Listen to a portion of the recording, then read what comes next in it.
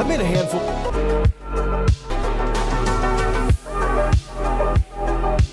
Hasan Piker, socialist, communist, radical left influencer. Hasan Piker. dirtbag left. Hasan Piker. Pro-terrorism, pro-Hamas. Hasan Piker. Hasan Piker. Hasan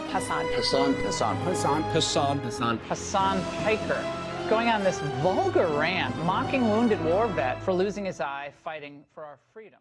Have you ever heard someone mention the Streisand effect and wondered what they were talking about? This phenomena is named after actress Barbara Streisand.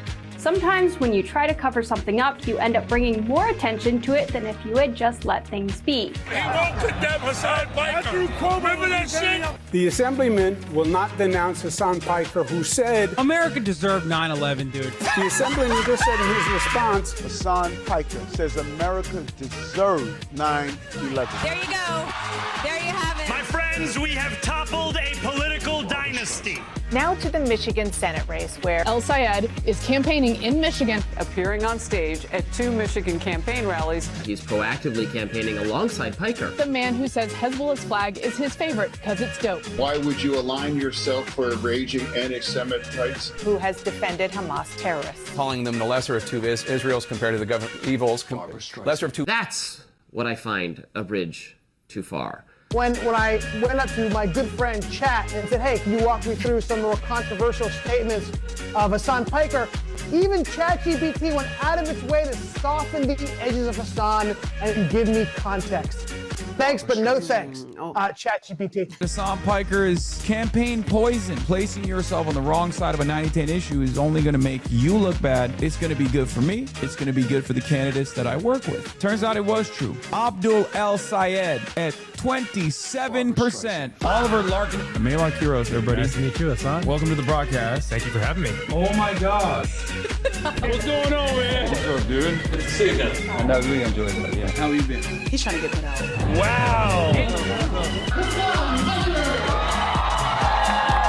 What's going on, everybody? I hope everyone's having a fantastic evening, afternoon, pre-noon, no matter where you are in the world. I'm Hasan Piker, and this is the HasanAbi broadcast coming to you live from sunny California, Los Angeles, from stolen Tongva land. Coming to you live and alive, ladies and gentlemen, boys, girls, and MBs. The tan suit is back. You already know, Obama style. This is a new tan suit. Kyle Kalinske fit is what people are saying. Many people are saying we had to get the summer suits out for the boys. It's summertime. But ladies and gentlemen, boys, girls, and MBs, we're live. We're alive. And I hope everyone's having a fantastic one, because today's a beautiful day. Today's a wonderful day. Today's a very special day. You already know what kind of day it is, and I'm just going to get right into it. Folks, it's a very special day, and is it perhaps because I just shot the podcast this morning? Is that the reason why? Because that's the reason why I'm late. It's 11:20, right? Is that the reason? Or is it a very special day because... Is it a special day because I worked out in the morning? I did some upper back, feeling pretty good about that. Back looking peeled. Is that the reason? Or is there a different reason? Brazil tie? I did not intend for this tie to mean anything beyond the fact that it looks good. Is it a special day because I had some phone sex with Mitch McConnell last night? Well, it's all of the above. But more importantly, perhaps, it's a very special day, as it is a very special day every time this day comes every week. Ladies and gentlemen, boys, girls, and MBs, it's Friday. You know we finally here, right? You already know what it is. It's Friday. Our forefathers fought long and hard to make sure in the trade unionist movement, in the labor movement, in the anarchist movement, the socialists, the communists, they all got together and they fought to make sure that we have a 5-day work week, ladies and gentlemen. Four bearers, not forefathers, whatever. 4 scores. Ladies and gentlemen, we're live and alive, and we celebrate the Friday, the turning of the week, turning over to the weekend, a sense of autonomy, a sense of purpose, a sense of humanity that you regain. If you like the weekend, think a union, ladies and gentlemen, and you already know we will always celebrate the Fridays. The vibes are going to be immaculate. The fit is immaculate. And that's right. No, you didn't, but he did. This is the part of the broadcast where I tell you about my personal news, about what's going on in the world of HasanAbi Piker. And let me tell you, the reason why I'm actually late, the reason why I'm tardy, the reason why I'm delayed is for good reason. First and foremost, full house today. Dad's back from Turkey. Okay. Ty, not gonna lie, not sure why you're saying that, but your words are hurtful. So let's get started. First, Dad's back from Turkey, brought a bunch of his old suits and whatnot. I'm wearing one of his ties. Okay. I'm wearing one of his ties right now. He brought a bunch of snacks as well, a bunch of Turkish snacks, so that's not good. But, you know, as always, I'm a chud-ass loser. That hasn't changed. And, you know, this is yet another chud-ass loser moment for me. Hanging out with Dad. Austin is here as well. My mom was here. We're just, you know, we were just sitting around and talking and hanging out. Now, that was that's the long and short of it. Nothing else going on in my life as always, as you guys know. But outside of that, I woke up super early this morning. To go work out and got a workout in, got a quick workout in. And then immediately after the quick workout, I went and I shot the podcast. We were shooting the podcast earlier, and that's why I am a little late. Okay. That's right. I'm a little late for that reason. Also, I saw that my USA Today interview finally came out. Very contentious interview. This was shot a long time ago. Very excited to watch that. Thank you. I saw the numbers guy thing. I have a DSA pin as well. It's backwards, left hand shaking. Cool. Will we Charlie Chirp today? Potentially. We'll obviously be following along with the Kirkuation. Count Binface. Maddie says the quiet part out loud. Yeah, we'll look at all that and more. All right. Anyway, there was some drama about leaked evidence. Peepo hee hee. What? You've got to be fucking kidding me. They're doing AI polling now. Oh yeah, no, it's awesome. I love asking AI who's the better option.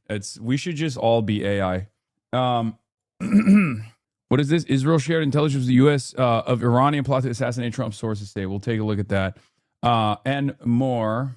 But yeah, that's it for the personal news. Vibes are immaculate. Let's get into it. Let's get it twisted. Not much going on in my life as always. You already know I'm a chud-ass loser. But it's Friday, so we're going to have fun. Ceasefire over, but negotiations continue. Situation monitor. Kirk trial continues as conspiracies grow. ICE kills Texas man. Eyewitnesses dispute DHS statement. Get in now.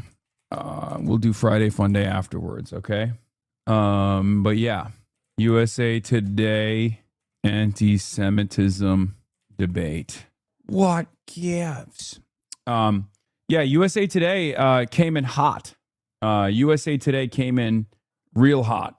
And that was like a very contentious interview for some weird reason. But you know, we'll take a look at that. We'll start there potentially. Dear Mr. HasanAbi, would you record a Turkish line for my band's album? Thank you for your time. Potentially. This looks like a stock photo used for law firm website. Yeah, they cooked my ass. And they straight up, Nick Fuentes to Hasan Piker, click by click, anti-Semitism goes mainstream. And it's actually kind of crazy that they just straight up make that comparison. They compare me to like James Fishback. They compare me to Nick Fuentes. It was kind of nasty. But we'll look at it. We'll watch it. But yeah, it is genuinely an unbelievable, like it's just going to come across as like a silly attempt to conflate anti-Zionism with anti-Semitism, I think. But I don't know. We'll see. We'll watch. But yeah, told you it was a waste of time arguing with these people. Bros, USA Today's a shit rag, but thank you for trying. I'm always trying. I always try in good faith. And it turns into something really fucking stupid. Also, speaking of combating anti-Semitism, Clavicular is in Israel and is collabing with our queen, Olivia Reingold, who no longer follows me, by the way. She's moved on to bigger and better things, it seems. Maine Democrats have released the update. Maine Democrats have released an update on the U.S. Senate nomination process. We'll be talking about that, obviously, and more. But yeah, I fell off. Abdul is number 2 in fundraisings on ActBlue fundraising, above John Ossoff, even though he's not even the candidate yet, which is huge. Okay, spectacular, wonderful moment, very exciting stuff. Okay, you will never understand the average Maine voter. Yeah, I saw this. It's one of the dumbest things I've ever seen. Maine independent guy who's like, I will never vote for Troy Jackson because he's homophobic or was homophobic 15 years ago, which is why I'm voting for Susan Collins. It's like, I'm too woke for Troy Jackson. That's why I'm voting for Susan Collins is a really funny thing. Maine is like one of those states where under normal circumstances, I'd be like, they hand selected these fucking people. You know what I mean? They selected these people to like come up with a very specific narrative. But honestly, Maine is literally the only state in the nation where I feel like Maine and Iowa, actually, predominantly white states, end up creating very interesting and very unique types of politics. Okay, so we will do that. We will watch it. Here's a video link to USA Today. It's already here. I have it ahead of me. Yeah, Maine is one of those places. It's very interesting. Yeah, we showed a chimpanzee how the median voter operates, and he hanged himself. But in any case, let's get started with the USA Today piece. 25 minutes long. It's not that long. They just kind of cooked my ass, and we'll move on from there. I don't think they cooked my ass necessarily. They cooked themselves, but they were very contentious. Let's take a look. The conflicts in the Middle East are changing the way that young Americans look at Israel. But the political debate is also leaving the door open for extremist views to enter the mainstream. From the far right, I think that Jews are causing a disproportionate amount of problems in the United States, to the far left. You f***ing baying pig! You f***ing bloodthirsty, violent pig dog! Anti-Semitism. That right off the jump, like that's a hatchet job. Okay, right off the rip, that's a fucking hatchet job. Like comparing me to Dan Bilzerian, you're not gonna make anybody. You are not going to be able to get people on your side with this. So the question I have is, who is this for? Did Jonathan Greenblatt write this article?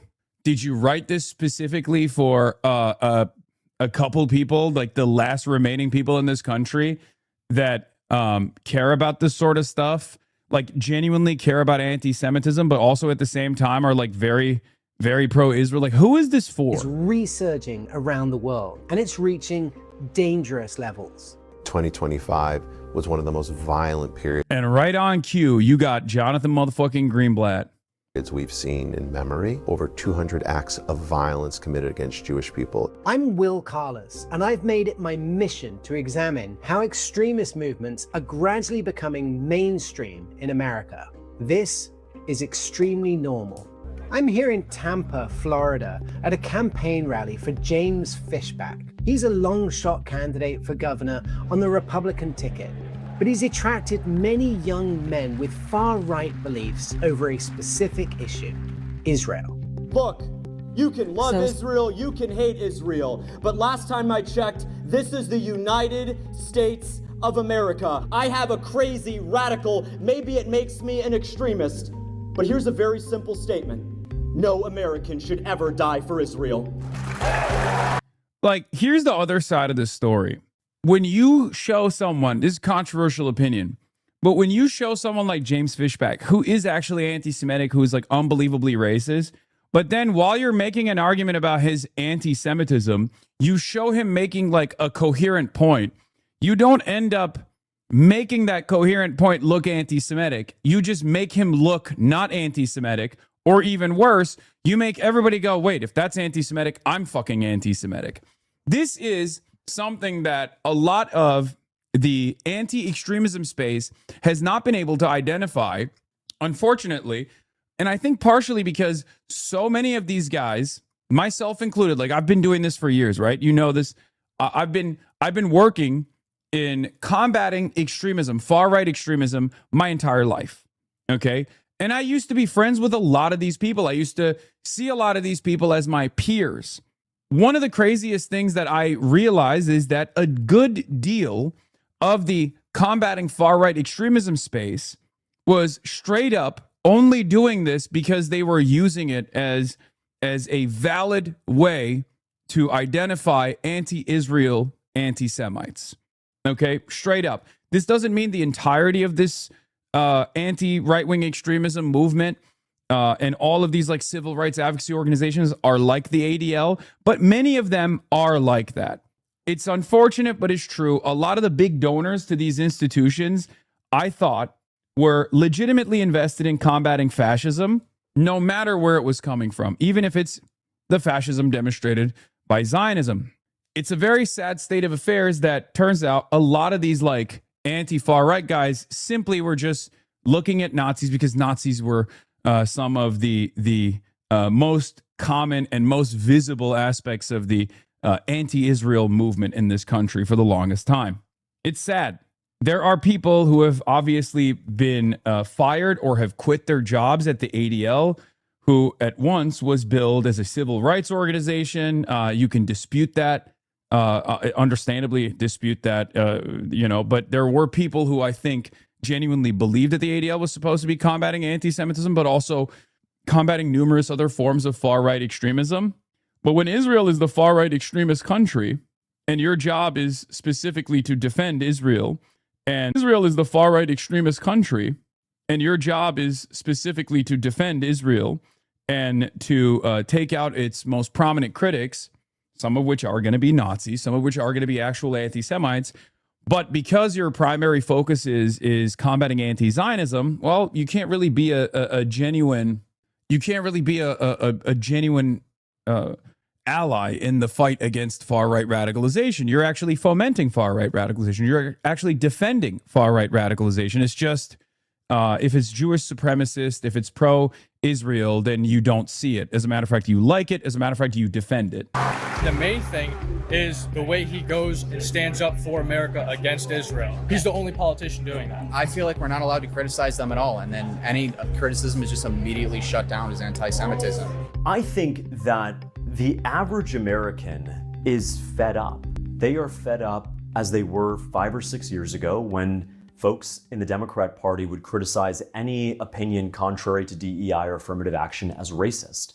And now, if you criticize Netanyahu, if you criticize the fact that we're sending $5 billion there, we're spending $200 billion per the Pentagon's request on this war that, in the words of Secretary of State Marco Rubio, says is because of Israel's preemptive attack, that is deemed as anti-Semitic. But the popularity of Fishback's attacks on Israel isn't just specific to his belief in the country's financial and military dependence on the United States. He's also gained a lot of fans in the far-right Gen Z group known as Groypers for his use of phrases and rhetoric that have been labeled deeply anti-Semitic.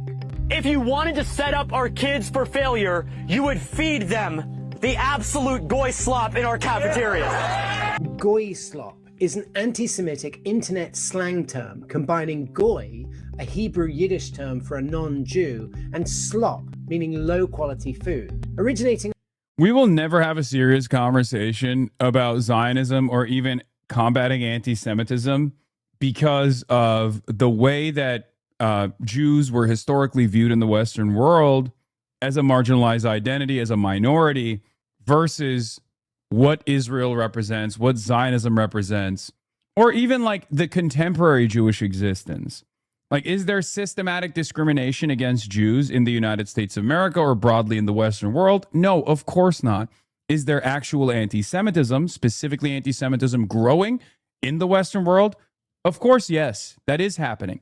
So this is the problem.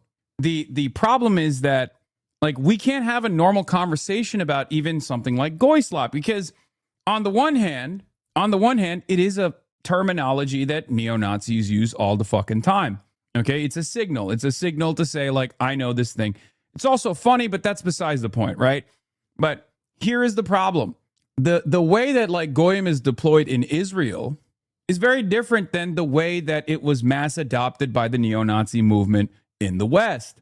So if you're bracketing Jews as a contemporarily marginalized identity that receives tremendous amounts of systematic discrimination in the same vein as like black or brown people, right? If that's your assessment, which many of these groups do, many of these advocacy organizations do that, to the average person, you're not going to be able to get your point across at all because it's also not true, right? It's just not true. And that's the problem. Is shoe on head a factor? Why you cloth like these days? I have no idea what you're trying to say, but I hope you have a wonderful Friday, my friend. Cloth like this? In any case, the worst part is that even those of us who oppose anti-Semitism and understand the role Zionism plays in exacerbating it have to ultimately accept that anti-Semitism will probably continue to rise even if Zionism is dismantled purely due to the lingering personal effects that 75 years of Zionism have created in the broader public conscience. It won't go away overnight, even if Israel ended tomorrow. Oh, absolutely. Absolutely. So I always figured it just meant non-Jewish. I mean, most people don't use it as a derogatory term, but some do, because being non-Jewish in Israel is being second class, which therein lies the problem, because it's topsy-turvy. Historically, we have been taught, for understandable reasons, about the systematic marginalization of Jews, the pogroms, the Holocaust, right? Like marginalization that has led to tremendous amounts of violence that Jews have faced, right? Expulsions, death, destruction of their culture, all this stuff. Now, of course, in contemporary society, there's nothing of that sort, right?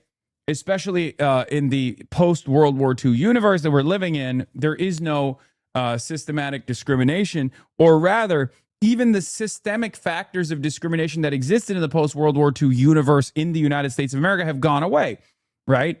Like there was a reason why Jews would create their own law firms, Jews would create their own advertising agencies, Jews would create their own like secondary market that doesn't exist anymore, right? Like their own publishers.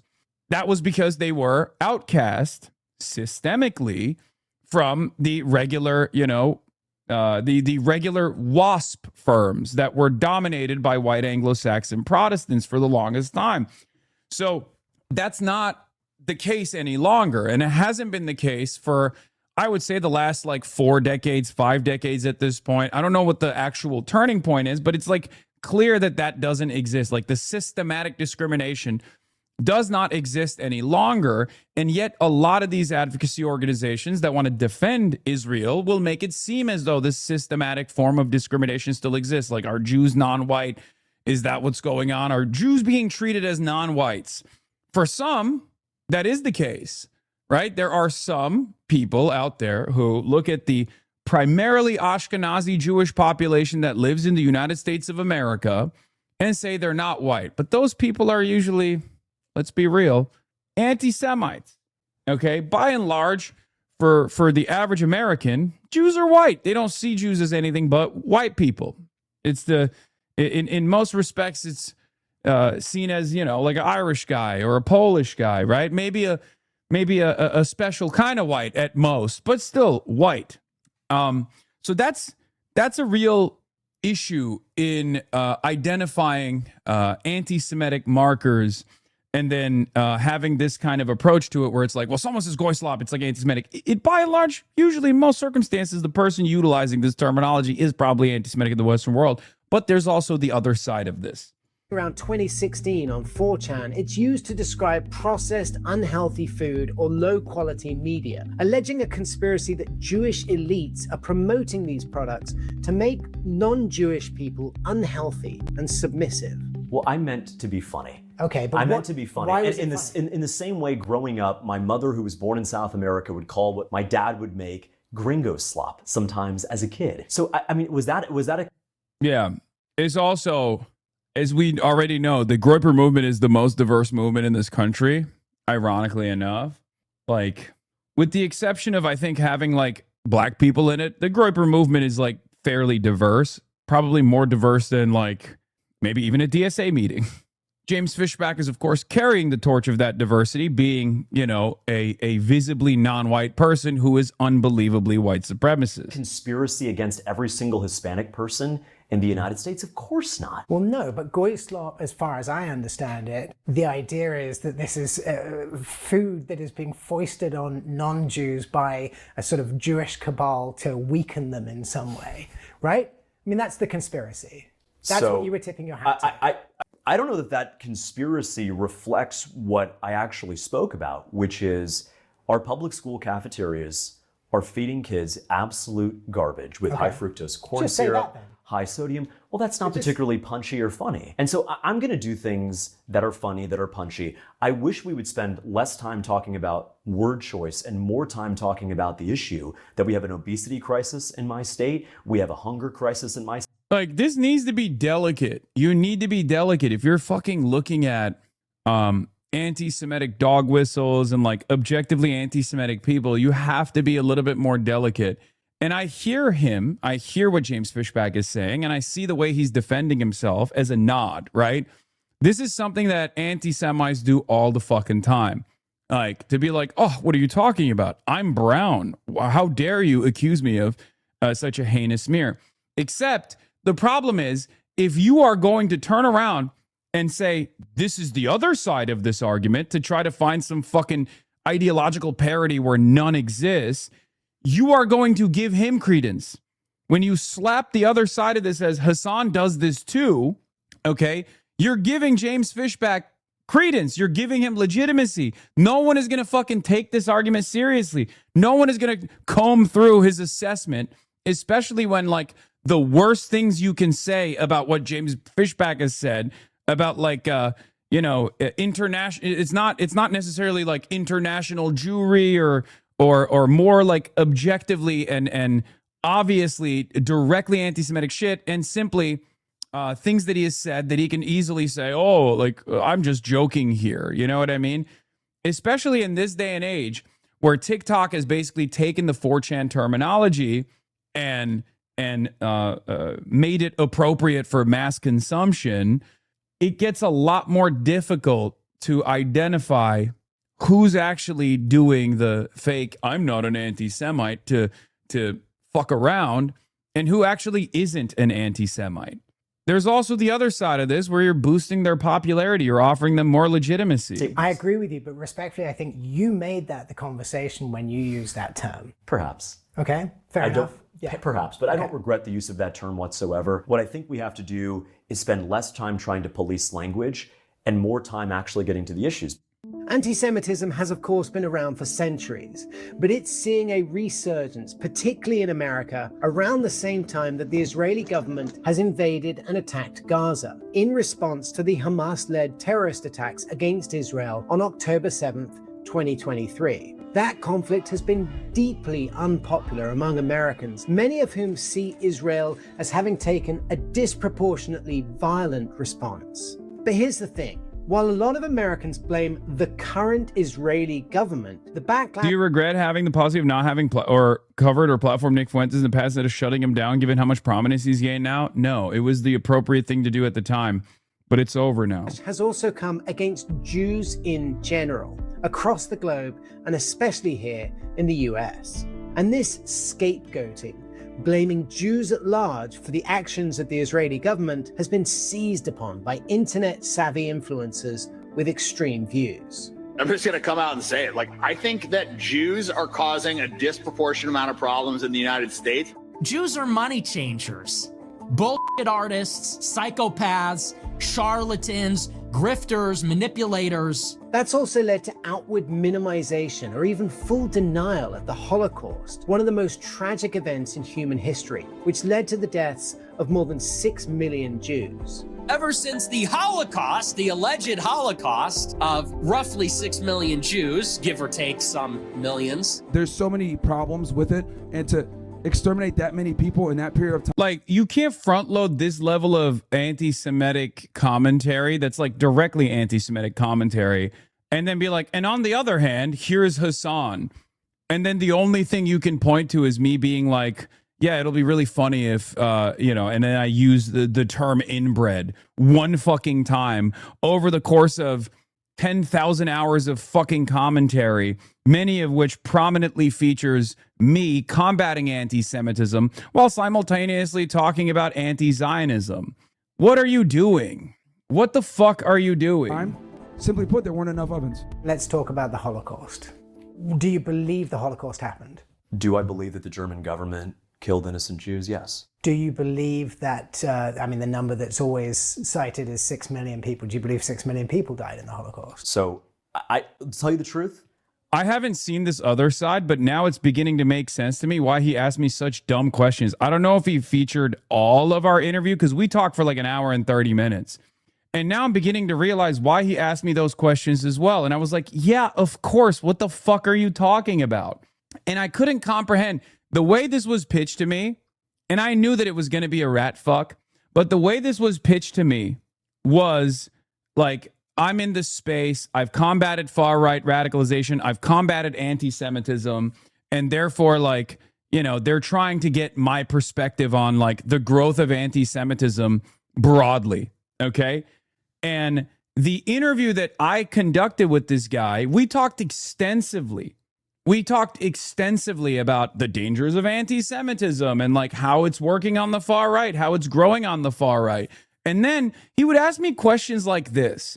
And I found that very odd because I was like, why the fuck would I deny the Holocaust? Like, you know what I mean? Like, I just couldn't, like, I can't remember because this was a long time ago, but it's just like very strange that at the time, I thought it was like an odd interview. I've spent more of my time thinking about the history of Florida, the history of our state, how we can make that great. I haven't spent a lot of time studying Holocaust history. I know that time and again in US history, we've been told one thing only to have it debunked later. What I can unequivocally tell you is that the genocide of Jews by the... You're in the video for like 2 minutes. He talks about you more than you're in the video. Yeah, I think there's a reason for that. We did an extensive sit down. That was long as fuck. We talked for hours. We talked for an hour and a half, maybe 2 hours. We went way over. If he only put 5 minutes in there and mostly just talks about me, that's because they couldn't get anything out of it. German government was a tragedy. It should never happen again. I'm not sure why we are talking about the Holocaust in 2026, to tell you the truth. I don't think we should crack down on legitimate speech. I think we should absolutely condemn any form of religious hatred, including against Jews. But there always has to be... So isn't that a good thing then, that we talk about the Holocaust? If we want to ensure that these things don't happen again and we want to keep, religious But when we hatred... talk about the Holocaust in the context of having a debate about Israel or Benjamin Netanyahu or AIPAC, why would that be relevant? I think it's relevant because it's all within the context of Israel defending itself, right? And Jewish people defending themselves, which is what they claim the war is about, right? Is about defense, and it's about offense for defense, and it's about ensuring that there isn't another Holocaust and that they don't get wiped out again, right? Or almost wiped out. So this war doesn't appear that is in fact the case when upwards of 80,000 civilians have been killed at the hands of the Israeli government in Gaza. We have to have a real conversation about what is happening in the Middle East. There's this often question, does Israel have a right to exist? No country has a right to exist. People are endowed with the right to exist. You don't want this guy being the fucking credible guy here, unless you are directly trying to present anti-Zionist speech as being inherently anti-Semitic. And I'm sorry, I think that's precisely the point for this piece. They're showing a guy who's objectively anti-Semitic and a grifter and a snake who was like, hanging out with Barry Weiss a couple months prior to his congressional run where he decided to be a groiper. Okay. When you have a guy like that also make coherent points, when your perspective on Israel is coming from an out and about like neo-Nazi, okay, you're not doing a service to Jews. You're certainly not actually combating anti-Semitism. You think you're doing a good job fighting back against anti-Zionism to present it as anti-Semitic, because here's an anti-Semitic guy right? Here's an anti-Semitic guy making the same points that someone like myself makes, right? All of a sudden, you're like, see, these guys are they're all anti-Semitic. Anyone who says anything about Israel that makes these realistic points that have been made not just by James Fishback or not even just by myself, but points that are indistinguishable and dare I say identical to what Norm Finkelstein has said about Israel, to what Ilan Pappé has said about Israel, to what Avi Shlaim has said about Israel, to Gideon Levy's assessment. Half of the people that I just mentioned also currently live in Israel. Ilan Pappé and Norm don't, but, Ilan Pappé is Israeli. Avi Shlaim is Israeli. Gideon Levy is Israeli and lives in Israel still. Gabor Mate is a Holocaust survivor who has also said these exact same things that James Fishback is saying. So it's important for, I think, people who care about anti-Semitism, who care about right-wing attitudes growing in society, who care about anti-Semitism growing in society. Okay? What? Yeah, let's make the 9/11 guy the face of the level-headed anti-Israel movement. Bro, I love you, but we have to get rid of the parasitic state of Israel and stop the genocide. We need to bring regular normies on board against Israel. I'm not even going to dignify that with a response. Through self-defense, through self-determination. I don't believe that these... Dog, you just looked at James Fishback, a fucking groiper, and I'm criticizing making a groiper the face of the anti-Zionist movement, and you literally said he's the normal guy? That's what you... Are you okay? I'm the 9/11 guy? Who do you think is who do you think is more normal or closer to the average person's perspective?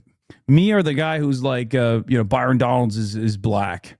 Israeli government has a permanent right to exist regardless of electoral outcomes, geopolitical considerations, the will of the people. But Jewish people anywhere in the world, but especially in the United States of America, absolutely have a right to exist. This talking point about Israel's right to exist and self-determination has become one of the most hotly debated issues when it comes to Israel and Jews as a people. The key term here is Zionism, which refers to a movement and belief that Jewish people have the right to self-determination and a state of their own. It serves as the foundation of Israel as a country after the Holocaust. But people I spoke with across the country on the left and the right use that term Zionist in a sort of automatically derogatory way. They define Zionism not as...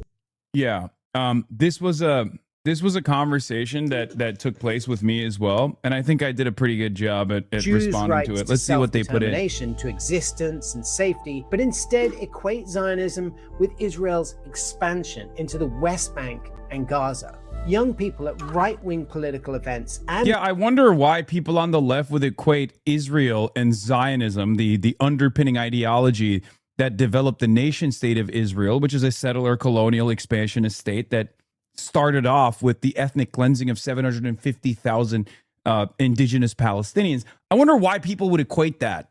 I wonder why academics would equate Zionism with exactly what Zionism is and was and has been.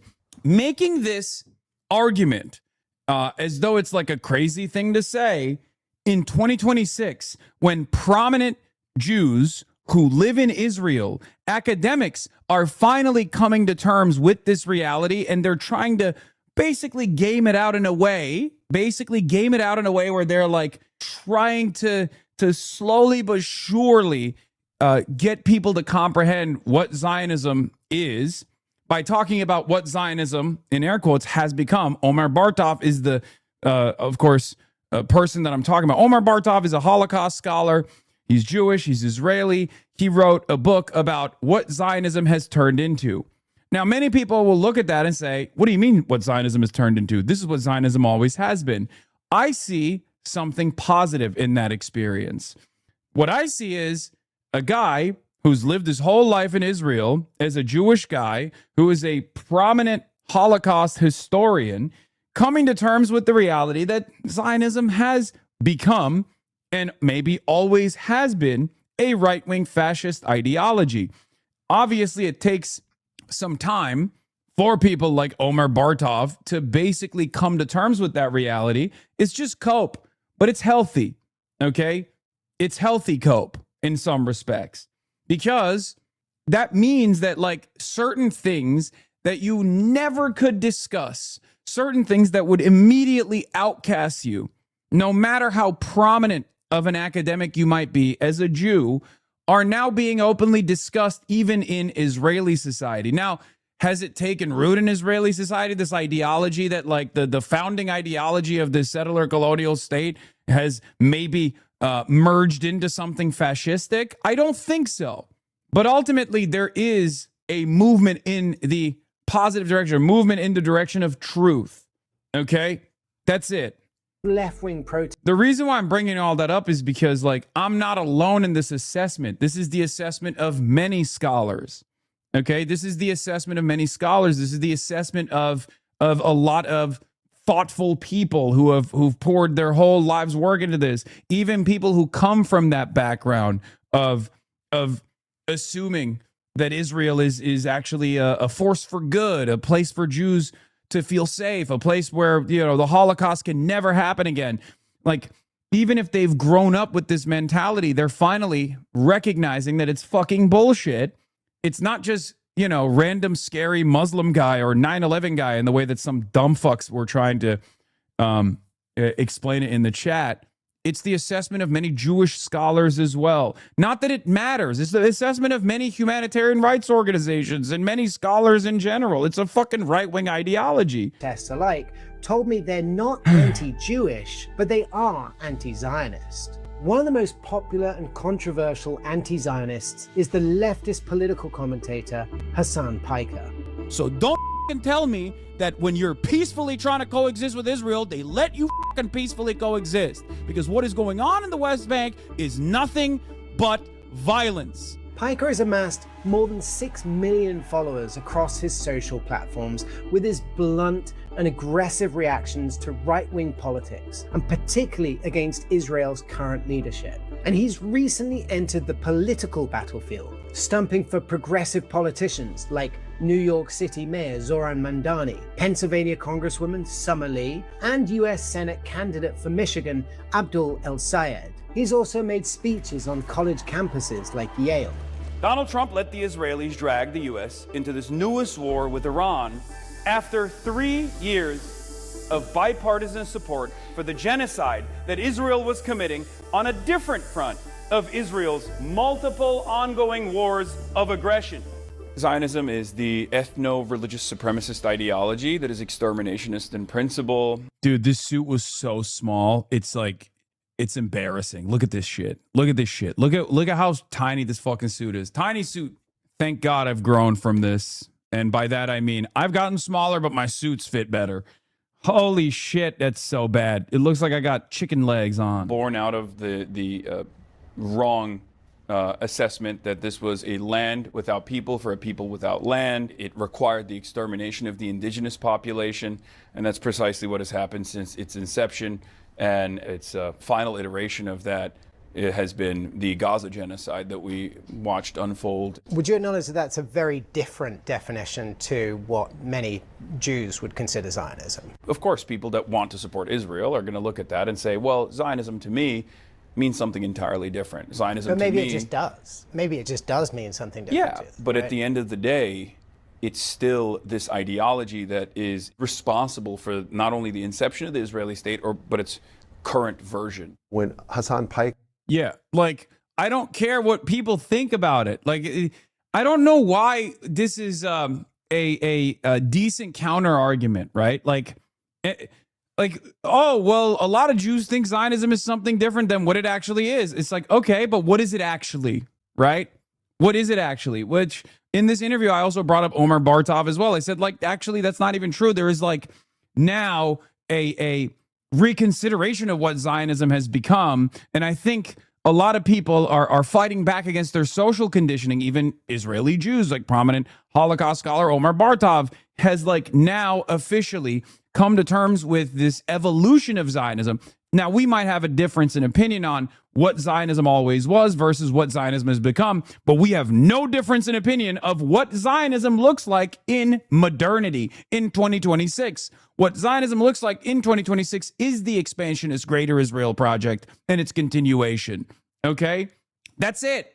But the issue here is we can't have a normal, sincere adult conversation. We can't do sober analysis if you got charlatans like Jonathan Greenblatt who take this difference in opinion and turn it into something insidious, right?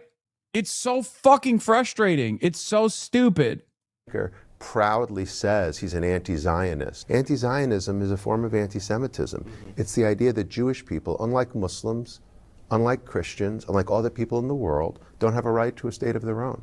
That's what it means. Jonathan Greenblatt. Like a guy who's combated far-right radicalization in a civil rights organization being like, what do you mean? Why can't Jews do manifest destiny in the same way that Christians did? Big dog, for years and years, your entire job was to literally combat white nationalists who fucking said America's a Christian nation and we need to fucking make sure that it's a Christian nation. What do you mean? This is directly antagonistic to the way that the ADL has billed itself as a civil rights organization. This is also antagonistic to the ADL's commentary and criticism over the likes of Nick Fuentes. This is why I say there is not a lot of difference between Christian supremacists and white supremacists. They are just fascists for their own in-group. And Jonathan Greenblatt as a Zionist is a fascist for his own in-group. Okay? That's it. Jonathan Greenblatt is a fascist for Jewish supremacists. Nick Fuentes is a fascist for white Christian supremacists. What he considers to be white Christian supremacists, which of course, one can contest whether or not Nick Fuentes even fits that bill, considering that he is a in-the-closet gay Mexican, but also a white supremacist. But regardless, these are both fascist ideologies. They're both supremacist ideologies. It's just the in-group and the out-group have swapped.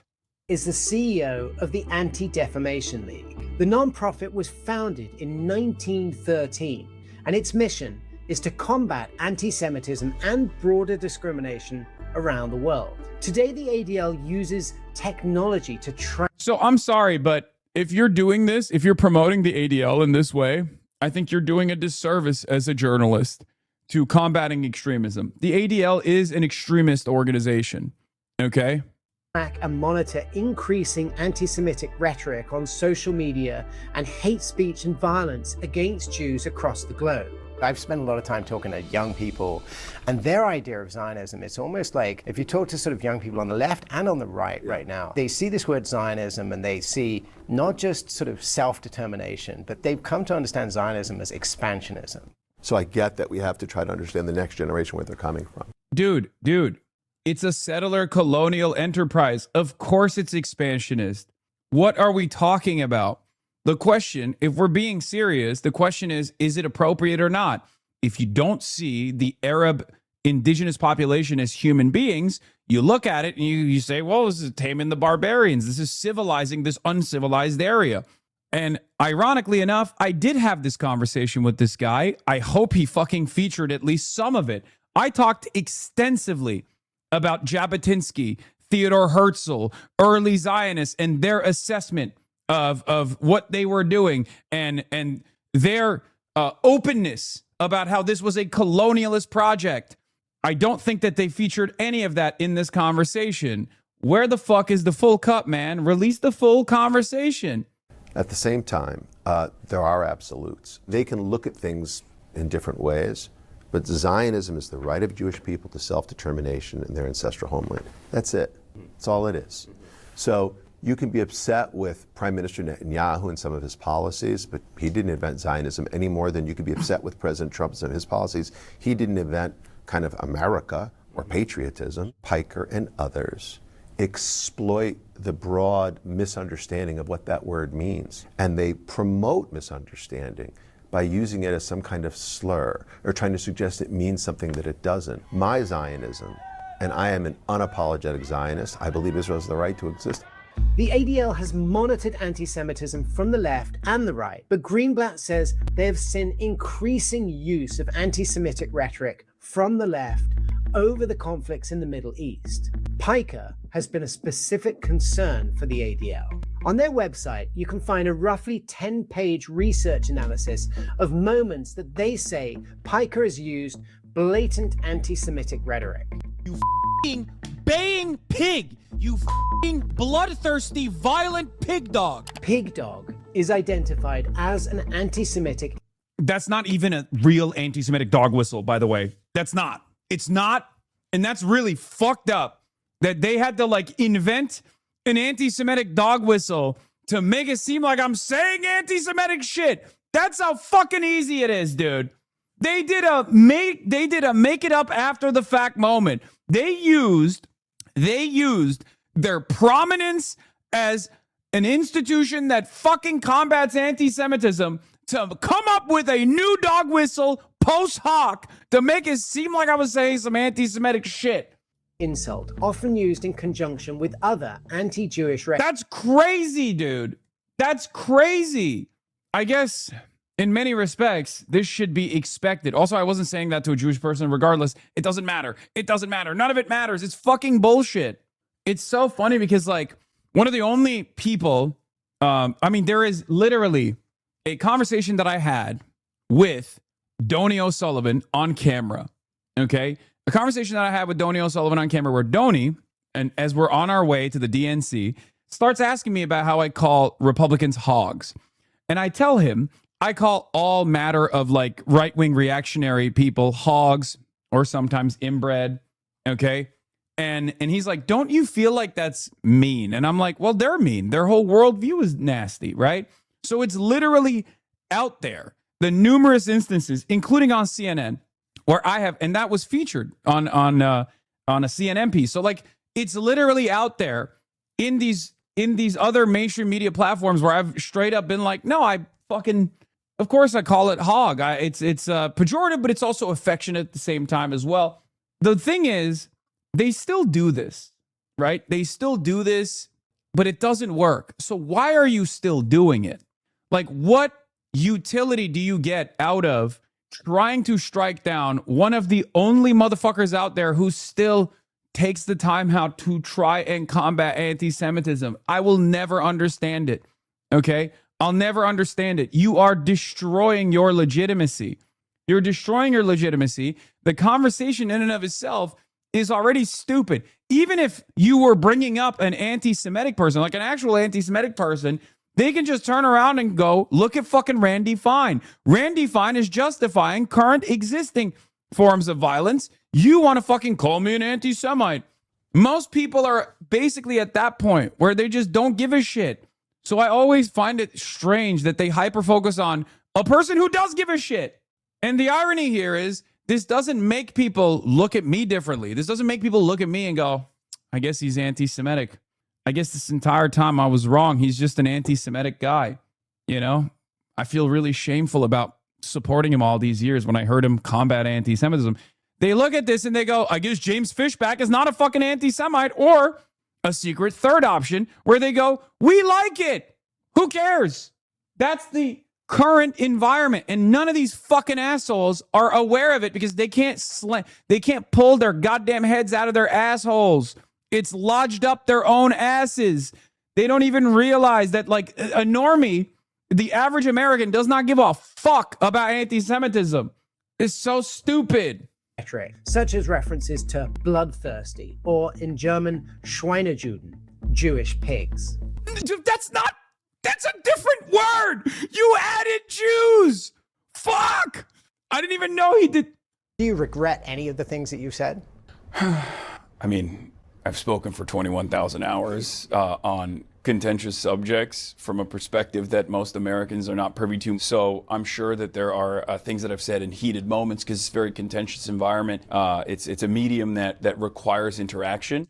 If they serve in the military and then they get their fucking untrained, inbred asses shipped into southern Lebanon, again, very funny.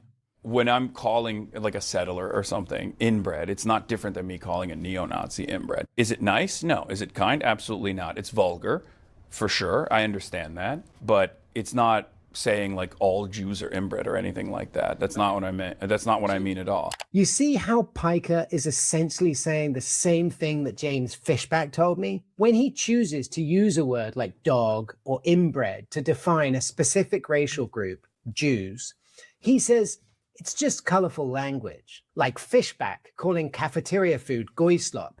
It's just crude language that gets taken as... You're a fucking idiot, dude. I'm sorry. You are so fucking dumb. One, you added Jew in there to say like Schweinejuden, like Jewish pig, right? You added that in there. That's not what I'm saying. I'm not even speaking German. I'm speaking English. And secondly, you're such a fucking moron, dude. You are so stupid. If your goal is anything, like, here's why this is so dumb. Number one, this doesn't delegitimize me. It legitimizes James Fishback. So if your goal is to combat anti-Semitism, you're already fucked up, okay? You're already fucked up. You're platforming anti-Semites and you're making them look fucking reasonable. That's number one. Number two, if your goal is to defend the nation state of Israel, you already fucked up. It's not going to happen. Most people hate Israel for good reason. So now you got prominent anti-Semites looking like they're fucking reasonable in this conversation. Why would you do that? Why would you fucking do any of this? It doesn't make any sense. Who is this for? It's not 2016 anymore, man. People know. People know what's up. Oh my God. I just like, this doesn't even work to defend Israel. That's the other side of this. It doesn't even work to defend Israel. No one watches this and goes, well, I'm going to really reconsider my position now. No, it just makes people go, I don't give a fuck about this. It's woke one, but for Israel supporters, but it doesn't matter. It doesn't matter because for the last 3 years, people have seen a genocide unfold on their phones, okay? They saw it every day. And then they saw the Israeli state that was conducting this genocide turn around without a shred of irony and go, you know what's really the problem? My feelings. My feelings. When you tell me that this genocide is wrong. No one is going to take this seriously. Just give it up. Give it up. It's over. Give it up. Find a new method. This is the old method. It's not working. As a matter of fact, not only is it not working, it's actually backfiring. This is what makes people more anti-Semitic. This is what foments anti-Semitism. Because people go, I don't care. I don't care at all. And as a matter of fact, I like it. Okay? That's how they respond to it. Anti-Semitic. I think defending being vulgar is a silly exercise. It's like trying to explain a joke. It's never going to be funny. It's already over. I'm telling you sincerely what I believe. I'm not precious with my language is what I'm saying. But critics like Greenblatt... Yeah, I had you know what was really fucked up too? I remember this conversation. I literally told him, I know this is exactly what neo-Nazis do. And I had a meta conversation about the fucking piece that he ended up creating. The meta conversation that we had was, this is how anti-Semites get away with saying anti-Semitic shit, which is why you have to be extra careful and not conflating prominent critics of anti-Semitism who are also anti-Zionist with anti-Semites who claim to be anti-Israel, but are simply using Israel's unpopularity to slam in a much more nefarious subject, a much more nefarious goal to say this is how all Jews are. Because without realizing it, you yourself end up playing into that narrative. Wow, that's crazy. Don't buy that. Hasan can say whatever he wants. We bring the receipts. So I'm not going to judge him on what he says to you in a conversation. I'm going to judge him. I just this is what's so funny about it. It's just like, if I wasn't such a stubborn person, if I wasn't so fucking autistic, I would have given up on this shit a long time ago. I would have been like, yeah, whatever, call me anti-Semitic. Who gives a shit? Plenty of people have already gone there, okay? Because the reality of the matter is the most consequential element here is Israel's foreign policy, what it's done in Gaza, what it's done in Lebanon, what it's doing in Iran, and how much Israel's foreign policy melts into American domestic policy. Americans realize this. They're frustrated by it. They hate it. They don't want it, okay? So all of these conversations about anti-Semitism are completely secondary to the real material harm that Palestinians have experienced, the real material harm that Lebanese people are experiencing currently, the real material harm that the Iranian population has experienced, and even the secondary consequences of that to the American society that broadly is frustrated with this unlimited tax dollars going to Israel and want it to change, and then get yelled at for being anti-Semitic, for being, the demands that they see about deplatforming. The demands that they see about deplatforming and the success that they see about deplatforming on on numerous fronts. They hate that shit. They hate it. So for them, anti-Semitism does not have any weight any longer. Okay? For the longest time, anti-Semitism held a lot of weight. Okay? When you called someone an anti-Semite, that meant something. Now it doesn't mean anything. And it's because of this. And they're still doing it. On the basis of what he says to his audience day after day after day. When you call Orthodox Jews inbred, when you describe the Jewish state as evil, as Hamas, a terror organization committed. No, I didn't say it's as evil as Hamas. I said Israel is far more evil. It's more evil. It's a slaughtering Jewish people anywhere in the world. It says it in their charter. Yeah. Those are their words. He's agreeing with Jonathan Greenblatt. What the fuck's wrong with this guy? Yeah, I know. There's a piece of this that I saw. Bro said I'd debate him on anti-Zionism if he simply concedes that Zionism is good and legitimate ahead of time. Others have called out Piker's support for Hamas, the Palestinian militant group responsible for the October 7th attacks in Israel. He's described the group as the lesser evil in the ongoing conflict. Hamas's original 1988 founding charter explicitly called for the destruction of Israel and the killing of Jewish people worldwide. An updated version of the charter in 2017 removed references to the destruction of Israel. Yeah, they did the PR. They did the PR thing, okay? They did the PR method. Like, dog, Hamas as an operation, as an organization, openly says their operations are only in occupied Palestinian territory. It's a nationalist group, okay? It's a fucking nationalist group.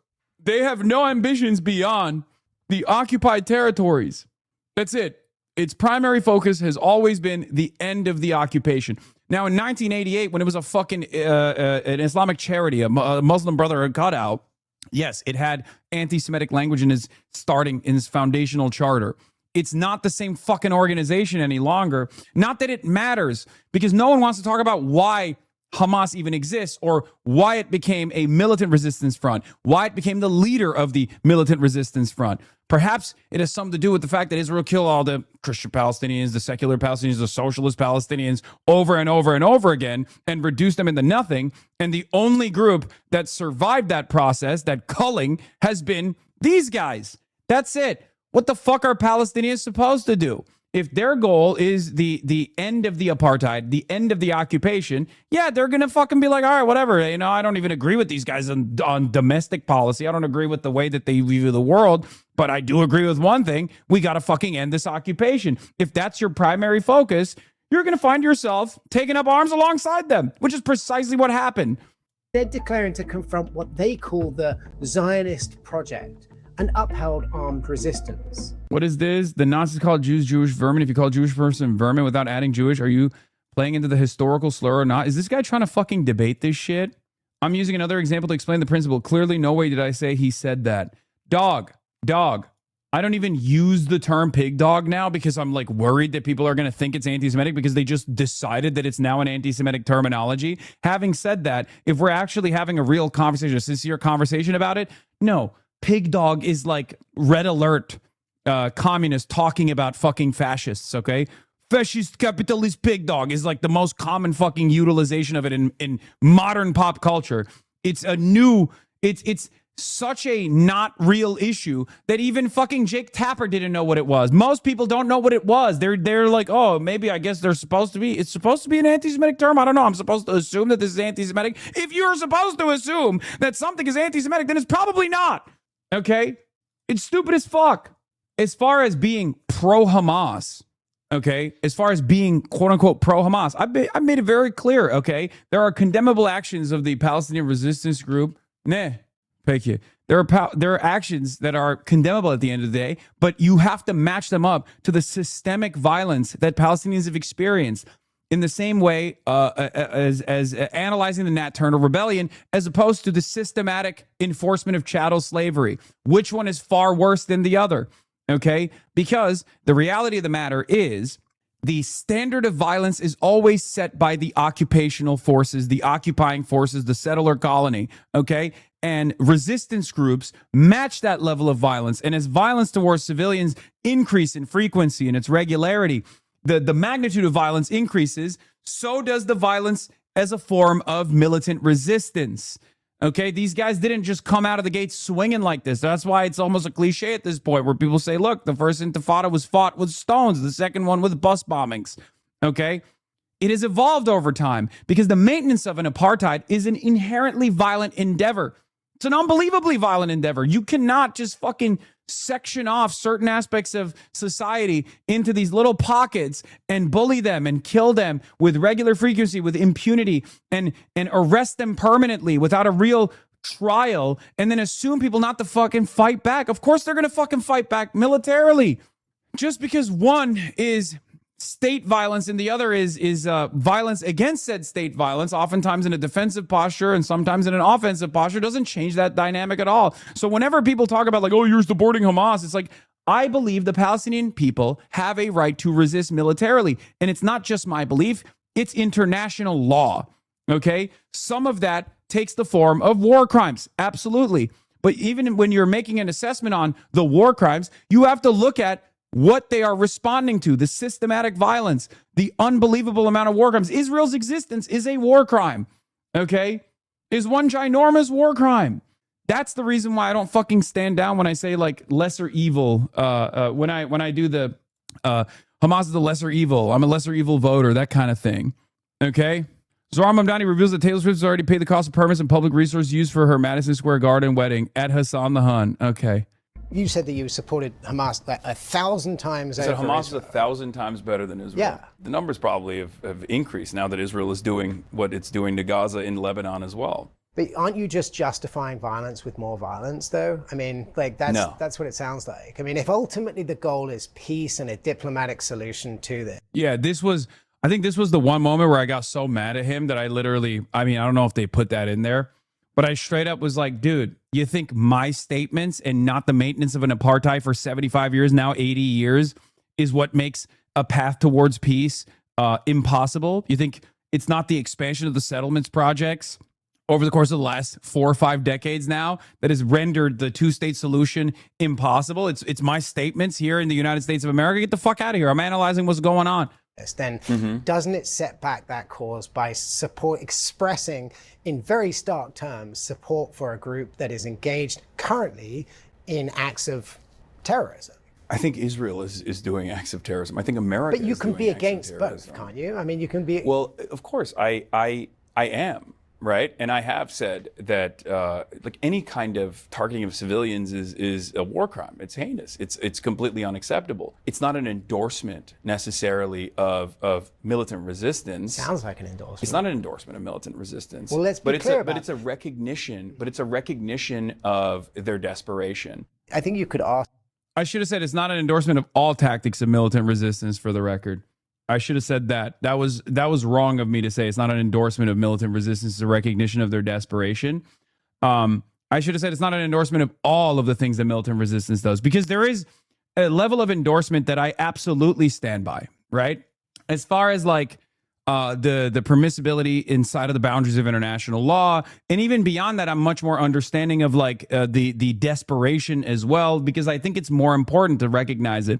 Having said that, as far as like militant resistance endorsed by international law that is perfectly defensible, things that Hezbollah does against the Israeli occupation in Lebanon is endorsable. It is literally valid. It is not a violation. Israel is violating international law in that situation. And the same goes for targeting military infrastructure, for targeting members of the military. When people say stuff like, oh, this guy was kidnapped from a tank, for example, you can't make that argument. You're not kidnapping someone from inside of a tank. A tank is a military asset, okay? That's not kidnapping. That's taking a prisoner of war, okay? It's very important. It's got a lot of people who are kind of spouting anti-Zionism. Yeah. Like, does Israel have a right to exist? And most of them would say... Yeah, always justifying murder. If you say that a prolific serial killer is much worse than a person who has killed only one person, and that person happens to be the serial killer, you're obviously justifying murder. That's the argument. On the one hand, you got the fucking Zodiac killer. On the other hand, you got the guy whose parents have been victimized by the Zodiac killer, going and finding the Zodiac killer and killing them. And you go, well, I guess you endorse violence. It's so stupid. And most people understand that this is stupid. That's the problem for these guys, which, brings me back to my main point, which is that this is an unbelievably dumb way to go about this when you try to both sides the situation, when you try to fucking pair me up with people who don't make this assessment, who are cynically actually trying to launder anti-Semitic commentary into mainstream discourse, and they've succeeded. Part of the reason why they've succeeded is because of this dumb shit. If this is the only way you can combat anti-Israel sentiment, you're always going to fucking lose. And not only are you going to lose, you're also going to refuse to recognize that the bottom fell out of any kind of combating of anti-Semitism in this country. The bottom fell out a long time ago. These guys don't realize it, so they just keep fucking pumping this narrative over and over again. Oh, look, like even this guy is who's saying he's simply combating Zionism is actually saying that all Jews are violent, and he's violent too. He's violent towards Jews. Did you not realize he's violent towards Jews? But why not endorse militant resistance? Oh my God. Oh my God. Are you fucking brain dead? Are you fucking brain dead? I literally just said I misspoke. I should have said I don't endorse all forms of militant resistance, but that doesn't mean I don't endorse militant resistance. But of course, there are fucking dumb fucks who heard me say that and not my commentary beyond it.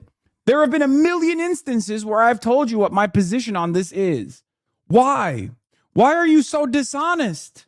Well, sure, we're okay with Israel as it is. We're just not okay with certain things that the Israeli government is doing. That is totally legitimate. Like for someone to say, like, I'm okay with America, I just don't agree with what President Trump is doing. Right. Or I was okay with America, I didn't agree with what President Biden was doing. Right. That's normal. Mm-hmm. But when there are people who say that the country is more evil than the terrorists who blow up. Yeah, dog. Sorry, sucks to suck. But yes, the people fucking resisting against 80 years of apartheid and occupation and blowing up little babies in their fucking homes and inside of their incubators, murdering them inside of their incubators is worse than the people fighting back against that. Sorry. Yeah, he said, I hate Rose, but respect Rhodesia in principle. I hate Adolf Hitler, but respect Nazi Germany in principle. See how stupid that is? It's dumb. It's dumb as fuck. And even the silliest person, even the dumbest person can understand how fucking stupid, especially because, let's be real, this is the other side of the story. And I've said this for years. If you've been in here long enough, you know this. You've heard me say this. It is far more difficult to explain to an American the concept of anti-genocide and principled anti-Zionism than it is to educate an American on anti-Semitism and make them anti-Semitic. Okay? And these guys make that far, far, far more difficult to create an environment that is safe for Jews, that actually fights back against anti-Semitism, while simultaneously is principled in their anti-Zionist, anti-fascist, anti-genocide stance. Okay? That's it. Americans understand simple narratives. And it's a very simple narrative to say Jews control the media, Jews control finance, Jews control American foreign policy, Jews control American domestic policy, especially when you have prominent Jewish people that look at this, look, like this right here is creating anti-Semitism. You're sitting inside of a fucking mass surveillance room, okay? And you got this dumb fuck being like, yeah, all these people that criticize Israel, like, they just don't do it the way I want them to do it. Here is us surveilling them all across the country. What do you think people are going to look at this and think? They're going to go, wow, there's a real fucking headquarters where they're doing, it's like a villain lair. There's a headquarters for finding Americans, identifying Americans and surveilling Americans to make sure that they're not doing wrong. What do you think the average cornbread Iowan is going to think when they fucking see this? If they encounter this image alone, frame one, they're going to be like, oh my God, this is cartoonishly evil. It's like a fucking villain lair where you're mass surveilling. Yeah, ADL got a whole ass bat cave. Are we going to talk about this? Buses and try to intentionally kill civilians. Like something's wrong with that. I think that's kind of... Yeah, you know what's wrong? You know what's the difference? You know what's the reality? There is, from the perspective of those who are killed, functionally no difference between a bus bombing and an American missile that blows up an entire city block. As a matter of fact, the American missile that blows up an entire city block kills more people. Okay? That's it. The underlying hidden premise here that is not so hidden is that Jonathan Greenblatt doesn't think victims of Israel are human beings because he is a supremacist, because he's a fucking fascist. That's it. That's the big difference between someone like myself and someone like Jonathan Greenblatt. I think Jews are human beings and so are Arabs who are not Jewish. Okay? That's the difference. He doesn't. He only thinks one group is valuable. That's the problem. He only recognizes the humanity of one group. I recognize the humanity of both groups. That's the problem. So fucking disingenuous. Kind of a warped set of values. I really do.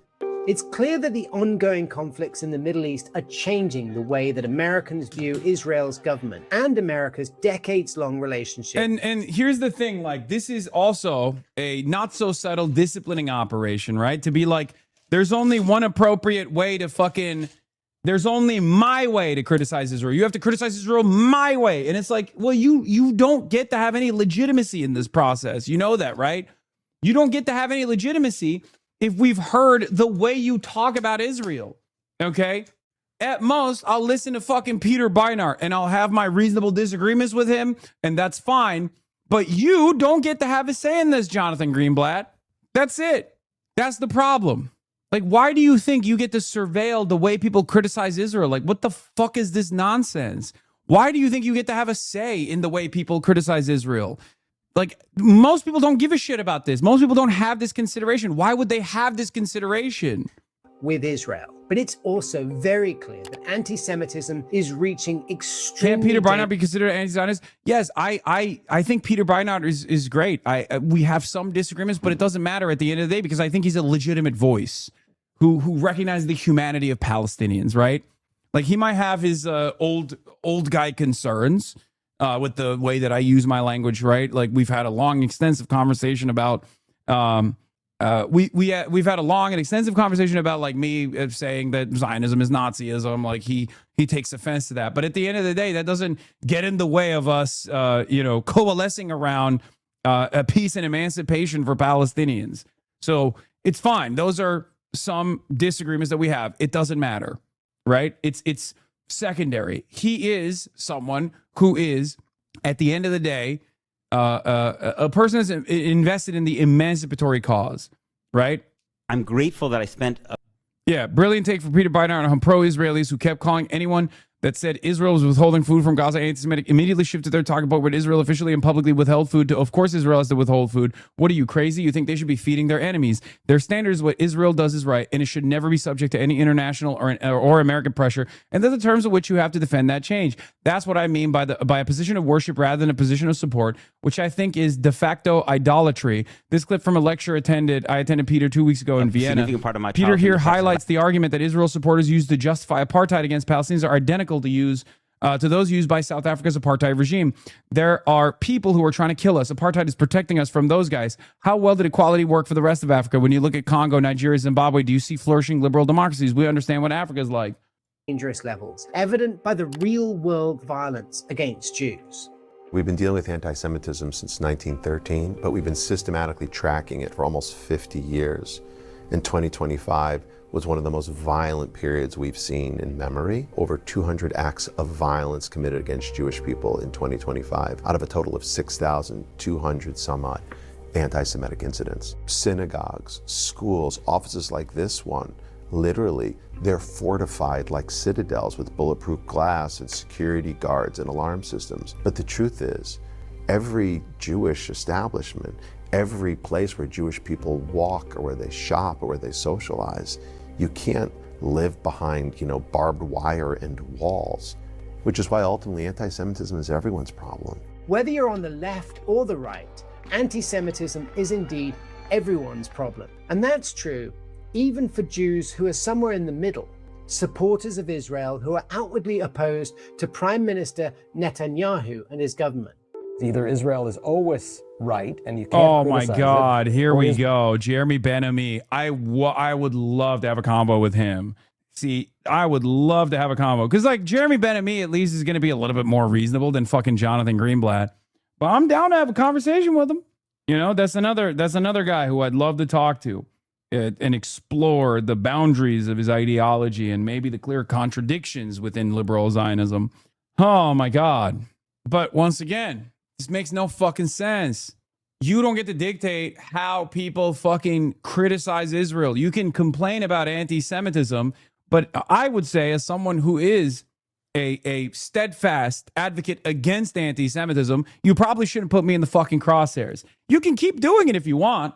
Not saying Jeremy Ben-Ami does this, because I think he has disagreements with what I've said about Hamas and whatnot, but the J Street guys won't go so far as to say Hassan is anti-Semitic, at least in public, okay? At least on camera, right?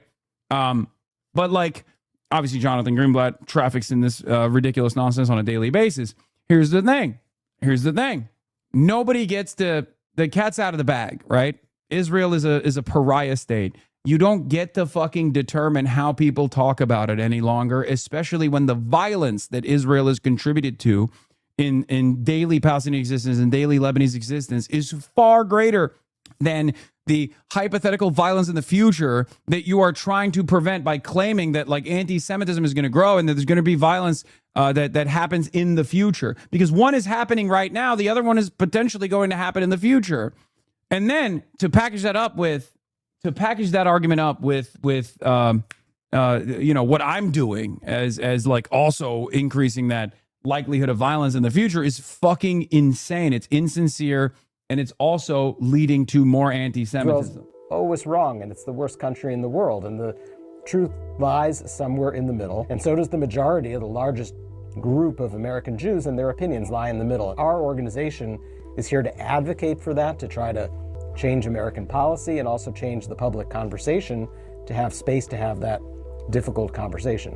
J Street is a liberal Zionist advocacy lobby group based in Washington, D.C. The group describes itself as the political home and voice for pro-Israel, pro-peace, pro-democracy Americans.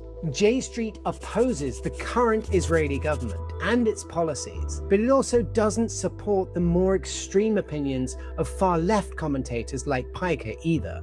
I happen to be what's called a liberal Zionist. I believe that in the founding of the state of Israel, there were certain promises made and certain commitments made about the type of state it was going to be, that it would provide equality for all, regardless of their race and their religion and their gender, that it would be a light unto the nations, that it would pursue. Yeah, what makes this funny is pre-October 7th, the ADL praised me for fighting anti-Semitism in my chat and in AOC's chat as well. The rule of law and equality under the law. And that, to me, is my Zionism. But the debate over what Zionism is has been going on for 130 years within the Jewish community. And you know, this Netanyahu, Ben-Gvir, Smotrich right-wing vision of Zionism is not what I mean when I say I believe in Zionism. I'm curious as to whether you... They fully just dropped discussing Fuentes and Fishback. This video is only about you now. I know. think the majority of the conversation that's going on about the relationship between America and Israel is of that format at the moment, or is it being dominated by more sort of shrill or louder voices? A very difficult part of what you do must be attempting to counteract the Nick Fuenteses of the world. Do you think that they have a lot of influence in how people think about Israel? Well, I think you can look at the polling and you can see the influence. The more that your 30 seconds of a soundbite can get just clipped and sent around, the more you're going to have an influence these days. This is not limited just to the anti-Semitism question or the Israel question, but folks on the right and folks on the left using the most outrageous possible language and having no folks desire on the left to have an hour-long conversation that gets into nuance. And that's bullshit. That's bullshit. Challenge for Jeremy Ben-Ami. Let's do it. Live streamed, no censorship, no editing, no cuts. Love to have you on the broadcast. Would love to have you on the broadcast for as long as you want to talk. We can have a conversation about this. Would love that. Bullshit. I did fucking 2 hours with the guy you're talking to, and he put like 3 seconds in it to just chop up my fucking statements and be like, see, he's just the same as James Fishback. That was insane. areas of gray and shades of gray. I sat down with James Fishback and talked with him for an hour. And I said, you know, look, you say you want to have this conversation about Israeli influence in American politics, but then you go and you use terms like goy slop, which is a specific anti-Semitic dog whistle, and you know exactly what you're doing. Obviously, the criticism and the virulent language that somebody like Hasan Piker uses, I would argue, is certainly not helpful. And I pressed him on that, and I pushed him on that, and I said, you know, every time you say I'm 1,000 times more in support of Hamas than I am of Israel, yes, it gets views, but it also sort of cheapens this conversation, and it takes the focus away from the more reasoned debate. Both of those sides are not helping when it comes to having this conversation. I think that's bullshit. Yeah, also, Fishback is evasive about the Holocaust. Why the fuck are you talking about goy slop, my man? You pressed them on the Holocaust. Perhaps it's because you gotta hit it on like, oh, well, he says he's just joking. But when he's evasive about the Holocaust, he's not joking, right? That's fair to say, right? We spend a lot more time, who's more dangerous, Nick Fuentes or Hasan Piker, and which words matter more or less. And that's interesting. But I think from a human point of view, how are we going to make less people die over the course of the years and decades ahead? J Street and I will spend more of our time trying to talk through, well, what should American policy be? How do we get the Israeli government and the governments of the Arab countries and the leadership of the Palestinian Authority, how do we get them to begin building on a different path towards actually ending this conflict so we stop having the people on the right and the left going at this way? And so many of us in this middle space are trying to show to young people that there are voices on the other side, and try to elicit a little bit of empathy to try to match the anger and use that empathy to say, okay, there's a human being on the other side of this. It's not some horrible monster, a figment of your imagination. It's a human being with a family, with kids, and a desire to raise their kids in peace. And that's who's on the other side of all of this. Ben-Ami makes an important point about the dangers of clippable moments overtaking real, nuanced discussion on ending the conflicts in the Middle East. But you could also argue that the damage is already being done here in America. Politicians like Fishback, and even some on the left who've used anti-Semitic talking points like defeated Democratic congressional candidate Maureen Galindo, are making headlines and drawing crowds with their vulgar, punchy lines. And supporters like the Groypers, who agree with Fishback's extreme rhetoric about Jewish people, are going to the polls and casting their votes. So what can be done? Well, for our part, with this series, we hope to cut through the vulgar and short clips. Yeah, you really did. You really did that by fucking clipping me from a 2-hour fucking conversation where I addressed virtually every single counter without even hearing Ben-Ami's take, without hearing Jonathan Greenblatt's take. You asked me about these opinions. I delivered to you my perspective, and you fucking straight up only use like 2 minutes, man. That's nasty business. God, what a fucking hack job this was. Holy shit. With real conversations. And we also tried to have another real discussion with two of our subjects to hopefully build some kind of new understanding. I asked Hasan Piker and Jonathan Greenblatt on camera if they would sit down for a conversation with each other, with me moderating. Piker said yes immediately.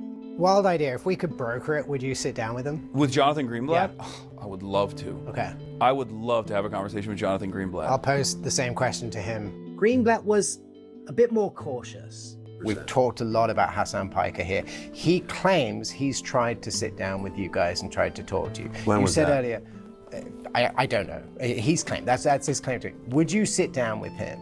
Would you sit down with him and me in a room and have a conversation? Look, I'll sit down and talk to anyone. My only red line is if you dehumanize others. Mm-hmm. Has he crossed that line? Well, yeah, and saying that, you know, Zionists, the things he said about Zionists, I think absolutely cross the line and create this space where it seems legitimate to murder Jewish people. Mm-hmm. That's fucking insane, okay?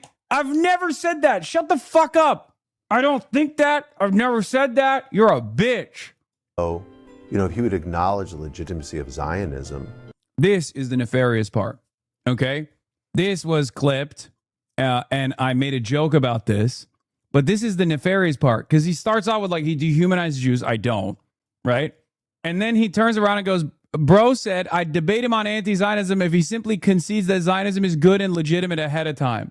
The Zionists have the same right as everyone else, even people whose views we don't like. That would be an important step forward. The offer still stands. Ridiculous shit, dude. Totally ridiculous. Yeah, you can only disagree with me if you agree with me. It's crazy. Yeah, why the fuck does... Dude, Israel defenders are on a level of entitlement I have never seen in my entire life, where it's not just like the nation state, it's now the underpinning ideology that also should have extra special rights. You know what I mean? It's crazy. We've moved past like, does Israel have a right to exist, to like, does Zionism, you have to concede that Zionism, an ethno-religious supremacist ideology like Nazism, has to be considered legitimate and good before we can even argue on why it's illegitimate. That's insane, dude. That's insane. What do you mean? I've never seen such nefarious propaganda. He rat fucked you in the article from today too. Nick Fuentes to Hasan Piker, click by click. Anti-Semitism goes mainstream. Yeah, I see that. He literally compared me to Nick Fuentes and James Fishback. And then puts an annual study by Tel Aviv University found that 20 people had been killed in anti-Semitic attacks, like implying that I'm responsible for this. It's such a nasty, nasty fucking hit job. And the irony is, it doesn't work. So who is this for? Who is this for, if not a handful of people who are like terrified of Israel becoming a pariah state, who still have this mentality that like it can't do anything wrong? No wonder the channel gets 1,000 views a video for 8 million subs. Holy moly, that was such a horrible, entirely biased journalism. Anyway. Now to the latest. This was for Fox News to corroborate with another news agency law. Clearly cheap setup, paid for. Yeah. No, this is to like break out of the... I mean, it's over now. They already do this regardless, so it's like too late. But for the longest time, the criticisms that I received, the cynical, ridiculous criticisms that I received, mostly just came from like New York Post, mostly came from like Fox News, Daily Mail, right? So there was an appetite from the ADL and all these other like Zionist advocacy organizations to try to make this not look so right-wing and so one-sided. So like the USA Today took up that mantle to like normalize, Hasan Piker as an anti-Semite to a liberal audience. The problem is it's too late for that. It's too late. It's not going to work. It's not. Here's Peter Beinart comparing apartheid South Africa to Israel, by the way. I'm grateful that I spent a significant part of my childhood in apartheid South Africa, because I'm able to remember, because now I think when almost everybody tends to think about defenses of apartheid, they think about it as people who were utterly benighted and absurd and racist, and how could anyone have been so vile and stupid as to believe that? But when I was in that environment as a child, in its own space, it didn't seem absurd at all. It seemed like it had a pretty clear logic to it. And I think the logic is pretty similar to the logic that I very, very frequently hear people in my own community invoke about Israel. The logic was something like, sure, apartheid may not be lovely or pretty, but you have to admit that there are people who are trying to kill us, right? We're not making that up, right? I mean, in American discourse, Nelson Mandela has been turned into this, this kind of Gandhi-esque figure, right? But that's not true. He's actually one of the people who helped turn the ANC away from nonviolence because he believed nonviolence had failed. The ANC was considered a terrorist organization by the United States. It was getting its arms from the Soviet Union, and it was devoted to armed resistance. It wasn't very good at it, but it was devoted to armed resistance. And so white South Africans looked at Mkhonto Wesizwe, the military wing of the ANC, and they said, apartheid is protecting us from these guys who very clearly are trying to kill us. And so you are coming from woke liberal. They didn't use the word woke, but they would have. You woke, naive naive liberal who don't understand anything about our part of the world are coming and telling us to take away the shield that protects us and leave us merciless. Why is that a risk that we would possibly want to take, right, based on your morality? And they would also say, by the way, how well has it worked in the rest of Africa, right? When we look at Congo and Nigeria and Zimbabwe and Kenya, do we see flourishing, liberal democracies? So we're going to take a risk based on this when we understand what Africa is actually like, right? And I think that, in some ways, in retrospect, it seems we can understand the flaw in that logic, but I think it's worth just spelling it out, right? The CONT with Sizwe was a response to a state that did not give Black South Africans a non-violent mechanism of having the state respond to their interests, right?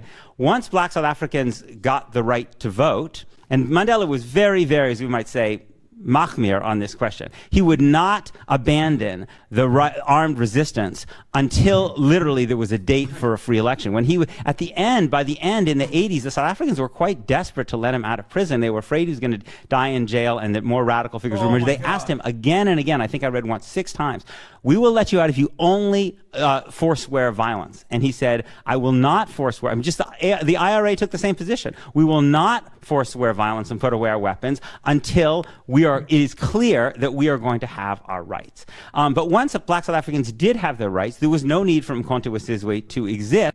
Bro, I got ops in my home, okay? I have opened my home to the opposition, okay? And I got ops in my chat because not a single person let a peep about where the fuck my chair had gone while I was taking a goddamn piss, okay? Ridiculous. Ridiculous. Ops in my home, ops everywhere. Why do I need the Mossad up my ass when I got the Mossad, the HasanAbi Mossad? I opened my home to these people, okay? I opened my home to these people. I opened my home to the chat. Ridiculous. Yeah, guard dog is not guarding shit. You ain't guarding shit. What kind of guard dog? What kind of guard dog are you? Huh? Ridiculous. Free Carla. How's Kai handling the heat? There is no heat in this house. We're in California. We're not in fucking communist New York. There's no 78 degrees principal out here, okay? She's so fat and beautiful. She is. She really is. I love your suit, but that tie is whack, dog. I disagree. I think this is a cool tie. I think you're wrong. You just have a pepper shaker on your desk? No, it's salt for when I eat food on my desk every day. Anyway, let's continue. Because Black South Africans had the vote and they had a non-violent mechanism to have the state listen to them. And that's, I think, it was this lack of understanding of the interplay between oppression and armed resistance that I think the people that I spent much of my childhood among South Africans, among white South Africans, did not understand, right? They also, I think, looked correctly at the fact that African countries were not doing particularly well in terms of liberal democracy or even political stability, and drew certain essentialized conclusions from that, right? Which they would, and then they would say, well, this is the way things are in Africa, And I'm very struck because I constantly hear American Jews and often Israeli Jews tell me that, the idea of equality under the law would not be possible in Israel-Palestine because, this is the Middle East, But I actually never heard a Palestinian say that. And I never heard a Black South African say that either. And it wasn't because Black South Africans thought that the political system in Congo and Nigeria was great, but they understood that the particular problems of these countries came from a particular historical trajectory from colonialism and Cold War, just like they do in Iraq or Syria or Egypt and whatever. And I think that memory from apartheid South Africa really has struck me because the kind of basic logic of the idea of defending Jewish supremacy, a system in which Jews have legal supremacy over Palestinians, I think is so similar. It's basically the idea that only supremacy can keep you safe. And it's particularly odd that it's so frequently invoked by American Jews, given that American Jews in our own country, right, are actually betting the safety of our own children on the maintenance of equality under the law, and that Jews that around the world who live in liberal democracies are actually significantly safer than Israel is, right? Because I think in large part because Jewish supremacy produces tremendous violence, which then produces a counter-violence which makes everybody. Yep. His point is that violence born out of the maintenance of the apartheid, which is an unbelievably violent affair, is inevitably going to lead to violence in its resistance. That was Peter Beinart, right? That was Peter Beinart, who has a fairly decent grasp on these affairs. He cooks all the time. We might have like certain disagreements on the language that I use or whatever, but ultimately it's irrelevant. It's secondary because I do think that he has a great grasp on this shit.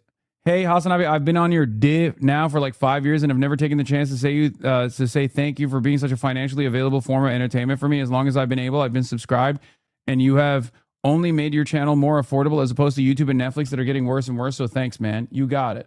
Of course.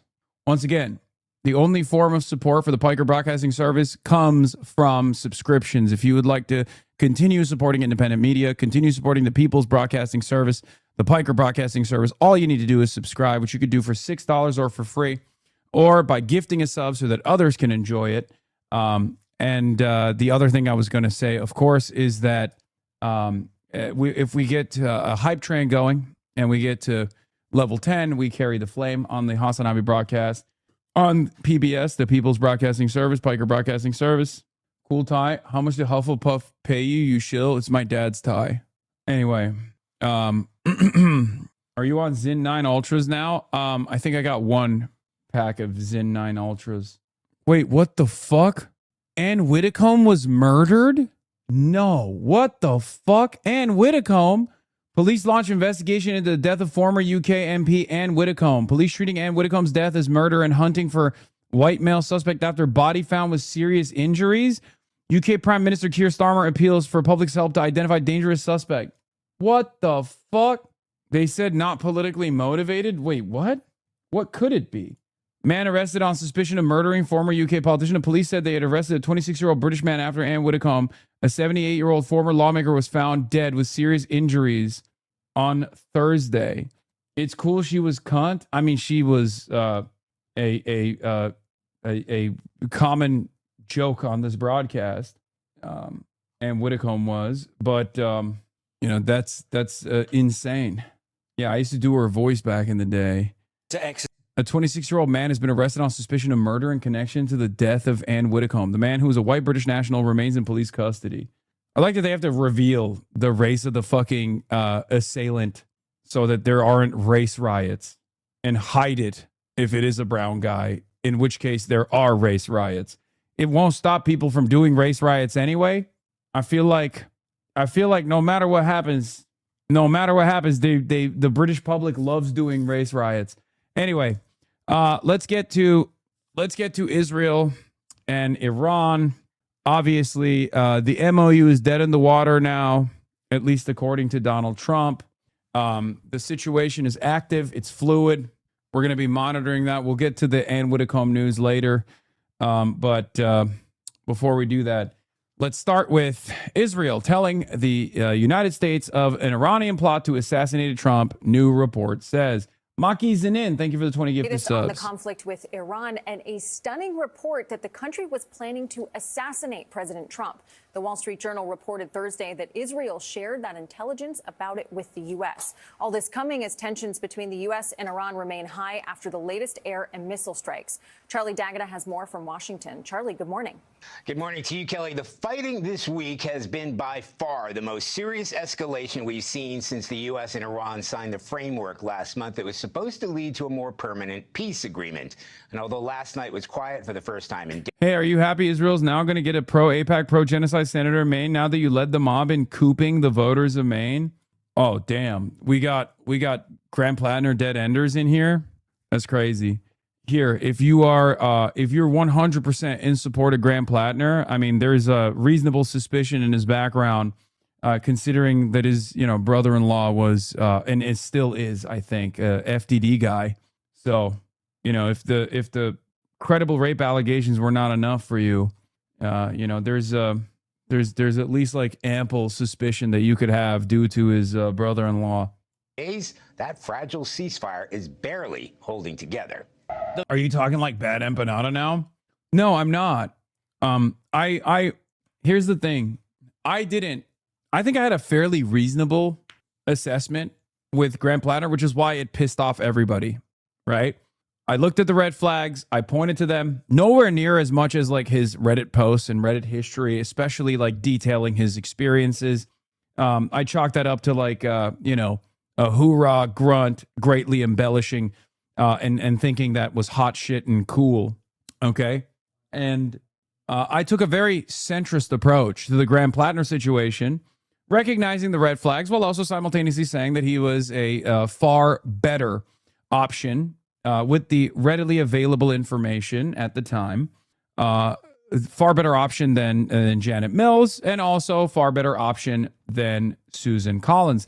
For that reason, a lot of people got mad at me and they said, no, you should actually write him out across the board. You should write him out immediately. It turns out those people were vindicated when new evidence came out. Okay? When new evidence came out. Now, here's the thing. I wanted to also identify certain red flags myself. What is this? Been watching you for years and always thought you were always smart, but this is some audience captured shit. No, it's ironic because everyone says that. And they've said that for years and years. And it's really funny because most of the positions that I have, well, all the positions that I have are just my genuine perspective. But a lot of the positions that I take on issues such as this one, when there is like, nuance involved, end up pissing everybody off because most people just want black and white. Most people want unconditional support or unconditional enmity. And it's interesting that my cautiously optimistic perspective, where I always hedged my my approach to Graham Plattner, the demands that I made to his team over and over again, that were very favorable initially, and became not so favorable after I started calling out some of these red flags, including the tattoo, including his background, including his CV, Blackwater tours, and try to get a better assessment on like where he was. Was he actually a real anti-war former veteran, or was he actually simply playing a role? These are the questions that I had that I wanted to figure out. The campaign stopped talking to me after that. It just, they avoided me like the plague. And some people might say, yes, he's got skeletons in closets, but this was just objectively a coup against 150,000 voters in Maine. I think that even if you were to believe that the Democratic Party did everything that it can to rat fuck Graham Plattner, I don't think you would like the results of leaving Graham Plattner on the ticket, because there are always going to be people who saw that he had a credible rape allegation and decide not to vote for him, can't find it within themselves to vote for him. Many women, for example. And that's perfectly valid and it's perfectly reasonable. And so at that point, it doesn't even matter. Even if you're making this like cold heart analysis, an immoral analysis or an amoral analysis, it still doesn't matter, because Graham Plattner is credibly accused of rape by a former partner. Okay. And the unfortunate reality is he's running as a Democrat, right? Unless the political piece falls apart as much as it already has, I don't think it has fallen apart. I don't think it has fallen apart as much as you think it has. So, dead enders straight from r/politics, Bernie bro smears. Wait, what? I've called fucking Joe Brandon dead enders and Kamala Harris dead enders as well. What are you talking about? It's just you can actually consider a group of people who are still riding with a person after the person is like openly admitted that they're going to drop their campaign a dead ender, because that's what it is. Once the campaign stopped answering, you should have called that out immediately. No, I mean, I mentioned it. I mentioned it over and over again, but it doesn't matter. HasanAbi been wearing the suit too long. He's got DNC consultant brain. You were wrong about Kamala in 2024. You're wrong now. The establishment are pros and the left is easily manipulated.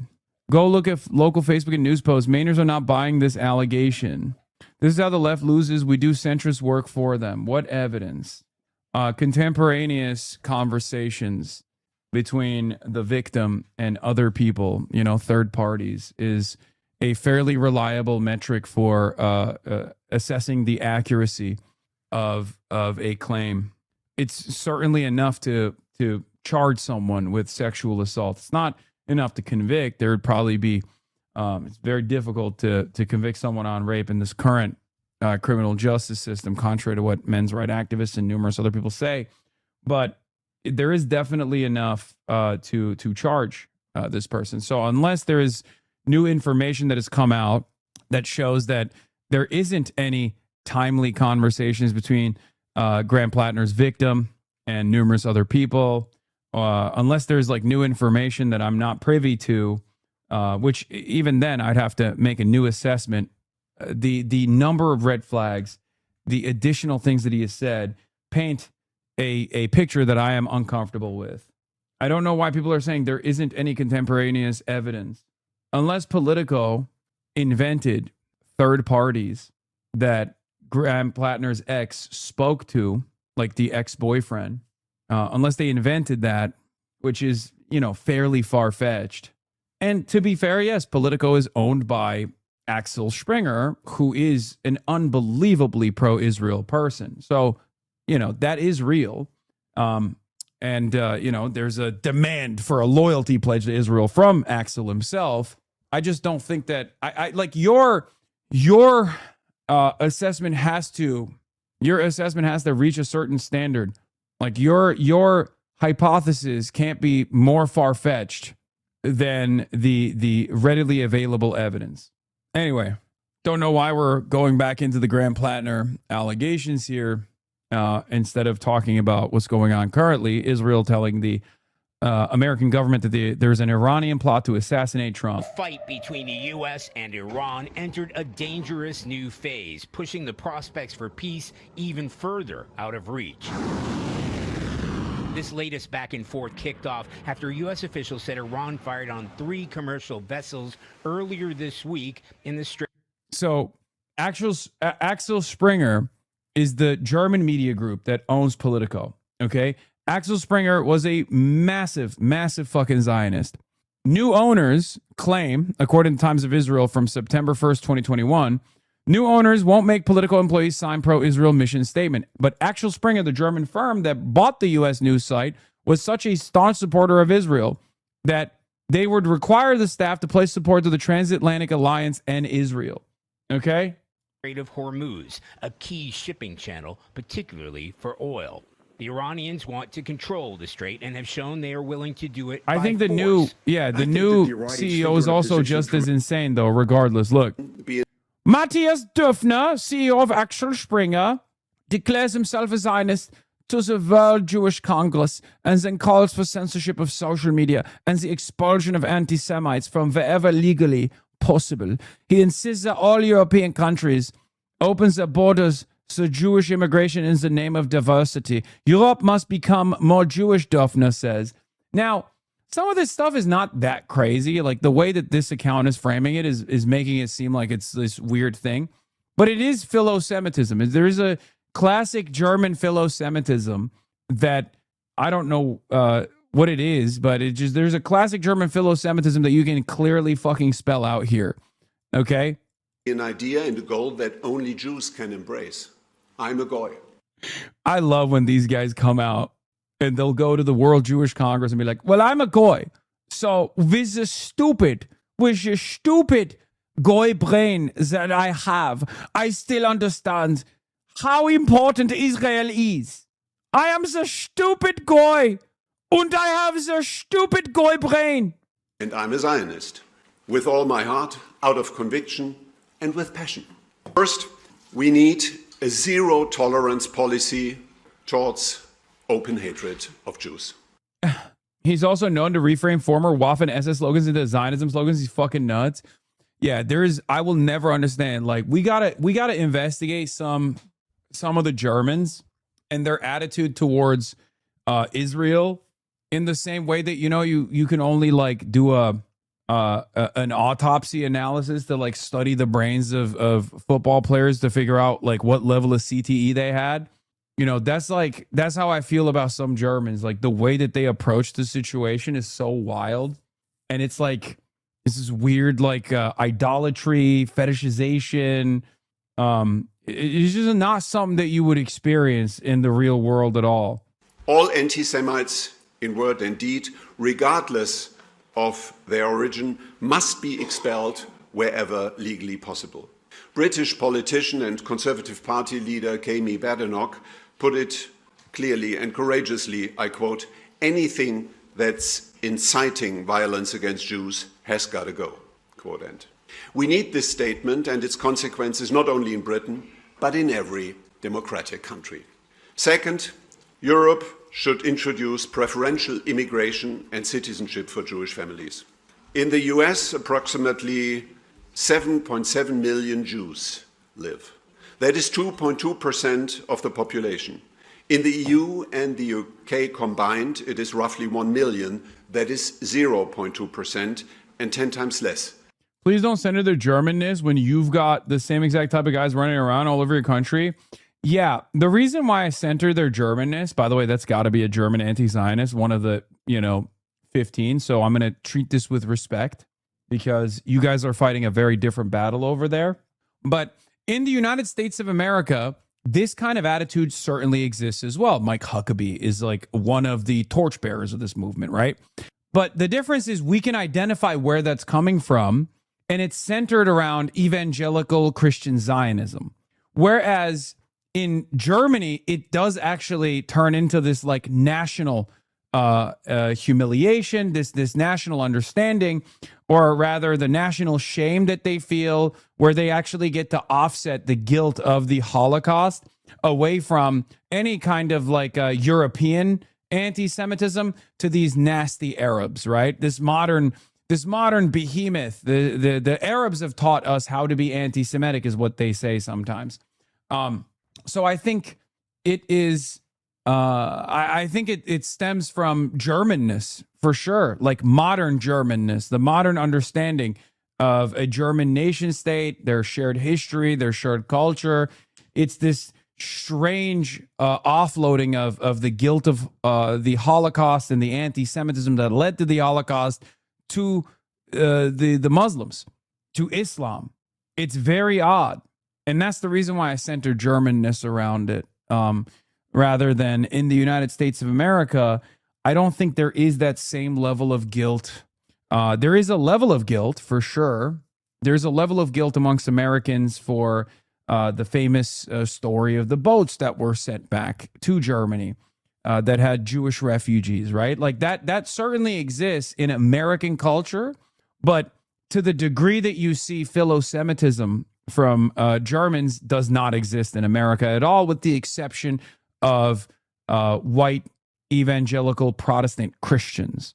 I think it's mostly just rooted in anti-Semitism. Yes, of course, philo-Semitism is the other side of anti-Semitism. Zionism is by far the most convenient for if anti-Semitism nowadays, right-wingers of Europe could just hold on to their anti-Semitism by indulging in Zionism. I think that's part of it, yes. Than in America. It is in Europe's own best interest to change that, and it is more than a gesture.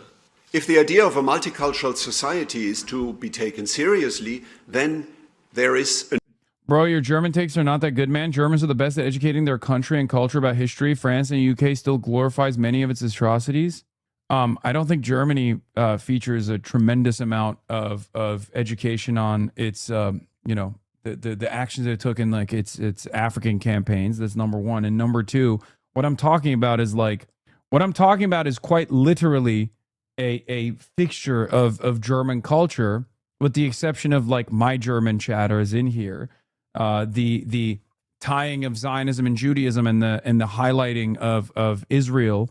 I mean, Germany literally paid reparations, right, to the state of Israel. I mean, it was heavily featured in Ta-Nehisi Coates' writing, where he tried to make a case in the affirmative for reparations. Not true at all. I'm not German, but spent there. Okay, dude. Well, then maybe dial it back. Germany is one of the most aggressive in its approach to combating anti-Zionism. Like, out of all the European countries, it's literally the most aggressive. It's far more aggressive than the United States of America, because the United States of America, there's still the First Amendment, so that like plays a formative role in restricting what the government can and can't do. They're obviously trying to get that away, or they're trying to destroy that.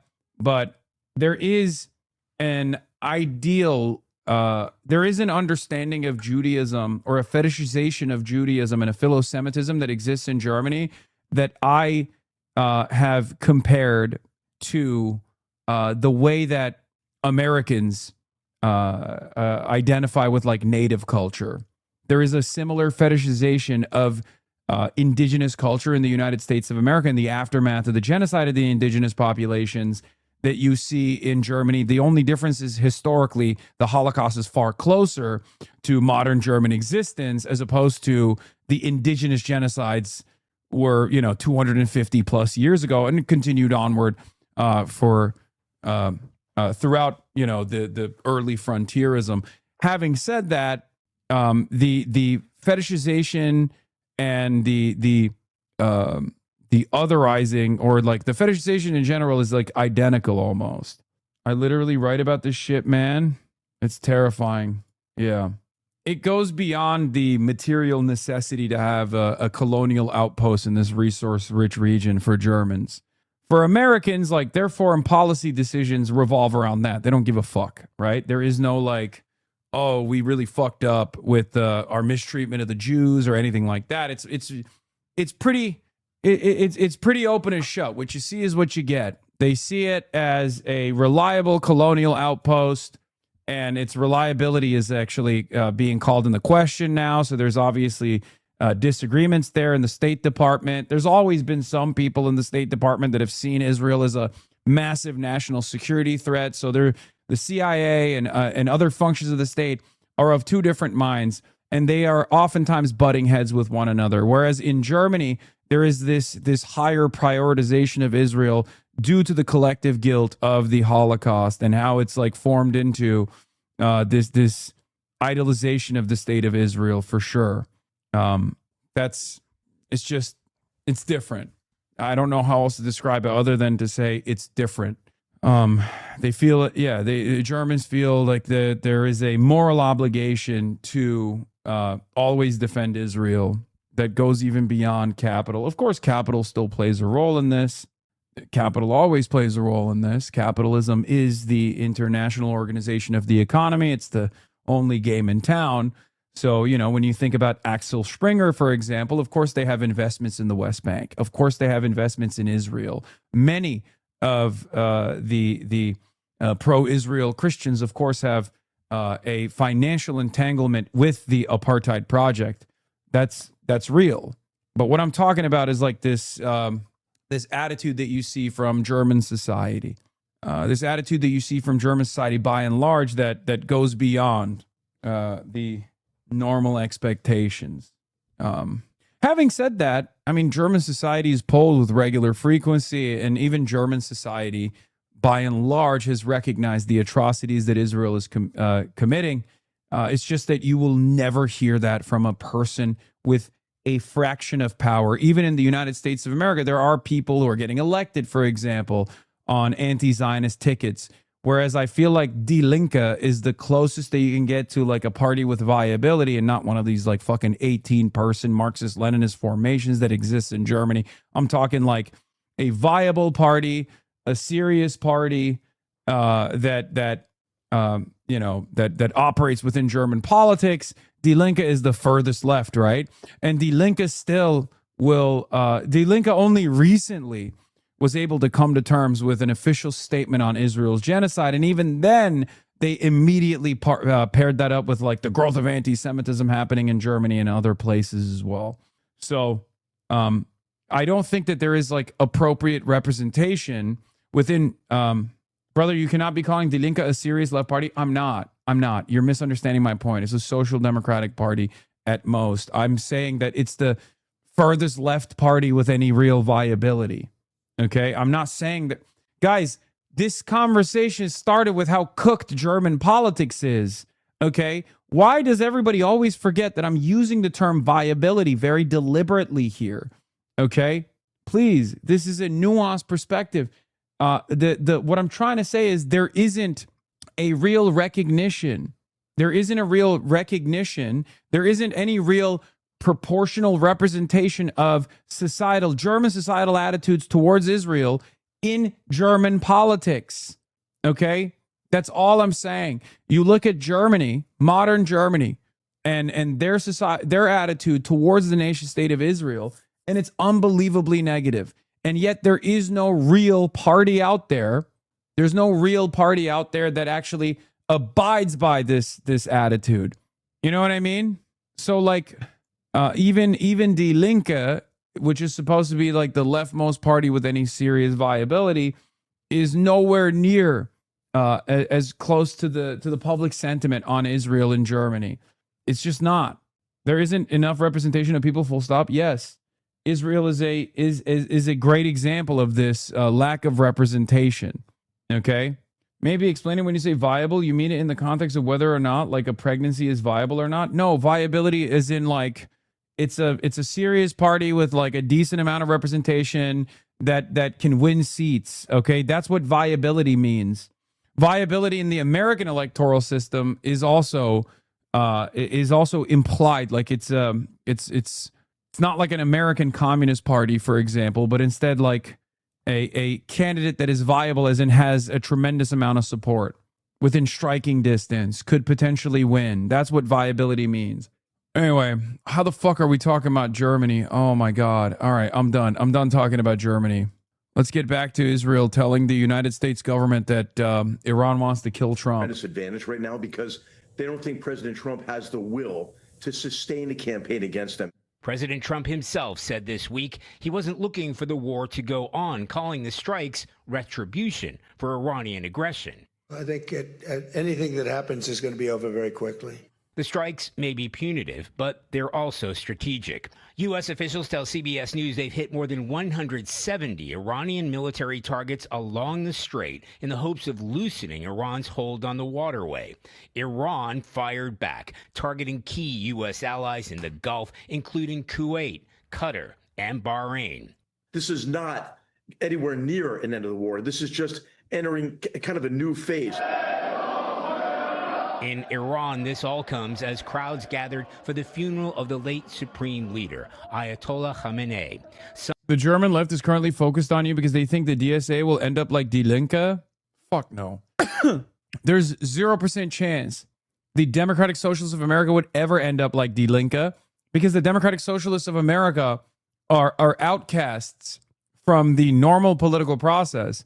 And the more it becomes a fixture in normal American politics, the more we run DSA candidates, the more they win elections in an uncompromising manner, and the more they put up a fight, the more they develop some sort of caucus or political power within the Democratic Party, the more radical they would become, not less. Why would they become less radical? I mean, we shall see. We shall see. I have a lot of confidence in this new slate of candidates that we've worked to get elected, some of which are, many of which are Democratic Socialists and some of which are adjacent, right? DSA has always recognized the genocide. DSA has always had a far more radical approach than Die Linke ever could come to terms with. Some mourners pictured holding a banner that read, "Trump, we will kill you." The conflict has prompted extra security measures for President Trump in an unexpected switch. He left the NATO summit in Turkey this week in the old Air Force One, as its replacement, gifted by the government of Qatar, was sent out of the region without him. Now, yeah, I wonder why. Perhaps the runway to develop with all of the like anti-missile systems and the evasive capabilities of a regular Air Force One, the refueling capabilities of regular Air Force One, the like all of the technical capabilities of a normal Air Force One plane is very different than a normal civilian plane that you got from Qatar. Okay? So there is no way that you could redesign a normal Boeing plane that you got from Qatar in 4 months. Normal, at most, the best you can do is, I guess, check it for bugs and then put a fresh coat of paint, which, by the way, controversial opinion, but I really do like the paint job. I will say that. I think this paint job is actually pretty solid. So that's one point to give to Donald Trump. I know he chose this. It's clean. It looks fucking dope. But I will say this. There's a reason why he chose not to fly back with this one, okay? now sources tell... The reason why he chose not to fly back with this one is because he's now scared that, Iran is going to lob ballistic missiles at it or something. So now he's flying back with the OG Air Force One. CBS News, it was on the recommendation of the Secret Service. The old plane is equipped with sophisticated Like, look at this paint job, dude. military Sucks. defenses and secure communication systems that the new Air Force One lacks. So the Trump administration says the president remains committed to finding a resolution with Iran, but called the recent attacks on the vessels in the Strait of Hormuz terrorism. Nevertheless, a U.S. official tells CBS News talks with Iran will continue. Vlad? All right, Charlie, let me ask you about what we're learning about that report regarding a new Iranian plot to kill President Trump, and why is it coming to light now? The big question, the timing is unclear because, you know, there have been active plots in Iran to assassinate President Trump since at least back in 2020. That's when the president ordered the strike that killed Iranian Al-Quds force commander Qasem Soleimani. And you saw those banners during the funerals for the supreme leader calling for the death of Trump. Why Israel is raising this plot now is unclear. You may remember Israel's Prime Minister Benjamin Netanyahu helped convince President Trump to launch the war after that famous visit to the White House in February. The two spoke again yesterday. The reminder of the assassination plot may be an attempt to convince Trump to keep up attacks. Vlad? All right, Charlie, thank you very much. Now, as you can see, I'm joined by Professor Michael Clark, because are we returning to all-out war between Iran and the United States? Intensifying strikes across the Middle East overnight. There were US attacks on dozens of sites across. What about all the other public assassination attempts? Well, there's a difference between, like, first of all, do I think that there's a credible assassination threat? I suspect that there's always a credible assassination threat. The whole point is he gives them an opportunity. He gives them an opportunity to strike if he's in the old plane. You know, you're the president of America. You're fucking around with numerous nations. Like, it makes sense that there is, like, credible threats to your life and your safety. It's a little bit different than, you know, the possible attempts on your life from, like, a radical centrist at the White House Correspondents' Dinner, right? But yeah, when you're flying around, when you're flying around on a fucking plane that doesn't have the same evasive maneuvering capabilities as the previous Air Force One does, when you're flying around in a plane that doesn't have, like, anti-missile systems in it, when you're flying around in a plane that doesn't have the same, like, nuclear bunker facilities that the Air Force One normally has, and the capacity to get refueled even, retooling a civilian Boeing plane takes, like, almost a decade. Okay? You got to do it right. It's the president. It's the most important person in the country, the most important person maybe on the planet from the perspective of the people, the engineers working on it. So I know he likes the new plane. He likes it a lot. He thinks it's great. He thinks it looks cool. And the interior is much nicer. But, you know, that's the reason why he just chose not to fly around in that, clearly. Anyway, Michael Clark is back to talk about the intensified strikes between the U.S. and Iran. Look, I think it's pretty obvious what happened here. I already talked about this extensively. I gave you my perspective on this. I'll just give you a quick update on it. It's still the same. It's now becoming increasingly clear, and more clear, that the MOU was bullshit, and it was just to allow some respite for the strategic reserves that were near critical levels. I believe it was like 1 to 4 weeks away from reaching critical levels where if you actually go below a certain red line in the strategic reserves, you have the capacity for those salt caverns where a lot of the oil remains to collapse. Okay? That still remains. That issue still remains, and it's going to come back again. Iran knows this. Okay? Iran obviously understands this reality, and that was what they were hedging their bets on. So Donald Trump came in, wanted to give the markets a moment to breathe, right? Released the sanctions on Iranian oil. They had already released the sanctions on Russian oil prior to this as well. And the oil reserves were not going to recover, but at least it would stabilize the market a little bit. It would make things a little bit easier, right? It would give America some level of leverage. On the Iranian side, they recognize this. They get a moment of respite, or they can go back to rebuilding their infrastructure. They can go back to rebuilding their munitions facilities that have taken a significant amount of damage. They can get Chinese shipping and Chinese components so they can go back to like rebuilding their drones to re-up and rearm basically in that short period of time.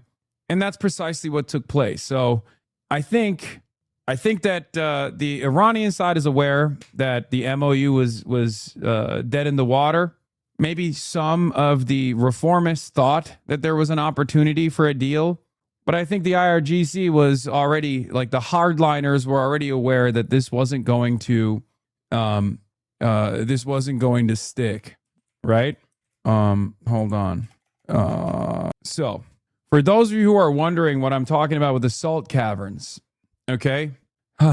Underground salt cavern collapses threaten energy stockpiles like the U.S. Strategic Petroleum Reserve. Cavern failures cause pressure drops, sinkholes, and potential aquifer contamination. Maintaining brine levels and internal pressure is critical to preserve the structural integrity of these vital petroleum and gas reserves. The U.S. stores its massive energy stockpile capable of holding up to 714 million barrels in hollowed-out salt caverns along the Gulf Coast. However, the technique of solution mining used to create these caverns leaves them susceptible to structural vulnerabilities over time. So if you go beyond a certain red line of oil inside of these salt caverns, you have too little pressure, and you could potentially have them collapse, which would destroy the rest of the oil, the oil stockpile, the strategic reserves that we have. Okay? The Department of Energy manages and monitors 4 major sites across Texas and Louisiana to ensure that these reserves remain structurally sound and mission ready. Truly the most Amerifat problem, I guess. For the record, they're capable of holding 715 million, but once you go below 150 million barrels of oil, okay, once you go below 150 million barrels of oil, the pressure drops to such a degree that those salt caverns could technically collapse. Okay, we need 150 million barrels of oil in the salt reserves that we never take out of those salt reserves, because if we do take them out, if we go beneath that level, then there is a likely scenario where these salt caverns collapse. Okay, do you understand? Here's what it looks like, I guess. The Brian Mound Strategic Petroleum Reserve caverns in Texas. Okay. So the capacity is 580 million barrels and not 720. Yes. Well, it could also not collapse. So, I guess that's what it is. But yeah, here it is. Did anyone see that? Analytica Camilla says, did anyone see that piece by The Economist where they apologize for being wrong about oil prices? It's one of those rare, well, honestly, not that rare cases where not only were they not wrong, investors were /are just detached from reality. The Trump admin suckered the stock market with the laziest cycle of pump fakes I've ever seen. Every few days, they'd have an official go and tell Barack Ravid that we're making great headway on the whole ceasefire thing, and investors believe them every single time, even though Barack himself pointed out that he was just literally reporting on what they were saying, but it's quite obvious that they're trying to bullshit everybody. Meanwhile, the global oil market's neck snap from the war whiplash. The U.S. Strategic Petroleum Reserves are basically empty. They can't dip below 150 million barrels without having the caves where the oil is stored collapse, and the White House started creating literal communist-style gas stations, but it doesn't matter. Doesn't matter if the White House creates communist-style gas stations, because the strategic reserves, if they diminish to that degree, it's over, okay? You hit a hard limit, and that's where things get really fun. Once you hit a hard limit, and if you start seeing real structural integrity failures, okay, all of a sudden, you don't have any fucking oil. And when you run out of oil, when you run out of the strategic reserves in its entirety, or you start seeing structural collapse in these strategic reserves, the problem compounds far beyond not being able to receive, the problem compounds far beyond simply going to a gas station and seeing the prices, okay? The prices will obviously skyrocket where gas is readily available, but we're talking about the electrical grid. We're talking about the entire American the American electrical grid potentially turning into the Cuban one. Okay, so here's the issue, and I covered this yesterday as well. Here's Eric Nuttall. The U.S. Strategic Petroleum Reserve is now 19 million barrels away from the estimated minimum operating levels. There very soon will no longer be a safety buffer to protect the world from the further losses out of the strait. Okay, when you reach 300 300 million, you're now reaching a red line where there's only 150 million to go until complete structural integrity failure. Okay? And every single day, it's getting worse. Every single day, the problem compounds on one another. Okay? This is the reason why Donald Trump tried to do a fake out with this MOU so that Iran could sell its oil on the market, and this would give confidence to the investors. This would give some confidence to the investors. It would offer a moment of respite so that the American oil reserves could stop burning as many barrels as they are. However, it simply pushes the problem later down the line. And the more you push this problem down the line, the more you push it in the direction of the midterms. So I don't even understand what Trump is trying to do, because the problem doesn't go away. If they were to now go back to war, waging war as we have, right? There is no guarantee that a military intervention is actually going to force the Iranian hand to bend to America's needs, to Israel's needs. Okay? And that's just our strategic reserves. I don't know what it looks like in Japan, for example, right? Because the massive stockpiles that Japan has, they've also tapped into in order to make sure that there aren't critical shortages. Because, again, I repeat this over and over again, the reason why oil is a global commodity is because it is perhaps the most important commodity for survival, for normal everyday existence. Everything runs on oil. Everything runs on oil and gas. And it has inelastic demand, right? You can artificially reduce demand, as some of these countries have, like the Philippines have artificially reduced demand. You can try to go back to different fossil fuels like coal, which Thailand did, right? But ultimately, you still need oil, okay? That's not true, HasanAbi, you fucking idiot, says COO of Antifa. America runs on Duncan. Okay, fair. Well, other countries don't run on Duncan, they run on oil, right? So that's the reason why the price is priced out globally, because countries will do everything they can to get it, because in the absence of it, their grid fails, okay?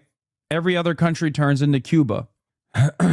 And there's also a lot of, spot traders. There's also a lot of shadow fleets all around the world that are operating.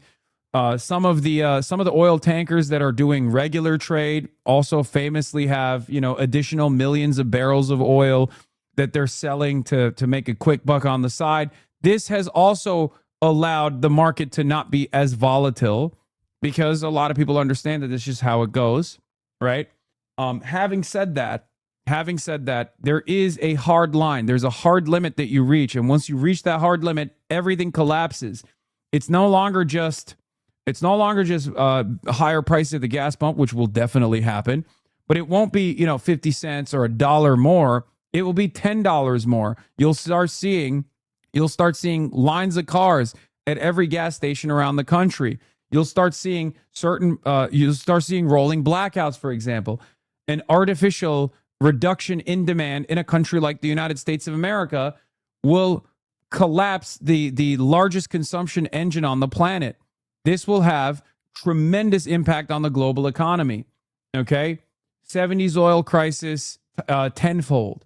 So it's no longer just about Americans feeling shitty about paying extra money. We're now talking about complete collapse. So the reason why I'm bringing up all of this is because that's leverage that Iran has, right? If we know about this, then obviously the Iranian government knows about this as well. That's part of the reason why they can play hardball. Iran was able to, through blood and through sacrifice and through their drone production facilities, they were able to successfully gain tremendous leverage as they now control the Strait of Hormuz. The MOU, in the language that they interpreted, in the language that they used on the MOU, implied that they would open the Strait of Hormuz as long as all of the vessels that were transiting would transit through the Iranian side. But of course, there's the Omani coastline as well. Iran has allowed the Omani coastline to also operate. But America made a big show of force. They tried to get as many ships as possible through the Omani coastline, and Iran was fine with it for a little bit because they got respite from the American blockade, the secondary blockade that America had implemented, right? And so now it's I don't want to say a Mexican standoff, it's an Iranian standoff, basically. Okay, Iran's put a gun to the head of the global energy markets, and America has put a gun to the head of the same global energy markets. And it's now about who gets to buckle first. The new standoff. America, for some weird fucking reason, has decided that it's more beneficial to try to force Iran by bombing civilian infrastructure again and again and again. This didn't work in the last 130 days in Operation Epic Fury, Part 1. So there is no reason for this to work in Operation Epic Fury Part 2. Okay? Iran knows this. So inevitably, America is going to have to go back to the ceasefire table. America is going to have to go back unless they just collapse everything. And I don't think they're going to do that. Iran has all the cards. America could only escalate further and try to diminish Iranian strike capabilities. But as long as Iran can lob these drones at civilian ships that are transiting millions of barrels of oil through the Omani coastline, which is fairly easy to do. They can do this with their go-fast boats. They can do this with their drones. So they control the Strait of Hormuz. You just can't outperform the geographic limitations here. It's 21 miles wide. The only parts that ships can transit through are either the Omani coastline, hugging the Omani coastline, or hugging the Iranian coastline. They're not going to be able to get away with attriting the Iranian strike capabilities in the water, especially because Iranians already have additional cards that they haven't even deployed, like shutting down the Bab el-Mandeb Strait by utilizing the Houthis.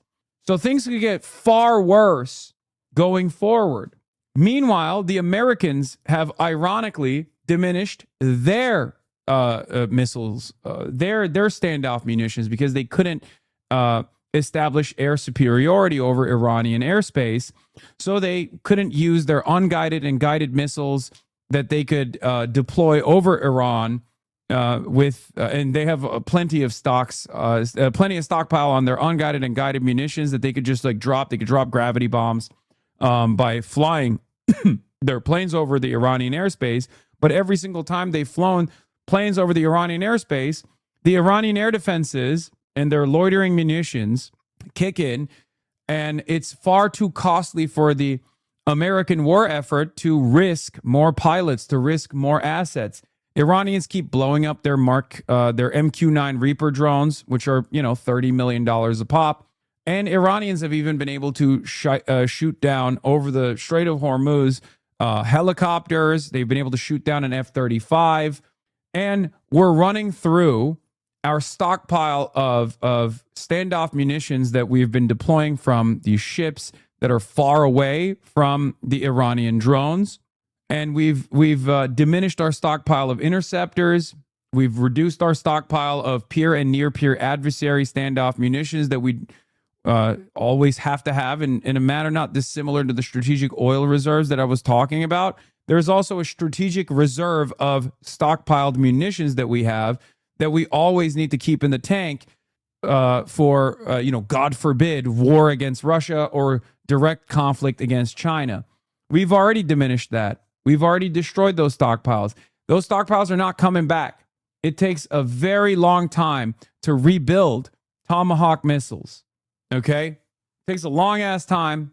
It requires a lot of effort.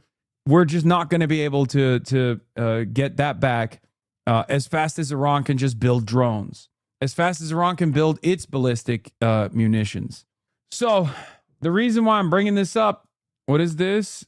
You're just wrong here. There won't be.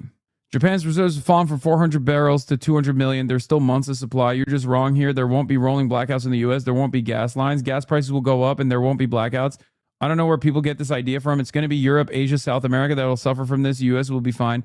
I think that's why Trump doesn't actually care about the impact. You think we still got more oil in the strategic reserves? Like, what happens when the strategic reserves go beyond the 300 million barrels of oil go beyond the red line, and I guess like this goes on for another month.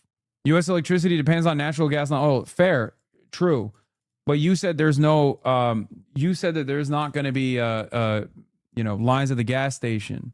We still produce 13 million barrels of oil per day. This is in the 1973 oil crisis. We are a major exporter of oil and oil products. We will simply stop exporting. Fair.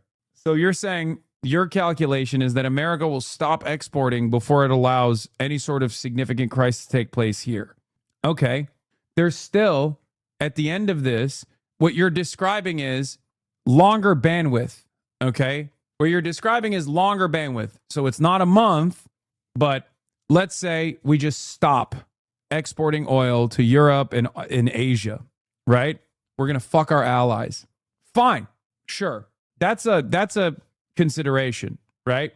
But in spite of that, we're still burning more than we are.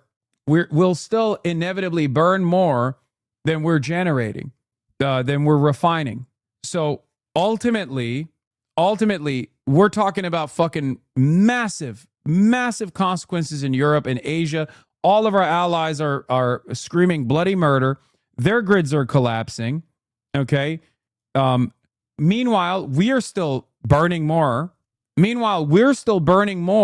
So that means we have, past the midterms, let's say. The 3-2-1 crack spread shows what's going on with gas and diesel prices. So gas prices skyrocket. Let's say we don't get to long lines of the gas station, oil crisis style, not 1973 any longer. Okay, fine. Not in the short term, but certainly in the long term, because we're still using more oil than we're refining. So what do? Let's say we just burn the global economy, which is not going to happen anyway, because we're the United States of America. Our position as the hegemon means that we have to maintain global stability. This is part of the reason why Iran has tremendous leverage. Like, you can't just hand wave away rolling blackouts in Europe or major oil and gas crises in Europe and Asia as though we're far removed from the impact. Donald Trump's domestic considerations aside, there is a higher priority here, which is to maintain global stability. The entire global capitalist system is interconnected. We don't just shut down Japan or shut down the Philippines without receiving any sort of blowback or without receiving any sort of penalties for it. There are a shit ton of American companies that still rely on the Asian market. Okay? Like, there is no world in the post-World War II design, in the global capitalist design, where we do not get impacted and we don't see domestic issues when the Asian markets are experiencing rolling blackouts or can no longer produce certain goods, certain components that we need for American manufacturing. The United States is not independent of the global supply chain. It's perfectly dependent on the global supply chain. Do you think Trump understands any of this? Yes, I think he does. If he didn't understand any of this, he would not have done the MOU. So the MOU itself is a recognition of the fragile nature of the global supply chain. Okay? It's still 3 to 6 months before things get really dire, but yes, this is still kicking the can down the street. I think this will pressure Ukraine to surrender to Russia for oil supply. Yeah, this is not just about long lines at the gas station, by the way. This is also tremendous inflation, because a lot of the components and the parts that we need for manufacturing even products in the United States of America, whether it be car parts, whether it be, plastic components that are necessary for little things that we use at the widget factory, are still coming from the Asian markets. And if they don't have oil, they can't produce that. And if they can't produce that, then we don't have these parts. So now all of a sudden, you have a massive spike in the cost of goods and regular commodities here in the United States of America. This is before we also talk about the diesel shortages, which you also mentioned here. When you don't have, you're an animal abuser, you don't deserve. Okay. When we talk about the diesel shortages, then you have problems with trucking. When you have problems with trucking, you now have a logistics issue in the United States of America as well as everywhere else. Okay? No diesel, no food, or rather shortages of food, because the transport is now the capacity to transport certain commodities is now diminished on U.S. soil as well. And when that happens, the price of food goes up. Anyway, let's take a look at what this UK guy is saying. Iran, it was met with missiles targeting American bases in allied countries, including Kuwait, Jordan and Qatar. So is this a return to all-out war then, Michael? I don't think so, Leah. I mean, both sides have gone quiet for the last 18 hours now, so there have been no other reciprocal strikes. So, it began with Iranian attacks on 3 ships in the Strait of Hormuz, and then the Americans responded. The Iranians responded again with attacks on American bases, and the Americans have then hit a couple of 2 extensive raids on the coastline of Iran and 1 or 2 inland places as well. So both sides are trying to have the last word militarily, but both of them now have gone quiet for the time being. It might flare up again, but neither side, I think, want to go back to this all-out war because the Americans have got plenty of military hardware in the area. They've still got 2 carrier battle groups there. The Lincoln is still there, the Abraham Lincoln carrier. The George W. Bush is still there. And those carriers, with their carrier battle groups, are very powerful. They've got a Marine Expeditionary Unit. They've got an assault ship. The Boxer's still there. They've got plenty of stuff to carry on the air war, but to what purpose? And the Iranians, again, they've got about 70% of their missile forces available to them from what they started with. They could carry on attacking the countries in the Gulf, but to what purpose? Other than to raise the sense of loss to everyone. So both sides are more interested in carrying on negotiations, particularly the Iranians, because they know they can string out these negotiations well beyond the 60 days of the ceasefire's extension. And the Iranian calculation is that they can outlast America economically longer than America can last politically, because the Americans are getting closer and closer to the midterm elections. And the Iranians think they've won.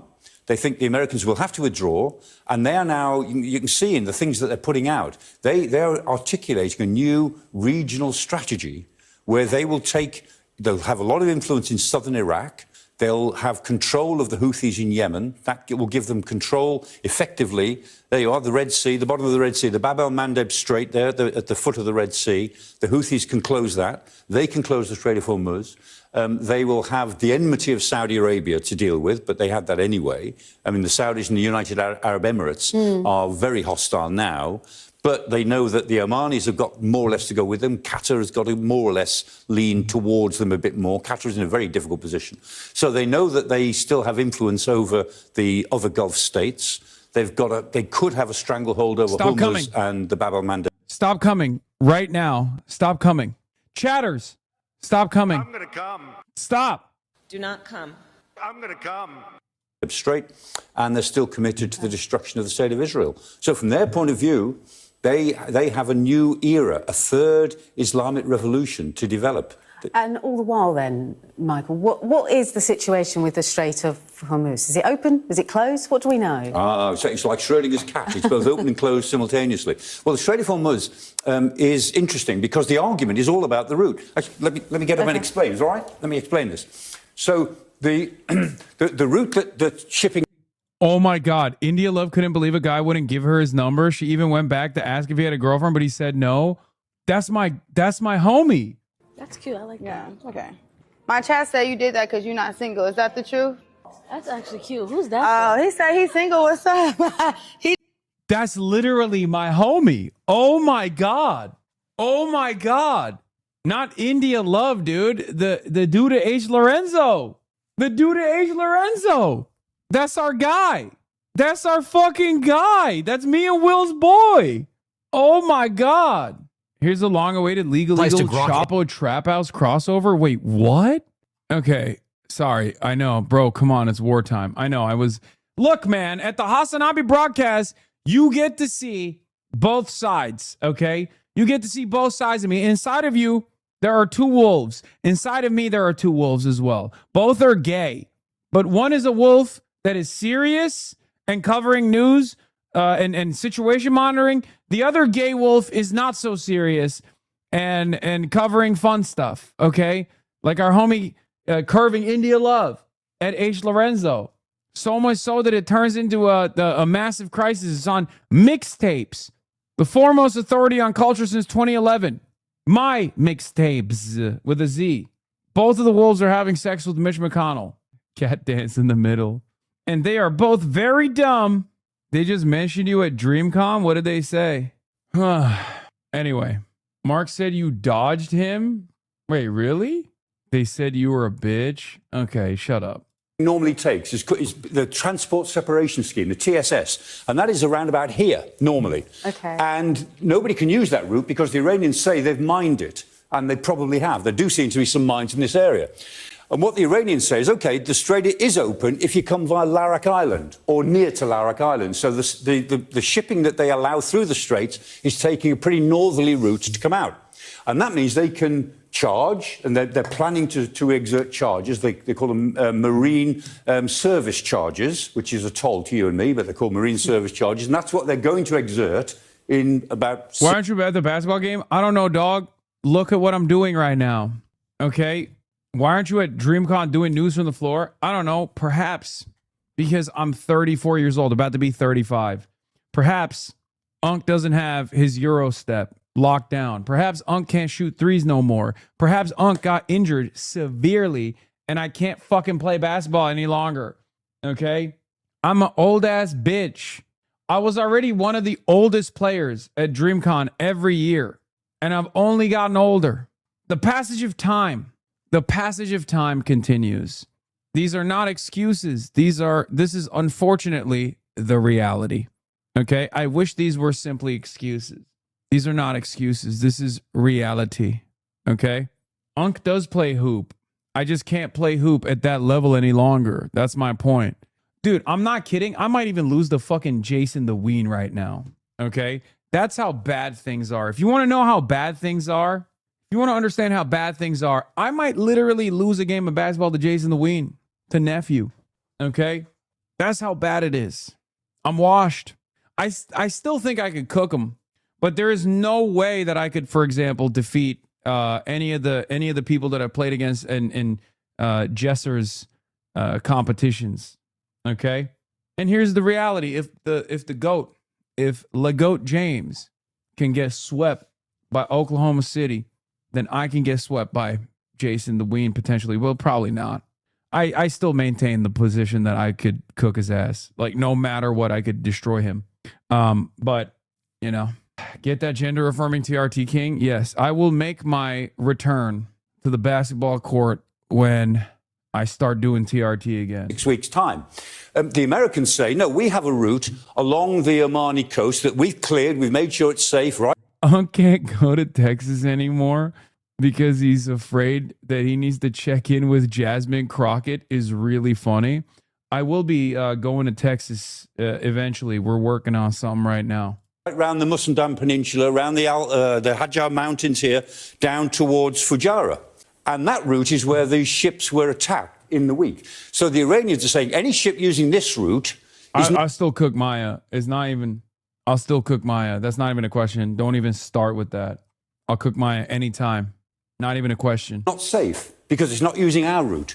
And that's how it began. And what's interesting is that normally there's 130 odd ships going backwards and forwards day after day in normal times. In the last few days, last week, there was about 30, 40 ships going in and out. Last couple of days, it's 20 or fewer.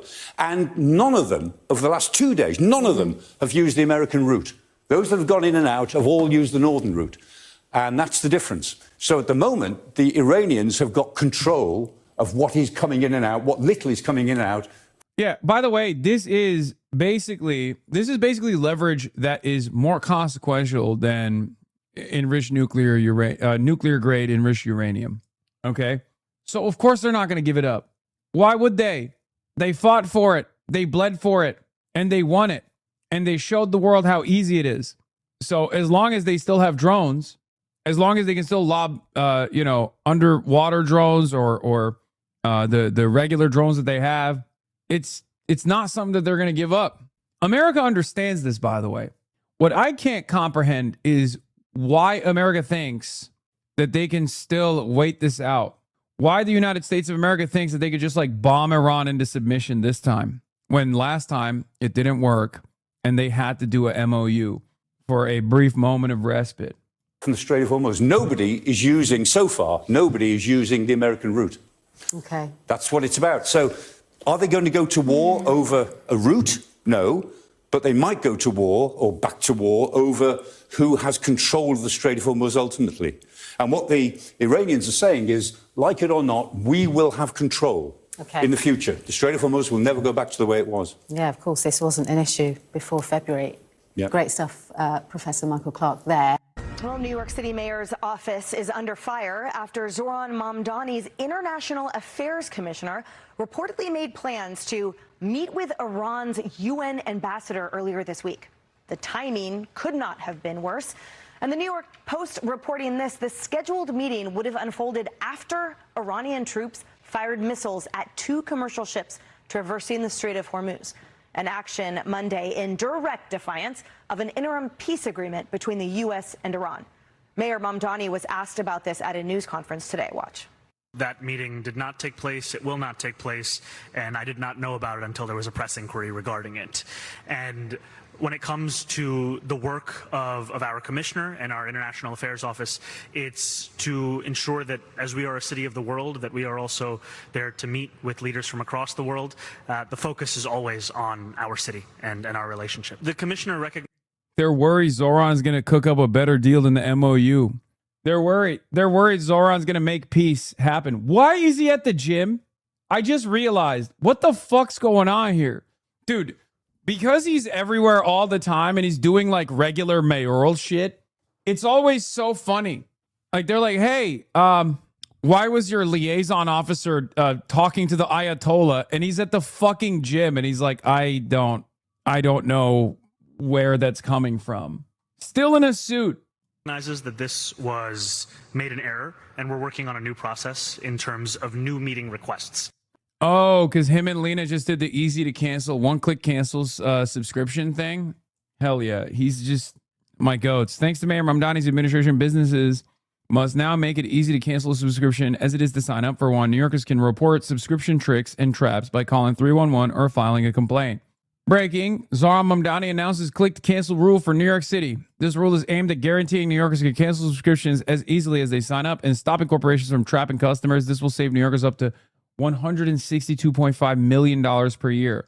Oh my God, this guy goes, it's easy to cancel subscriptions. Log in, account, subscription, cancel. Are you sure? Yes.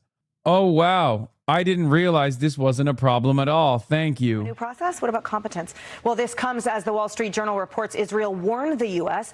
that Iran hatched a new plan to assassinate President Trump. Iran has repeatedly vowed to retaliate against our president for ordering the killing of Iran's Revolutionary Guard General Qasem Soleimani. President Trump reiterated that this week. They've been in trouble for 47 years, and we took out their first set of leaders. We took out their second set of leaders. They want to take out the U.S. leader, me. I'm on every list. I saw things this morning. I'm on every single one of their lists. And so far, I guess I've been a little bit lucky, but that maybe doesn't last very long. The president told the Post today, quote, I've left instructions, if anything happens, to just literally bomb them at levels that they've never seen before. Rebecca, it's so frightening to even discuss this, and I can't even wrap my brain around it. But let's go back to New York City for a second. You have to be a pretty special form of, I'd say, incompetence and blindness to have that happen on your watch. Well, okay, except that according to the City Journal, who saw some internal messages from this commissioner to Mamdani's internal staff, that they were to take meetings with foreign leaders who, quote, are in political alignment / leftist. And so my question is, why did they think that the Iranian regime is in political alignment or leftist with them when, yes, the Iran regime is firing on commercial shipping? They're also firing at Americans, at American warships, at American... Dude, this is the newest version of Kidnap from a Tank. Okay? That's so funny. This is the American version of Kidnap from a Tank. How dare Iran fire at American warships? How could Iran fire at American warships if those warships were not within striking distance? How could that have happened? It's so funny, man. That's awesome. That's great. Wow, I can't believe Iran is fucking defending itself from American warships and American planes What is this? I like shiny things, but I'd marry you with paper rings. Engaged, by the way. What? Congratulations to Cutie Cinderella. Who cares about Iran? Cutie is married? Yes. Cutie Cinderella has married coworker wig. Yes. A second MSG wedding has hit the timeline. Okay, guys, stop. Is this because of Taylor Swift? No, it's not. You guys are so stupid. Please stop. I mean, I don't know what she'll say about it, but no, it's not. Surely you will get a coworker invite. Yes, I will get. Yes, I will get a coworker invite. Okay, it's crazy. I don't think AT&T. I love that chatters are like, be normal and call her. Like, you think I didn't know about this until this moment. Like, what do you chatters? Not everything is for your parasocial experience. Okay, what are you talking about? She was literally in my fucking house 10 minutes ago. I don't know if you know this, but we just shot the podcast this morning. Bro, shut the fuck up and farm a clip. Oh God, that's what I'm supposed to do. All right, let's call Cutie Cinderella. That's right. I should be farming a clip. What the fuck is wrong with me? You know what? You're right. All right, let's call Cutie Cinderella. Hello? You're engaged? What? Dude, I had to tweet it today because when I went on your stream to move your chair, I realized I was wearing my ring. You know what I also realized? What? We didn't even fucking talk about it on the podcast. I didn't. Well, it's been secret. I know, but now we just fucking blew our load. We should have farmed it. We're gonna farm it. We have to farm it for the podcast thumbnail. Okay. Yeah. No, not for we didn't talk about it. Yeah, but it's fine. How about next week, all three of you wear a bridesmaid's dress? Okay, and then we I can like talk that. about it. I like that. You're also on the stream, by the way. I forgot this. Figured. Okay, I just wanted to, because everyone was like, "Unk, you should farm a clip." Because I was like, "What? I can't believe it." It's not very good at farming a clip when you say you're farming a clip. I know, but also at the same time, I'm 34. And also you're engaged, so we're above this. We're above this stuff. We're above this stuff. Reshoot the pod. Okay, chatter, shut the fuck up. Well, congratulations, Cutie. Thank you. All right, and congratulations to my coworker as well. The people. And a pleasant day to you as well. To my thank you very much. All right, have fun, guys. Bye. There you go. I did it. I farmed a clip. We should have farmed it on the podcast. Oh, it's Lud. Yeah, I don't know if you guys know this, but they're engaged. Look at the screen. When are you getting married? You getting up there? Bro, what is happening? What are you, my dad? What the fuck? That's crazy. I already receive a level of scrutiny from my immediate relatives. I don't want 30,000 chatters to also fucking hit me with the same shit. I'm married to the motherfucking game, dog. I'm married to the motherfucking game. When are you having kids soon? I got 28,526 of them in here right now. Are you streaming at Cutie Wedding? Okay, dude. That's what I got for you. I like that this guy's just fucking locked in. He's like, what should Iran do now, in your opinion? Everyone's talking about Cutie getting engaged, except for Mahdi Toroghi. Iranian chatter's like, dude, what is... Listen, I got Galabaf on the other line. Can you tell me what you think we should be doing or what? Like I said, inside of you are two wolves. Inside of me are two wolves. Both are gay. Rage is learning the importance of blast off memes. Oh, I love this clip. Anyway, haters will say, yeah, no, that's real. That's real. Is Arakshi invited to the wedding? Sayed Abbas Arakshi? Sayed Abbas Arakshi, the foreign minister of Iran, the Islamic Republic of Iran? Yes. Yes, he's my +1. Yeah. I was going to choose between him and Sayed Mohammed Marandi, also known as Zay Squirrel on Twitter. Bold to assume you are invited. That's funny. Really bold to assume you got an invite. It's true. I don't. Anyway, let's continue. based overseas in Kuwait and Bahrain and Saudi Arabia. And so this is outrageous that this is something that the Mamdani administration was seeking to do. And also, of course, we know that New York has been really struggling with anti-Semitism, and this is something that has been really important to Mamdani. He has been fueling this anti-Semitism and has been very anti-Israel. So the whole thing is very concerning that the Mamdani administration would have any interest in meeting with an Iran official. Yeah. Ari, walk us through the concerns that the White House would have, too, with your experience. Involving New York in the meeting? Yeah. Well, first of all, I totally believe Mayor Mamdani. I'm certain that his commissioner for international affairs, he was going to meet with the Iranians to help them find the best bagels in New York City. I am certain this is going to be a friendly, come to New York, we love you meeting. That's what it was about. I mean, I just can't imagine Zoran Mamdani wanted to have a meeting with people who say death to America, death to Israel, for any other reason than to be nice. I mean, what you just... Dog, what are we talking about? First of all, it's perfectly valid for the mayor of New York, if they're hosting like foreign dignitaries, including from Iran, to meet with them. That's number one. Number two, Donald Trump has literally spent the last month meeting with them. Trump wanted a meeting with the Ayatollah directly. J.D. Vance has met with the envoys directly. There are photos of them in the same room. What are we talking about? Like, I love that there's always this principle where it's like, oh, you can do anything you want if you're on the right, but if you do it on the left, it's just like, obviously, you're an enemy of the state.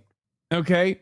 It's so strange. It's such a strange thing to advance, and people do believe it, by the way. I mean, look at this. This has a fucking 256,000 views in 3 hours. Is treason pure and simple. Don't know why they are not charged. Make treason punishable again. That's treason. Mamdani knew. He ain't fooling anyone. This has to stop. Our states are part of a federal union. We need to stamp this out. Arrest those traitors now. Meanwhile, half the reason why they say Zoran Mamdani is anti-Semitic is because he's not throwing ass at the Israeli ambassador every time he fucking can. Okay? They're like, if you literally don't let the Israeli ambassador butt fuck you, you're anti-Semitic. Okay? What are we talking about? What is this? What is this fucking insane double standard? What the hell? What the hell? I'm sorry. M Israel High. M Israel High. M Israel High. M Israel High. Emergency announcement. Ladies and gentlemen, M Israel High. Okay? Just wanted to say, M Israel High. M Israel High. I was so wrong. Yes, it is true. If Zoran doesn't let his back get blown out by the Israeli ambassador, he is the prime anti-Semite. Okay? I was wrong. Fox News is right. M Israel High. You got to let your back be blown out by the Israeli ambassador. It's actually kind of fucked up and unbelievably anti-Semitic that Zoran has not. Okay? I don't know what I was thinking. Have you made space for Israel in your daily routine? I certainly have. All right, let's continue. Sympathetic view and sympathetic ear with. This is frightening. This is not what New York should be doing. And then the mayor lies and covers up. He sounds like Graham Plattner, denying the reality that's right in front of him, which is why his staff feels they're licensed to go out and meet with the Iranians and talk to the Iranians. I wish the meeting took place. And that way we could have demanded to know what they talked about and hold the mayor to account for it. It really is too bad that they stopped it before it happened, because that is what really motivates these people. There really seems to be this sort of like weaseling that happens here, Lisa, where the mayor gets away with things by smiling and denying. And, you know, remember it took them, what, three times to get a paycheck out to NYPD officers. And it's always, oh, I'm sorry, there was an error. Like, it seems really mealy-mouthed here. But at the end of the day, it's New Yorkers whose safety is being compromised, let alone our nation's security that's being compromised if this were to happen. I mean, I can't be the only one asking whose side is he on in all of this, right? And you would think, wouldn't you know if your international affairs commissioner is trying to meet with Iranian officials? Isn't that something that you should know as mayor? And why would that individual be trying to meet with Iranian officials? But, you know, you go down the list. You also look at some of the tweets and the various things that his wife has liked surrounding the events of October 7th as well. Starts to paint a little bit of a picture. But even going back to the Biden administration, and Rebecca's going to know about this, you've got Robert Malley, who was the envoy for Iran for the Biden administration. He had a security clearance revoked from him, also was under FBI investigation. You had another top official who is part of the Iran Experts Initiative, which Semaphore had reported about government leaked emails where Iranian officials and government officials were coordinating with individuals in the United States that were part of this initiative to try to shape public opinion here in the United States and the West more favorably for the Iranian regime. So whose side are some of these people on? It certainly doesn't seem to be America. Yeah, just pointing out, and you pointed this out too, Mamdani says, I wasn't informed about this meeting, and apparently she has been... My controversial opinion on this is that it's anti-Semitic because the only foreign ambassador that the New York mayor should be meeting with is the Israeli foreign ambassador.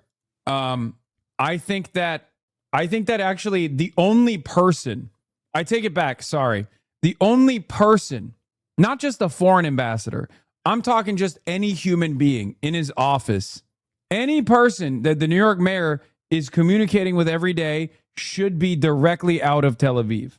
Okay? That's what I think, and that's what I believe, and that's why I think Zoran is anti-Semitic. He should literally not even talk to like Lena Khan, okay, or anyone else in his cabinet. Every single person in his cabinet should be replaced by someone that works for Unit 8200. It's unbelievably anti-Semitic if they don't do that. reprimanded. But my question is, you should know what your staff is doing. If someone on your staff takes a meeting with Iran and the mayor doesn't know. His wife? Oh, extra anti-Semitic. Are you kidding me? Zoran Mamdani should marry the nation state of Israel. Zoran Mamdani, if he wants to prove that he is not an anti-Semite, he needs to divorce his wife and marry the nation state of Israel instead. That's anti-Semitic. Any day that he continues to be married to his wife as opposed to the beautiful nation state of Israel is a day that will live in infamy. It's another day of anti-Semitism. 10 bodies. 10 bodies. Someone call up Jonathan Greenblatt. Someone ring up Jonathan Greenblatt. That's 10 bodies. That's 10 anti-Semitisms. Okay? Thank you for reminding me. It seems like you have a lot of other problems. I thought the same as you when I saw the internal document about cozying up to leftist regimes. We've actually seen that from Mamdani. He tried to meet with the Colombian president, Petro. The State Department intervened. That didn't happen. Petro was at a rally with him at one point in September. That was also crazy. Like the fact that he was not allowed to talk to Gustavo Petro is pretty wild. Teaching clavicular about the original Luxmaxer from the Torah. Oh my God. Clavicular in Israel is just a content nuke in and of itself. So he does cozy up to the left. But what's interesting is the diplomatic mission that this woman was a part of says that they want an equitable and inclusive society. And when you think about Iran, it is not that. And I think about 22-year-old Mahsa Amini, who I bring up repeatedly on this show, who was arrested by the morality police, beaten, and then in Iranian custody was killed. And she is one woman of many. Tens of thousands of Iranian citizens have lost their lives. So if you want to be equitable and inclusive, you're doing the exact opposite by taking a meeting with Iran. You should know better. We are the freest country in the world, the best country in the world, and you're cozying up to someone who kills young Muslim women, people you purportedly say you care about. Be sure to like and subscribe. Progressive. This was really funny. So Dem candidate Brad Lander had a conversation with Dana Bash in which he talks about how he's a liberal Zionist who also happens to believe that Israel is an apartheid, Israel is an occupation, and Israel's apartheid must end, Israel's occupation must end, Israel's conducted a genocide. And this apparently befuddles Dana Bash for understandable reasons. It is an inherently contradictory assessment, but I want to hear what Brad had to say because, like I said, he is in a very unique position. And I think he's also been victim to a lot of heinous anti-Semitic attacks, especially in those last month or so, for maintaining this position. Okay. I'm not as critical of Brad Lander as many others are. And I know that is, part of the reason why people say I'm a Zionist myself, part of the reason why people say I'm a defender of Israel myself. So let's hear what he had to say in his own words. Challengers have. It's very funny to hear Dana Bash also have this kind of assessment, though. Ousted 3 incumbent Democrats in primaries just over the past. Much love from Tehran to you and your fam. How long you think we losing our net this time? Hopefully not at all. last month. Two of those happened right here in New York City. Brad Lander and Daraliza Avila Chevalier both beat Democratic incumbents and are likely to win their November elections in these deep blue districts. Brad Lander joins me now. Thank you so much for being here. Thank you. I want to ask, we were having these conversations earlier in the show, that there's definitely a leftward shift towards where you are philosophically. It showed up in your primary and others. But in less blue districts, there still are more moderate Democrats being elected, even right here in New York 17, where Republican Mike Lawler is the congressman. Kate Connolly won the same day you did. So do you think that progressives like yourself could actually win in a place that isn't deep, deep blue? Well, I don't think the line really so much should be thought of as progressives versus moderates. To me, it's fighters versus folders. People are fed up with the status quo. They don't feel is working for them. And that's true for working families in more moderate or frontline districts. Look at someone like Pat Ryan in the Hudson Valley, who's been fighting on utility costs and just showing people, I'm out there fighting for working families. CNN framing Lawler as a moderate compared to Lander? No, that's not what they did. CNN was paying attention to the primaries in the district that Lawler currently occupies. And in those primaries, obviously, a friend of the show, Effie Phillips Daly, lost to a moderate candidate. So they're using that as a counter to say, see, moderates are still winning in New York 17. And that's what I think can unite us. Whether you use Medicare for all and the Green New Deal, or whether you say, let's go confront the utility company that's bilking us, like that's the energy all Democrats need to bring this fall. One of the big reasons you won your primary here is that you separated yourself from the incumbent Democrat Dan Goldman on Israel. You use the term genocide. He does not. You don't want to have the U.S. funding Israel. Brad Lander funded Elbit Systems. If anyone look at Tehran Par's neighborhood in Tehran, they would not support Lander. Brad Lander is not getting the sufficient support from Tehran. That's not surprising to me. Militarily. You call yourself a liberal Zionist. What is a liberal Zionist? I believe in the vision of a Jewish and democratic Israel. I care about the place, but I don't think it's possible for it to be democratic while it's occupying the West Bank and Gaza. And I don't think that Israel's conduct in Gaza, which I do consider a genocide, is consistent with Jewish values. So to me, it's like you stand up and you call it as you see it. I don't want to keep sending U.S. military aid to Israel while it's violating international law and Palestinian human rights. But I want it to actually honor international law and Palestinian human rights so it can be the Jewish and democratic Israel that I grew up believing in. I'm sorry, I just want to make sure I understand. You said that you don't think it's a democratic Israel? I want it to be a Jewish and democratic Israel. Right now, I don't think it's modeling democracy while it... Yeah. So this is kind of awesome. This is also part of the reason why I'm like, you know what? If he has this assessment, then great. Okay. I don't know how it works, but it's so awesome that it fucking fries Dana Bash. Because like, what do you mean? You just said you're a Zionist, you're Jewish, and you're saying the Jewish state is not democratic? Yeah. Yeah.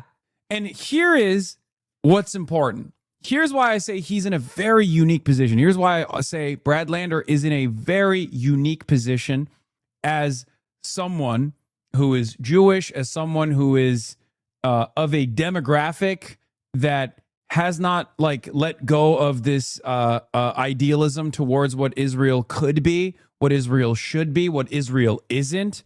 And the last part of that is what's very important. Because he also openly recognizes that Israel isn't that. Okay? The reason why I'm saying this, the reason why I'm saying he's in a unique space right now, that he's in a very unique space that he occupies, is because, hate to do this, but I mean, this community is going to know this regardless. This is not a defense of this ideal, but Dana Bash does not respect someone like myself saying this. Okay? Dana Bash does not respect Zohran Mamdani saying this. Dana Bash might not even respect Norm Finkelstein saying this, despite the fact that Norm is Jewish. But when Dana Bash hears this from Brad Lander, who is very clearly Jewish, and has also maintained this posture about, being a liberal Zionist. When she hears that from someone like that, that's a guy that she's going to see at the cocktail party. That's a guy that's rubbing shoulders with other Jews and has a level of respect from other Jews, because Dana Bash does not respect people who are, either anti-Zionist Jews or anti-Zionist in general.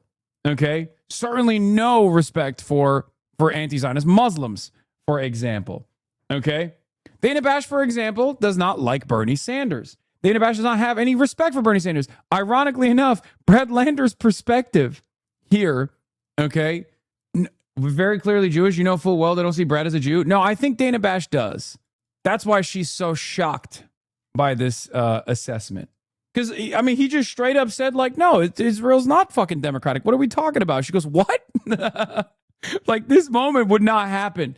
It's also really interesting because, ironically enough, I think Bernie Sanders, in some ways, is actually not as critical of Israel as Brad Lander is.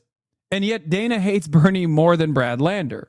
It's a weird situation. Look. And you said that you don't think it's a democratic Israel? I'm sorry. Did you just say you're a liberal Zionist and you said you don't think Israel's democratic? Like, what? Want it to be a Jewish and democratic Israel. Right now, I don't think it's modeling democracy while it occupies the West Bank and Gaza and half the people under its sovereignty can't vote. But I believe that when occupation ends, then it can be Jewish and democratic. And that's what I am going to be I'm fighting for. Why are you not just a Zionist? Why do you say liberal Zionist? What do This is the most confusing interview that Dana Bash has ever conducted. do you think the difference is? The Declaration of Independence that founded Israel says it would be a place for the ingathering of exiles and full civil and political rights for everyone living there. But Palestinians living in the West Bank facing settler terrorism, or living in refugee camps in Gaza because their schools and hospitals were destroyed, they don't have full political and civil rights. So it is not living up to its founding vision. And to me, believing in Jewish and democratic means you got to fight for the human rights of Palestinians at the same time as you fight for the safety of Jews. I guess maybe a shorthand way of saying it is, I don't think Israelis will be safe until Palestinians are free, and they both need that. Can I just ask you point blank? Do you not call yourself a Zionist because it is a term that many people... She's like, come on, you're scared, right? You're scared. It's because there's a negative association with it. Yeah, Dana, I'm going to keep it $1.50 with you. And this is something Brad knows very well because he obviously keeps a lot of company with anti-Zionists. It doesn't matter if you say you're a liberal Zionist, okay? Like, let's be real. I don't think people are like, oh, you're a liberal Zionist? Oh, okay, never mind. Like, it's seen as a negative association because it's literally what Israel is, okay? That's it. It's that simple. That's where the enmity comes from.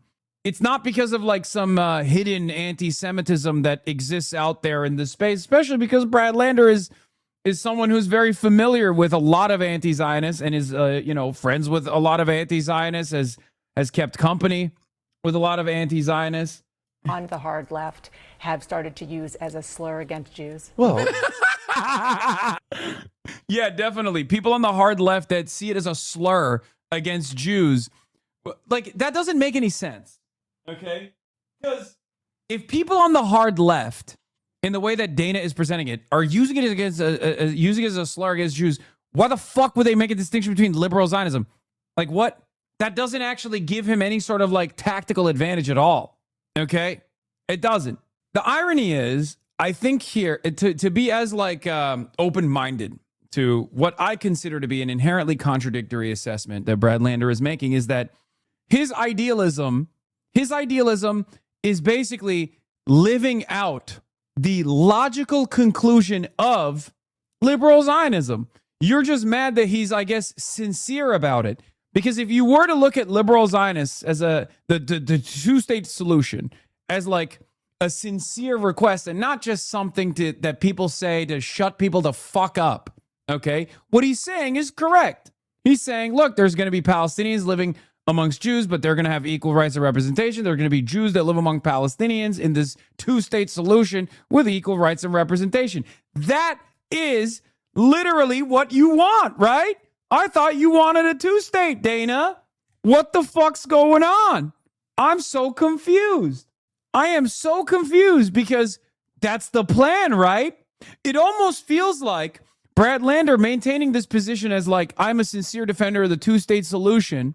I'm a sincere defender of the two-state solution. All of a sudden breaks a lot of people who would define themselves as Zionists, who have openly said that they're a two-state believer. Okay. All of a sudden you're frustrated by that. What happened? A two-stater, a fake two-stater when they meet a real two-stater. Okay. That's what's going on here. Because the reality is, look, I think, like, what I think is the most just solution here is an abolition of the apartheid, is an abolition of the occupation, an end to the occupation. I think that the most effective way to do that is that recognizes there's de facto one state currently that's sovereign, and you know, make it a fair democratic process, right? Make it a fair, just democratic process with equal representation, a right to return, all this stuff. Okay. However, we achieve that in a way where, like, the Palestinians obviously have a say and they're comfortable with, is I'm fine with that. You know what I mean? That's it. That is my North Star on this conversation, in this conversation. If it's binational, that's fine. If it's a single state, that's fine, right? But what's interesting here is Brad Lander is literally exhausting the maximalist conclusion of a two-state option. He's doing something very interesting here. Okay, he's saying, look, this is idealistic, but if we're making a serious assessment, Israel is an apartheid, Israel is an occupation, and a real two-state would look like, if there is ever to be a Jewish majority democratic state, what that would mean is there's going to be a Jewish minority democratic state that the Palestinians occupy, right? Like, that's what a two-state would look like. And it almost, weirdly enough, it just betrays or exposes the insincere nature of a lot of two-staters. When a lot of insincere two-staters meet someone who's saying, look, it seems impossible right now, but this is what I believe. And in order for this to happen, we have to come to the recognition that the current process is not democratic at all. When someone says the quiet part out loud, all of a sudden, a lot of these two-staters lose their fucking minds. Because if you were to ask Dana in any other moment, okay, if you were to ask Dana Fash in any other conversation, any other moment, what do you think should happen? She'd be like, oh, two states, of course. But because there's no follow-ups to how that could happen, because that is supposed to be a smoke grenade that you drop into every conversation that ends the conversation right then and there, because there's never any follow-ups on that, on how we're arriving at a two-state, what that looks like, what that means about the current predicament that Israel is in, the current occupation, because those are conversations that are never had. Someone like Brad Lander saying, like, yeah, I'm a real two-stater, right? I'm a real two-stater. All of a sudden, everyone else looks like fake two-staters. No, I mean, a liberal Zionist is a Zionist. I just want a Ben-Gvir or Smotrich who want to eliminate Palestinians. So that's why I say it. You can be an American and not believe in what Donald Trump believes in. To me, that's what I am here. I believe in the vision of a Jewish and democratic Israel, but it's got to change. That's the biggest difference, I think. From what I am seeing, the biggest difference between what Brad Lander is saying is that, look, while it's idealistic, like, if you're going to be a two-stater, you have to be honest about the occupation, and you have to demand the end of the occupation. If you're a two-stater, you have to be honest about the apartheid, and you have to demand an end to that apartheid. Does that make sense? I'm not. I'm an anti-Zionist. Obviously, that's a big difference in opinion of like what Zionism actually has represented for the Palestinians is always mass expulsion, death, ethnic cleansing, as opposed to this like Zionist idealism that Brad Lander represents, which is something that, like, Einstein, for example, would have defended at the time and spoke about at the time and recognized was not being followed through on at the time. So, you know, regardless, though, his position is a much more honest assessment of what a two-state solution would look like which comes with the recognition of what this current singular sovereign occupying state looks like, than anybody else. So, like I said, the simply put, what this is might come across as pablum to a lot of anti-Zionists, where they're like, oh, he's like cynically presenting this position. He's just saying that because he wants to like maintain some kind of Jewish ethno state. Like he doesn't want real accountability, all this stuff. But ultimately, what he's saying is actually exposing the insincere ways in which every single Zionist says they want a fucking two-state. Going to be that, just like, yes, this country. Can I ask you one other question on this? Because you talked about genocide and you talked about occupying Gaza. And I've also heard you talk about the fact that Israel went too far after October 7th.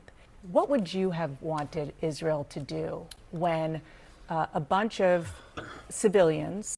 This is where I will probably diverge from Brad Lander's assessment completely, which is, again, end the apartheid, like literally. About 1,200, maybe 900 civilians, also members of the military. Kibbutzniks, these were peaceniks, like you, who lived on the border with Gaza because they were desperate for Palestinian rights, and they were murdered brutally. If you were asked, what would you do in response, what would you have done? I mean, let me first clarify. I think Hamas committed an act of genocidal terrorism on October 7th. I don't agree with this. Be a response. I mean, priority one. I don't think it was genocidal. Should have been return of the hostages, getting them back to their families. And that, I think, would have been done faster with a political deal. And yes, accountability for the Hamas militants who conducted October 7th, 100%. They claim but not that killing 5,000 Palestinian kids under 5 and destroying. When Israel says that they tried hard to avoid this, I'm just playing devil's advocate here, the civilians. But Hamas is so evil that it hid those terrorists and the weapons inside civilian population centers. War crimes don't justify other war crimes, and destroying every single school and hospital and mosque and community center in Gaza and still occupying 70% of Gaza, in addition to being a violation of international law, is just not working. This isn't actually going to make Israelis safe. Can I ask you about today? You endorsed Abdul al-Sayed, who's running against Haley Stevens in Michigan. They're running to be the Democratic nominee for Senate there. He was asked by my colleague Isaac Dovere if someone could be a Zionist and a progressive. Here's what he said. Every definition of a Jewish state ends up in some articulation of illiberal values, every single one. As goat talk. Talk that goat talk, King. It's true. We understand this intrinsically. We understand this in the United States of America. When someone says America's supposed to be a white state, demographic interest in maintaining whiteness is primary. It's very important. We understand what that looks like. We know what that means. When someone says America's a Christian state, we must maintain a Christian nationalist attitude here in the United States of America. We understand what that looks like. We know that to get there, we'd have to do a lot of violence. Okay, so how can you say that this has to be a Jewish state when there are non-Jews there? How can you say you care about the demographic concerns? Okay, now replace Jewish with vegan. Not so funny now. We got to stop doing this, dude. Ethnocentrism, ethno-supremacy is not compatible with our current understanding of democracy. That's the problem. And it's ironic because there is a shit ton of Jewish literature on this, okay? Dana would do well to read them. There are a shit ton of Jewish academics who have written extensively on this concept. And I guess the biggest irony is a big part of our modern understanding, our modern interpretation of like never again, a lot of that comes from Holocaust scholarship, genocide scholarship. Not to say that this is like inherently a Jewish value or anything like that. I'm not saying that at all. But in the words of, I forget who it was, that Obama lady, the envoy, the one that was in Obama's cabinet, who was like, we taught them too much about the Holocaust and they learned the wrong lesson. It literally is a part of it. Hasan is a king of performative leftism. Yes, it's true. It's really funny for leftists like Hasan For them, the deal breaker was when white American women were his victims. Why would I trust Hassan when he's capable of selling out to a Blackwater war criminal? I hand selected Graham Plattner. And this is the Graham Cracker left. The Graham Plattner left. It was Sarah Hurwitz. Yes, that was who it was. Remember when Sarah Hurwitz said, we gotta change the way we do Holocaust scholarship in this country? The one Israeli scholar who does what you say. Yeah. Omer Bartov, an Israeli professor of Holocaust and genocide studies at Brown University, argues that Zionism is an ideology of extremism, militarism, racism, and genocide. Zionism is not reformable. This is fucking huge, by the way, because guess what? This was always the case, but I'll take it. I'll take someone like Omar Bartov openly talking about like how, oh, Zionism has lost its way. The reason why I'll take it is because that is going to be far more impactful in changing the mindset of a lot of Jews than I ever could be. And now you might say, who gives a fuck, right? Well, the reality of the matter is it takes a village. And it takes internal pressure as well. If this is a Jewish supremacist ideology, if Zionism is a Jewish supremacist ideology, whether you believe that it turned into that now or whether you understand that it was always that way in its expression, in the way that it operated, in the way that it justified ethnic cleansing of the indigenous non-Jewish Palestinians, it still doesn't matter. It's important for there to be internal voices that are also chipping away at this, okay? There's no other way to break this dam. Because when you have more visible Jews coming out and speaking out against Zionism in this way, okay? When you have, Jews and Jewish institutions in America coming out, that makes it easier for us to make this argument. That makes it easier for us not to fall into the trap of leaning into anti-Semitic narratives, because anti-Semitic narratives at the end of the day, and this is not to place a special interest in Jews and preserve their ego or preserve their feelings or anything like that. Anti-Semitism not only is obviously heinous, is bigoted, but it also is unproductive. If you're going to just think about it like that, if you're like, I don't care, this is a Jewish problem, I don't care. If that's your attitude, if that's your assessment, you have to understand like people that feel that way are not actually invested in the end to this apartheid. People who feel that way are not invested in the dissolution of the apartheid, in the end to the occupation. They're just invested in dealing with the Jews. They just want the Jews to get the fuck out of here. They don't care if they go to Israel. They don't care if Israel is violent, because those people also don't give a shit about Muslims. They don't give a shit about even Arab Christians, right? They don't care at all. They don't give a shit. So thinking that those guys are going to be your salvation is dumb. Thinking that those people are going to be your allies is dumb. I mean, Nick Fuentes has come out and has openly now talked about, like, he used to do such a convincing narrative around the liberation of Palestinians or the crimes of Israel against Palestinians. And there are so many clips out there, and he ate good off of that. There were a lot of people who watched it. There were liberals who watched it and were like, damn, this guy's really cooking. You guys would come in here and tell me about it all the fucking time. And I couldn't, it was so goddamn annoying always. Nowadays, Nick Fuentes is very openly saying, look, those Muslims hate us. Who gives a fuck if they get destroyed? Who gives a fuck if they get killed? Okay?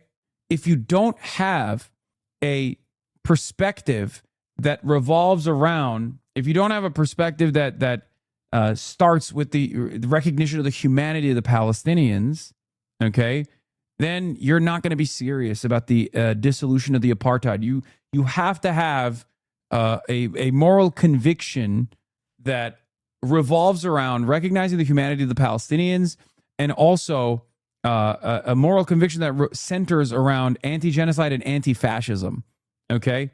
This isn't just purity politics.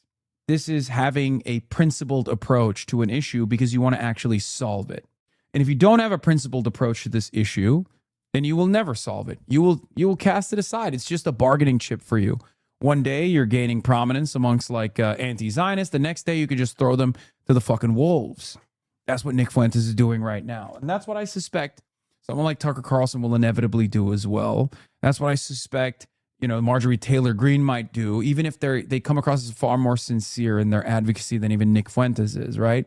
That's why principles matter. That's why moral conviction in this regard matters, okay? if your moral framework begins at supremacists for your in-group rather than liberation and solidarity for all, then all of the things that you're saying, all of your allegiances are transactional, and you will just cast them aside on a moment's notice if someone offers you a better bargain. That's it. That's it.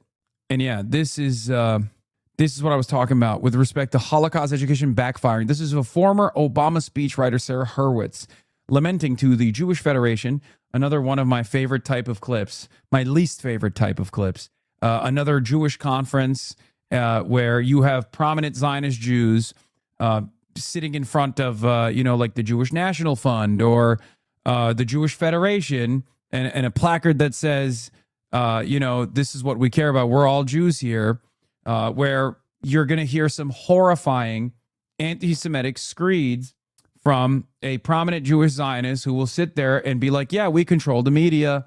Yeah, we're really fucked up on this issue, all this stuff. It's unbelievable how much this does to anti-Semitism and its growth in this country. And yet, no one seems to see it that way. Since October 7th, but really before then, there have been huge shifts in America on how people think about Jews and Israel. And I think that is especially true of young people. Why are only Jewish voices taken seriously in regards to Palestine? One liberal Jew says war crimes and that's enough for you. It was never a war. It's not two-sided. Brad's a bum. Buddy, I think I've made my position very clear on this issue. And I'm also not Jewish myself. I don't know if you know this or not. I'm Muslim. Okay. But we're having a conversation about the way that Jews talk about this, the way that someone like Brad Lander talks about this. It's a different audience. He's speaking to a different audience. He's not speaking to you. Okay. You know what's up. It's kind of like when I talk about white supremacy and anti-blackness. Some people will say it's not enough. Some people will say it's not enough. Hasan, you're white. You'll never understand it. And it's true. I won't. I won't. I can't. I will never be able to fully understand what it's like to be a black American. Okay? I won't. I can't. I'm white. Or at least I'm white passing the oath. Most I can do, at most, what I can do is identify a level of marginalization that I may have experienced at some point in my life and connect it to that. And some people can't even do that. So they have to learn what it's like. Okay? Yeah, you right. See, there you go. That's simple. So different strokes for different folks. In order to build a broad movement, a broad coalition, you're going to have people that don't fully subscribe to your worldview. You're going to have people that you don't even understand what the contradictions look like, but it doesn't matter because it's not actually speaking to you. You already know what's up. And I try to stress this to black Americans all the time, or black people in general all the time, when I say, like, look, when I talk about anti-blackness, that's foundational to the American existence, I'm trying to educate white people or non-black people. Okay? You're black. You already know what that looks like. You already live it every day. And the same thing goes here. I understand when an American Jew, an American Jewish person of this demographic especially, when they're talking about their complex understanding of the nation state of Israel, they're filling a void. They're filling a very important role, a very complex one. Because let's be real, what we want and what is happening in reality are two separate things. In a just world, you would have Gabor Mate on CNN destroying Dana Bash. You would have Norm Finkelstein on MSNBC destroying the host when they try to dare bring up a ridiculous idea. But that's not the world we live in. The world we live in right now requires people like Brad Lander who might confuse us at times. Okay? But as long as someone is actually moving the needle in the appropriate direction, as long as they do not present themselves as an impediment to further progress on this conversation, then what can you say? You just kick back and you watch and you hope for the best. To your point, even Israeli pundits have a strong reaction towards Lander because they hate seeing him wear the contradictions on his sleeve. Yeah, Brad Lander wants the word Zionist to keep meaning something while he does the work emptying it. He accuses Israel of genocide, campaigns to end its military aid, and now endorses Abdul el-Sayed, who says every form of Jewish statehood ends in illiberalism. Whatever that is, it is in Zionism. No, in some respects, it's supposed to be the fucking principled two-state or liberal Zionism that people claim they care about. People claim they believe. So maybe you don't believe it. And for the longest time, I think people got away with saying this shit. That's why I said from the start, when a fake two-stater meets a real two-stater, all of a sudden, all hell breaks loose. What happened? I thought you wanted a fucking two-state. I thought you wanted a two-state where there's a Jewish majority state, and then there's a Palestinian majority state where the Jews are the minority. There's a Jewish majority state where the Palestinians are a minority, and then there's a Palestinian majority state where the Jews are the minority. That's what a two-state looks like. So why are you fucking bitching? Perhaps it's because no one has ever called into question this fucking silliness. So now you got a guy who's saying, look, I'm a Jewish man. I'm a liberal Zionist. This is what a two-state would look like, definitionally. And a big part of that comes with the recognition that there is an apartheid happening right now. There's an occupation happening right now. And everybody goes, whoa, whoa, whoa. The fuck do you mean? So yes, Brad Lander, despite my disagreements with his ideology, despite my disagreements with his worldview, actually occupies a very complex role here that genuinely forces people to recognize these contradictions, recognize this hypocrisy, and it empties out the argument for what a two-state looks like. Anyway, here's Sarah Hurwitz, Obama speechwriter, talking about how the Holocaust education went too far. I think that since October 7th, but really before then, there have been huge shifts in America on how people think about Jews and Israel. And I think that is especially true of young people. So we are now wrestling with a new, I think, generational divide here. And I think that's particularly true in that social media is now our source of media. And this, it used to be that the media you got in America was American media, and it was pretty mainstream. It generally didn't express extreme anti-Israel views. You had to go to a pretty weird bookstore to find global media and fringe media. But today, we have social media, which is a global medium, right? Its algorithms are shaped by billions of people worldwide who don't really love Jews. And so while in the 1990s, a young person probably wasn't going to find Al Jazeera or someone like Nick Fuentes, today, those media outlets find them. They find them on their phones. It's also this increasingly post-literate media, less and less text, more and more videos. So you have TikTok just smashing our young people's brains all day long with video of carnage in Gaza. And this is why so many of us can't have a sane conversation with younger Jews, because anything that we try to say to them, they are hearing it through this wall of carnage. So I want to give data and information and facts and arguments, and they are just seeing in their minds carnage, and I sound obscene. And, I think, unfortunately, the very smart, bet that we made on Holocaust education to serve as anti-Semitism education, in this new media environment, I think that is beginning to break down a little bit. Because, Holocaust education is absolutely essential. But I think it may be confusing some of our young people about anti-Semitism because they learn about big, strong Nazis hurting weak, emaciated Jews. And they think, oh, anti-Semitism is like anti-black racism, right? Powerful white people against powerless black people. So when on TikTok all day long they see powerful Israelis hurting weak, skinny Palestinians, it's not surprising that they think, oh, I know, the lesson of the Holocaust is you fight Israel. Wasn't there an older lady who served in the Biden admin who was even more depraved on the subject? Yes, you're talking about famous anti-Semitism star Deborah Lipstadt. Is it Lipschitz or Lipstadt? One or the other. But that is that is a fucking even more insane one. I like this one because it's very instructive. I like this statement because it's like unbelievably instructive, where she just straight up says, we taught this is literally like we taught them too much. We really went above and beyond with the whole Holocaust education, and now it's backfiring because now we're doing it. It's crazy. It is one of the most depraved statements, right? Because you only arrive at this if you genuinely believe that you only arrive at this conclusion if you genuinely fucking believe that never again means just for Jews. You only arrive at this position if you sincerely think Jews are above non-Jews.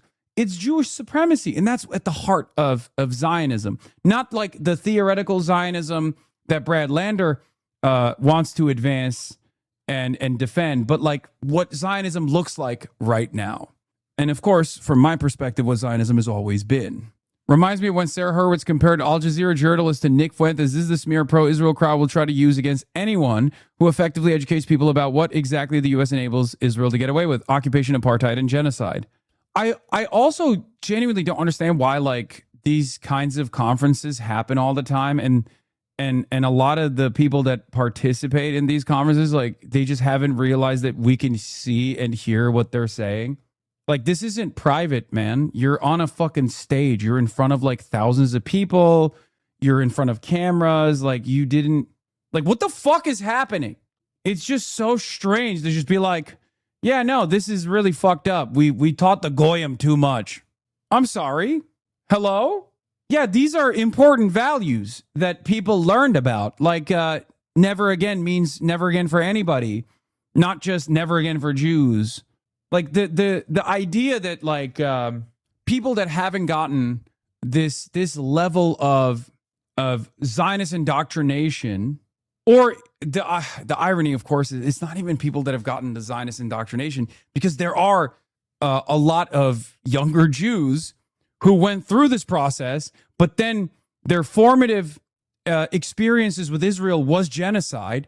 So now they're not bought into it at all either, and that fucking makes these people so mad. That frustrates them endlessly. That's part of the reason why I always jokingly refer to the Jonathan Greenblatt's like singular focus, hyperfixation on someone like myself as like being a person that has convinced his nieces and nephews that, you know, Israel is not a great place, right? In order for the Zionist project to continue, you have to have loyal soldiers who are Jews as well, right? You can't just get away with it with evangelical Christians in the West and then have the biggest torture. Kaya, hey, get over here. Get over here. That's crazy. That's ever since she learned how to open this door, it's crazy. She just fucking walks up and is just like, get the fuck out of here. Yeah.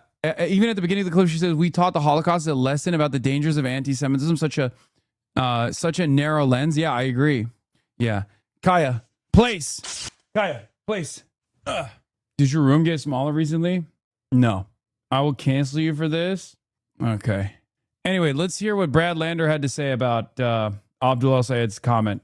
How did you square what you just said about believing in the notion of a democratic Israel and what he said, which is there is no such thing? I mean, we disagree on that. That's how I square it. Now, we agree on a lot of... For you that well, you look, that I met Abdul through our dear mutual friend Adi Barkan, this amazing activist who died of ALS, courageously championing Medicare for all. And I don't think anybody's going to fight as hard to fulfill Adi's vision of healthcare for everybody as Abdul El-Sayed. Dude, this is... Okay, can I say something? You know how there's this idea that race traitors get the first bullet? This was represented perfectly in the racist, Islamophobic movie that Uwe Boll made, where Armie Hammer, the cannibal, goes and first kills white people before he goes on a killing spree of Muslims. Because Dana has this supremacist framework, Dana is operating off of the supremacist framework as well, that she, like, you see the ire that she has for someone like Brad, where she goes, how dare you align yourself with this Muslim who happens to have this disagreement with you? How dare you align yourself with someone who could ever say such a thing, that a Jewish state is illiberal in nature? How dare you? Like, she's looking at Brad Lander as a race traitor. Yeah, and to fight as hard to... That's like, look, which is there is no such thing. I mean, we disagree on that. That's how I square it. Now, we agree on a lot of... For you that well, you would look, say that doesn't I met earn Abdul through endorsement? our dear mutual friend Adi Barkan, this amazing activist who died of ALS. Like, how are you... This is extra crazy for me because, like, from everything I know about Jewish thinkers and like Jewish culture, academics, revolutionaries, like this kind of supremacist mentality is legitimately a newfound phenomena in the aftermath of the advent of Zionism.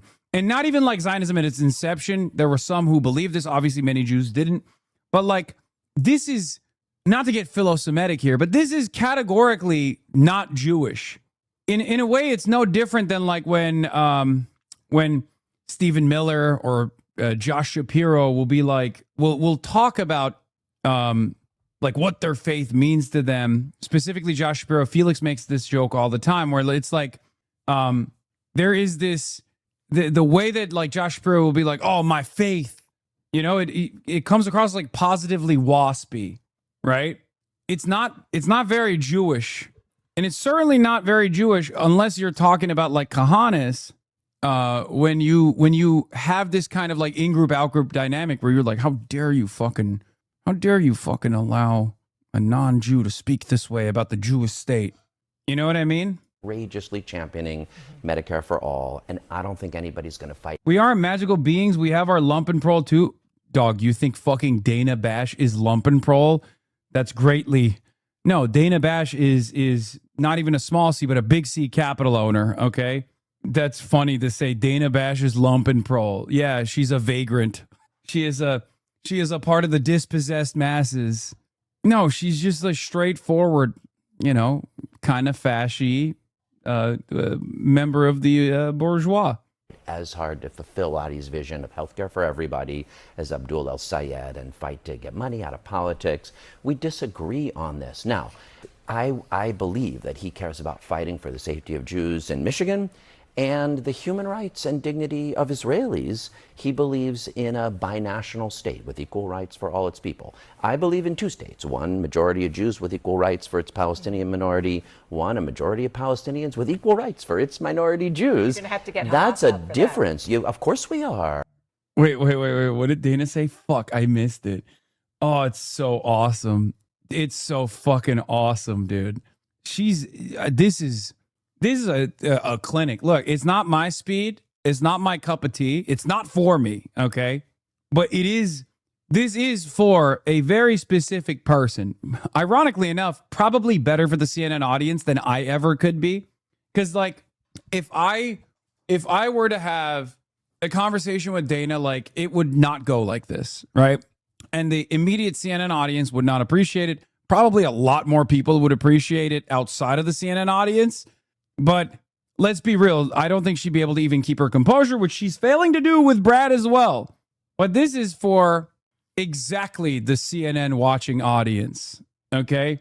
With equal rights for its minority Jews. You're gonna have to get That's a Hamas out for difference. Of course we are. And a lot else is going to have to change. We're going to have to get Netanyahu out and Ben-Gvir and Smotrich out and Hamas out. It's a difference that we have. But at the base level, you don't compromise on anyone's humanity. And you don't think by him not believing in what you believe in the notion of a Jewish state of Israel compromises your humanity?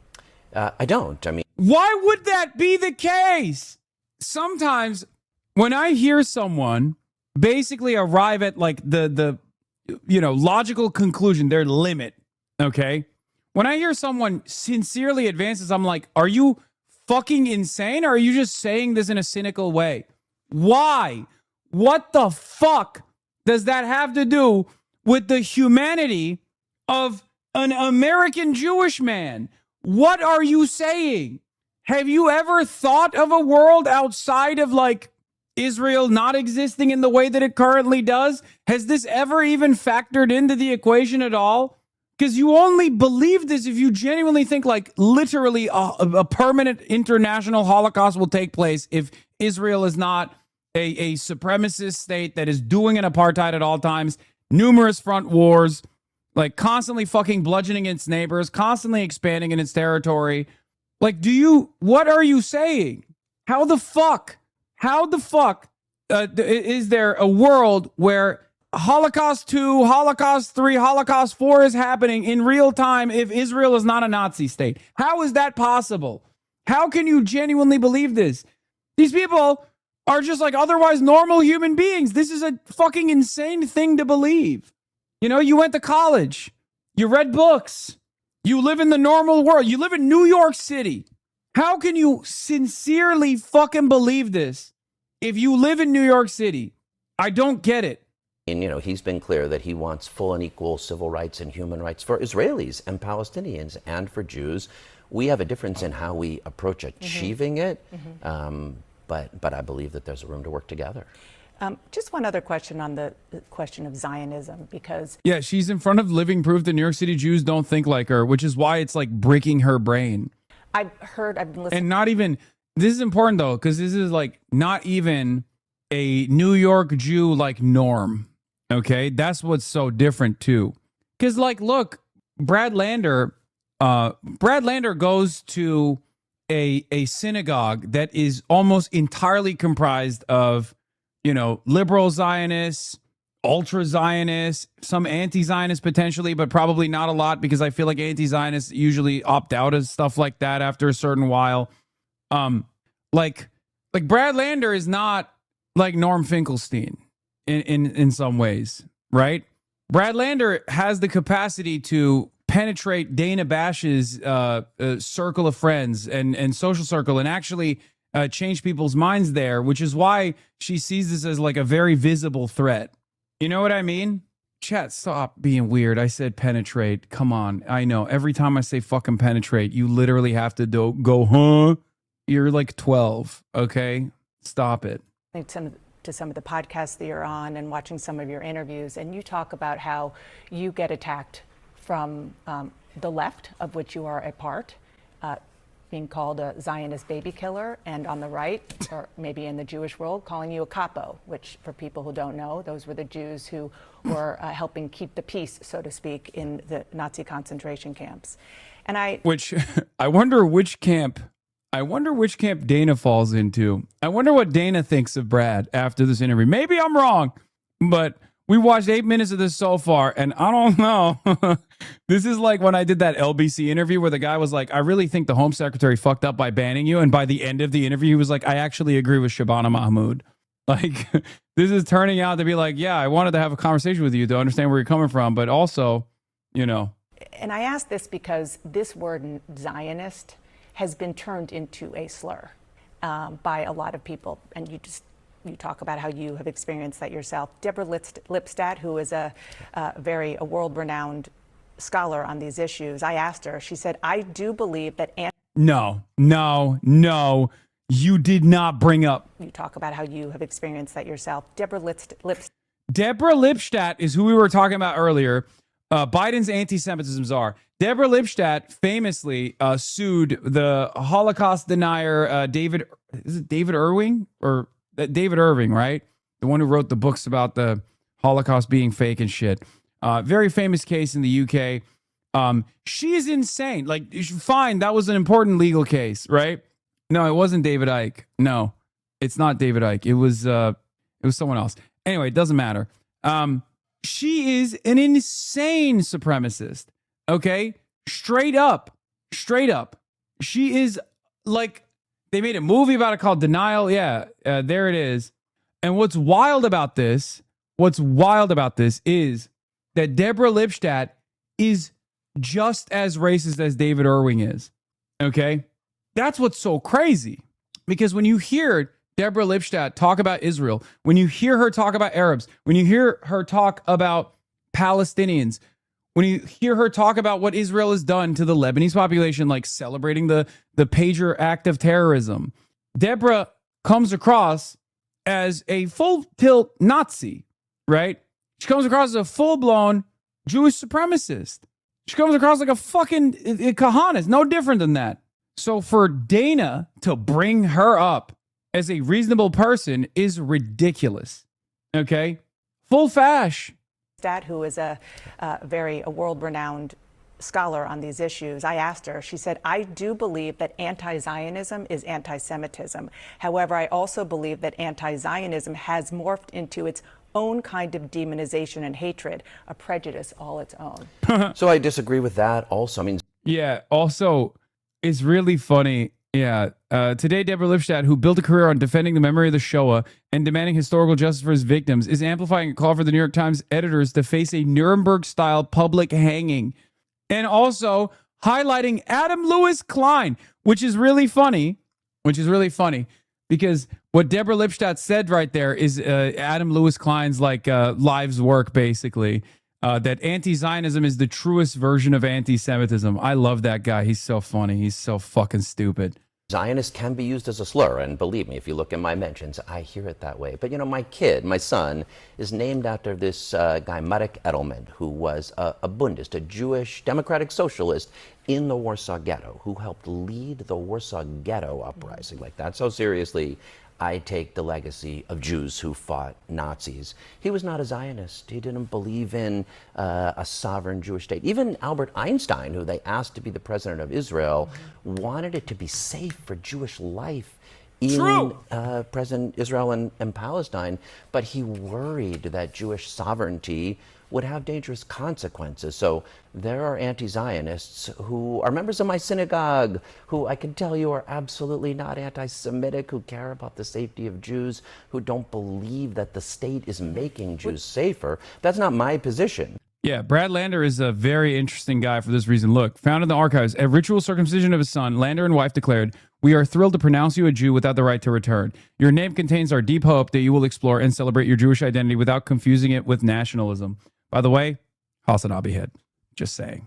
But also, again, like, this is maybe not our cup of tea, right? But it serves a different purpose. Now, people will say, who cares, right? Who cares? The situation is a crisis, is a genocide. But that's precisely the reason why I have a different approach to this kind of stuff, where it's like, if someone is not an impediment to progress, and as a matter of fact is filling a different role that I would never be able to fill, I'm not going to cast away potential allies of the future. And by that, I don't even mean Brad Lander. I mean, I'm talking about people that Brad Lander could convince, because it's important. We need everyone we can get. Okay.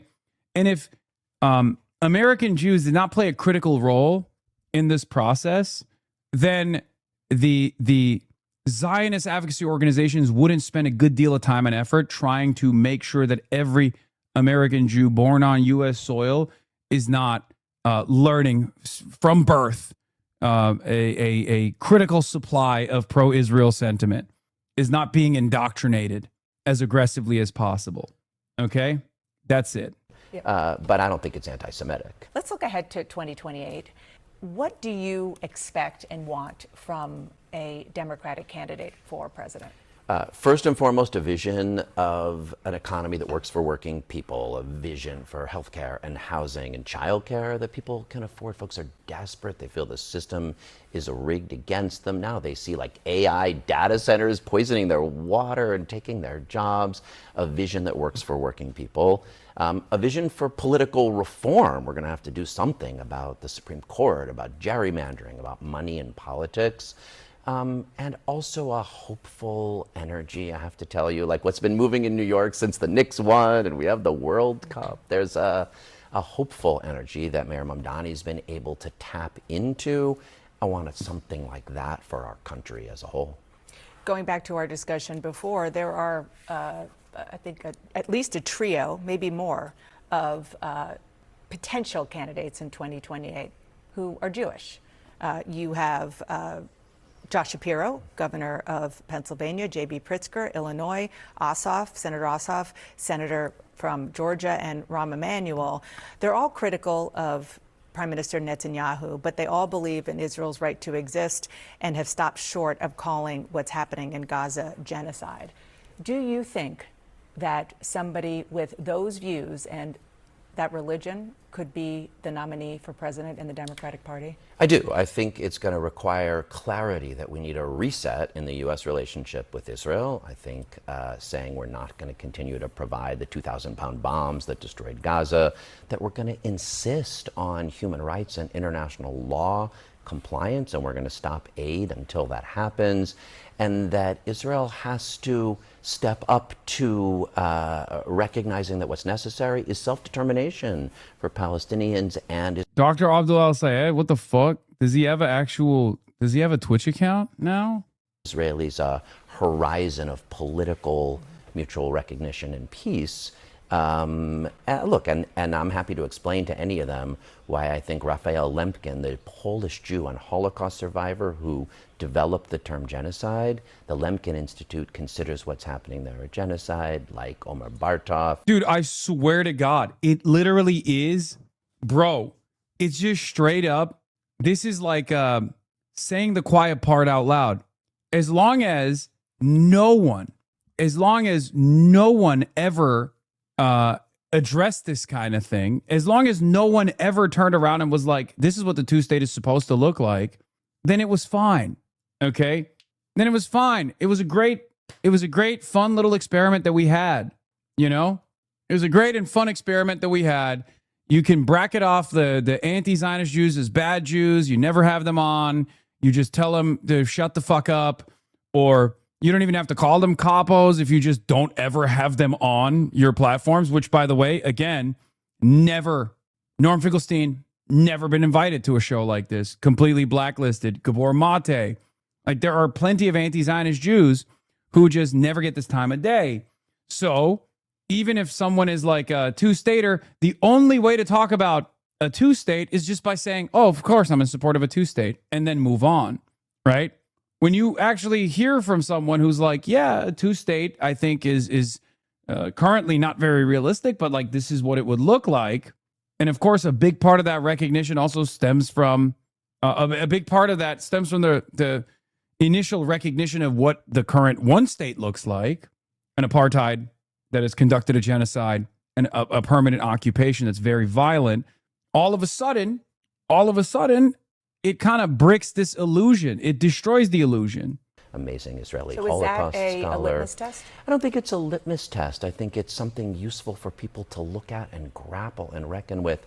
We've spent thousands of years as the victims, as a rough grappling with what it means in some ways to be a perpetrator. I think it's a useful dialogue for American Jews to have, but I don't think it's a litmus test in the presidential race. I do think a reset in the U.S.-Israel relationship is. Brad Lander, thanks for sticking around. Thank you for coming in. Well, there is new uncertainty this morning in the high-stakes Senate race in Maine. Embattled candidate Graham Plattner reportedly told staffers he doesn't plan to officially withdraw until Monday. Now, that leaves even less time for state Democratic leaders to move ahead with a new pick while voters remain in the dark. Caitlin Huey-Burns has more. The implosion of Graham Plattner's Senate campaign left Maine voters in its wake, and many told us they feel disappointed and uncertain about what comes next. I was with Graham Plattner, and I don't know how to feel about what's going to happen now. I wonder, yeah, he withdrew already. I wonder if like a conversation like that, I wonder what that would look like for some of your parents if you're Jewish. Because like, that's got to be at least I mean, that's certainly going to be more impactful than like them hearing what I have to say, right? And Christian parents who also love Israel too. I suspect it just depends on how far down the rabbit hole one might be. Because we have seen a bunch of people call him a bad Jew. The cynical Welshman. Man, this guy raped a child in Germany. You still support him like he's your god. You're all pedophiles. There's got to be a real wild situation. A real wild way to exist where you've just decided you had to invent a reason and you came up with that as like the invented reason. It's the most insane thing. Like, I don't understand how you could just like live in a world where you get mad at your own hallucinated alternative reality. People are disappointed in the situation. Allegations of sexual and physical abuse against Plattner, which he denies, upended the race this week, culminating with a once rising party star dropping out. We are suspending campaign operations. The oyster farmer and Marine veteran had struck a chord with voters in Maine as a first-time politician with a populist appeal. I have been willing to die for my country. There is nothing that I will not do for the state of Maine. Resonating even with some voters who once backed Republican Susan Collins. I wanted to see some new faces in our Senate. The state Democratic Party has until July 27th to pick a replacement, and there's no shortage of candidates. The party announced it will hold a nominating convention. But first, they'll need Plattner to file paperwork to officially leave the race, something the campaign says won't happen until Monday. Some former Plattner supporters say they aren't ready to rubber stamp whoever the Democrats pick. I certainly hope to find somebody, but I don't know who. Do you, are you glad that he dropped out? I think he had to under the circumstances. I think the timing of this whole thing is very, questionable. Other voters say they'll go for what they know, the longtime Republican incumbent. She just presents a known quantity in this kind of chaotic situation. For CBS Mornings, I'm Incredible. Caitlin Burns in Portland, Maine. Graham Plattner has formally withdrawn from the Maine Senate race, kicking off a 2-week sprint for the state's Democrats to pick a new nominee to face off with Republican incumbent Susan Collins. The Graham Plattner to Susan Collins return voter is an enigma. I will never understand it. The mind of the American median voter, folks. Indecipherable. You will never understand it. Don't try to understand it. You will die in the process. This guy is my favorite. Yeah, the median voter. Jackson is not progressive. He voted against so many bad things like gay marriage, abortion. He did that and now wants to say he's progressive. If they put up Troy Jackson, if they put up Shanna Bellows, I'm voting for Susan Collins. And I hate to say that as an independent, but Troy Jackson and Shannon Bellows aren't going to be able to do anything in that federal government. I know that gentleman says he's an independent, but he's expressing progressive values and beliefs there. So respond to him. Well, I mean, honestly, he is accurate. I voted against those things over 15 years ago. Since then, I've found out, I've understood. I mean, I've always been someone that believed that healthcare is a human right. And it became clear to me after some time that abortion, reproductive rights access is a human right. It's healthcare. It's people that, deserve to have that. And when it dawned on me, I became a real advocate for that. I mean, over the last 10 years, I've had 100% voting record for Planned Parenthood. I've sponsored or co-sponsored some of the most progressive abortion access in the entire country, and fought vehemently for it. And I make no bones about a bad vote years ago coming out of a rural area, a very Catholic area. But people are going to have all kinds of thoughts about these things. But I have a 20-year record of votes like that, but a whole bunch of votes that, people like in the DSA think that I'm very progressive. In the end, I'm fighting for people. I'm fighting for people across Maine. You can call them whatever votes you want, but in the end, I think they're the things that actually drive people, make people's lives better. And it's part of the frustration that people in Maine have right now of a government that's not working for them. And I feel like that too. I'm the Senate president for the last 6 years, the second highest ranking official in Maine.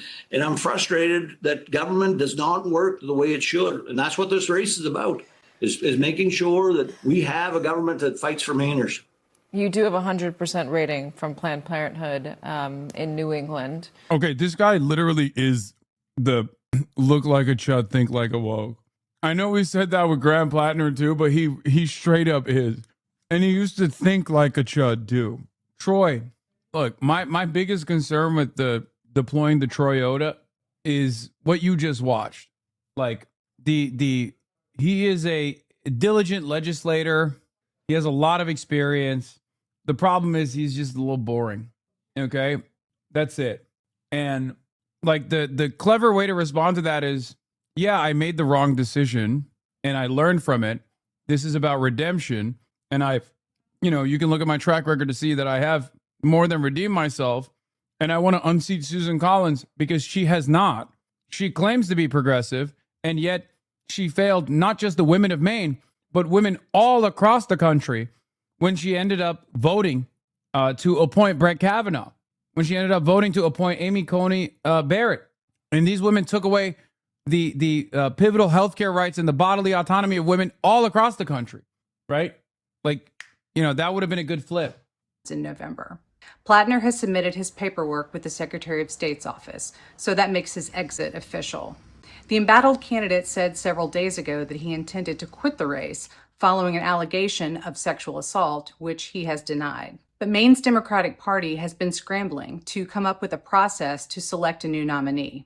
State law says that they have until July 27th to do so, and the party has indicated it plans to hold a convention with delegates from across the state to come up with that nominee. Several candidates have already put themselves forth in contention for that nomination. And the Maine Senate seat, it's seen as critical. Can you explain more on your quote? I do support Troy Jackson. I just explained the quote. What do you mean? Piker isn't optimistic about Troy Jackson. The DSA endorsed former state Senate president. Many progressives are rushing to back. The exact opposite of Graham Platter when it comes to charisma, he said. The test is going to be whether or not it's the policies or if it's the person. I mean, that seems like a rougher version of what I implied. But yeah, I like him. I support him. I'm just worried that people are going to not respond positively to how no frills, how straightforward his policy platform is. By Democrats as they try to regain power in Congress in the November elections. Overnight, the Department of Homeland Security admitting the man. If they lose Maine, it's your fault again. We coconuts remember. And shot and killed by ICE in Houston Tuesday was not the intended target of their investigation. In a statement, a DHS official now saying 52-year-old Lorenzo Salgado Araujo, a husband and father of 3, was stopped by ICE because he resembled the target of an investigation, causing officers to stop his van. Salgado Araujo was then shot in the abdomen by an ICE officer, the agency claiming the officer acted in self-defense, alleging Salgado Araujo wasn't following commands and tried to use his vehicle as a weapon, although no... As usual, that chatter went and bragged about being banned here in Roach's chat. Got a month-long ban from Hassan for mentioning the Germany incident where he visited a brothel. Poke camps. You have to train a police dog if it gets killed. Trans fats. I finished with Techie stream. Now to wait for the real bald one. Projection Piker back at it again. What's so funny about this is he's openly a fan of someone who a court has called a rapist, and he has to hallucinate me as one to hate me. Meanwhile, there's an actual fucking rapist that he's a fan of. Brother, I'm gonna be honest. You gotta get your priorities in check. Motherfucker's a fan of a second-generation rapist. Images or video of the shooting have emerged.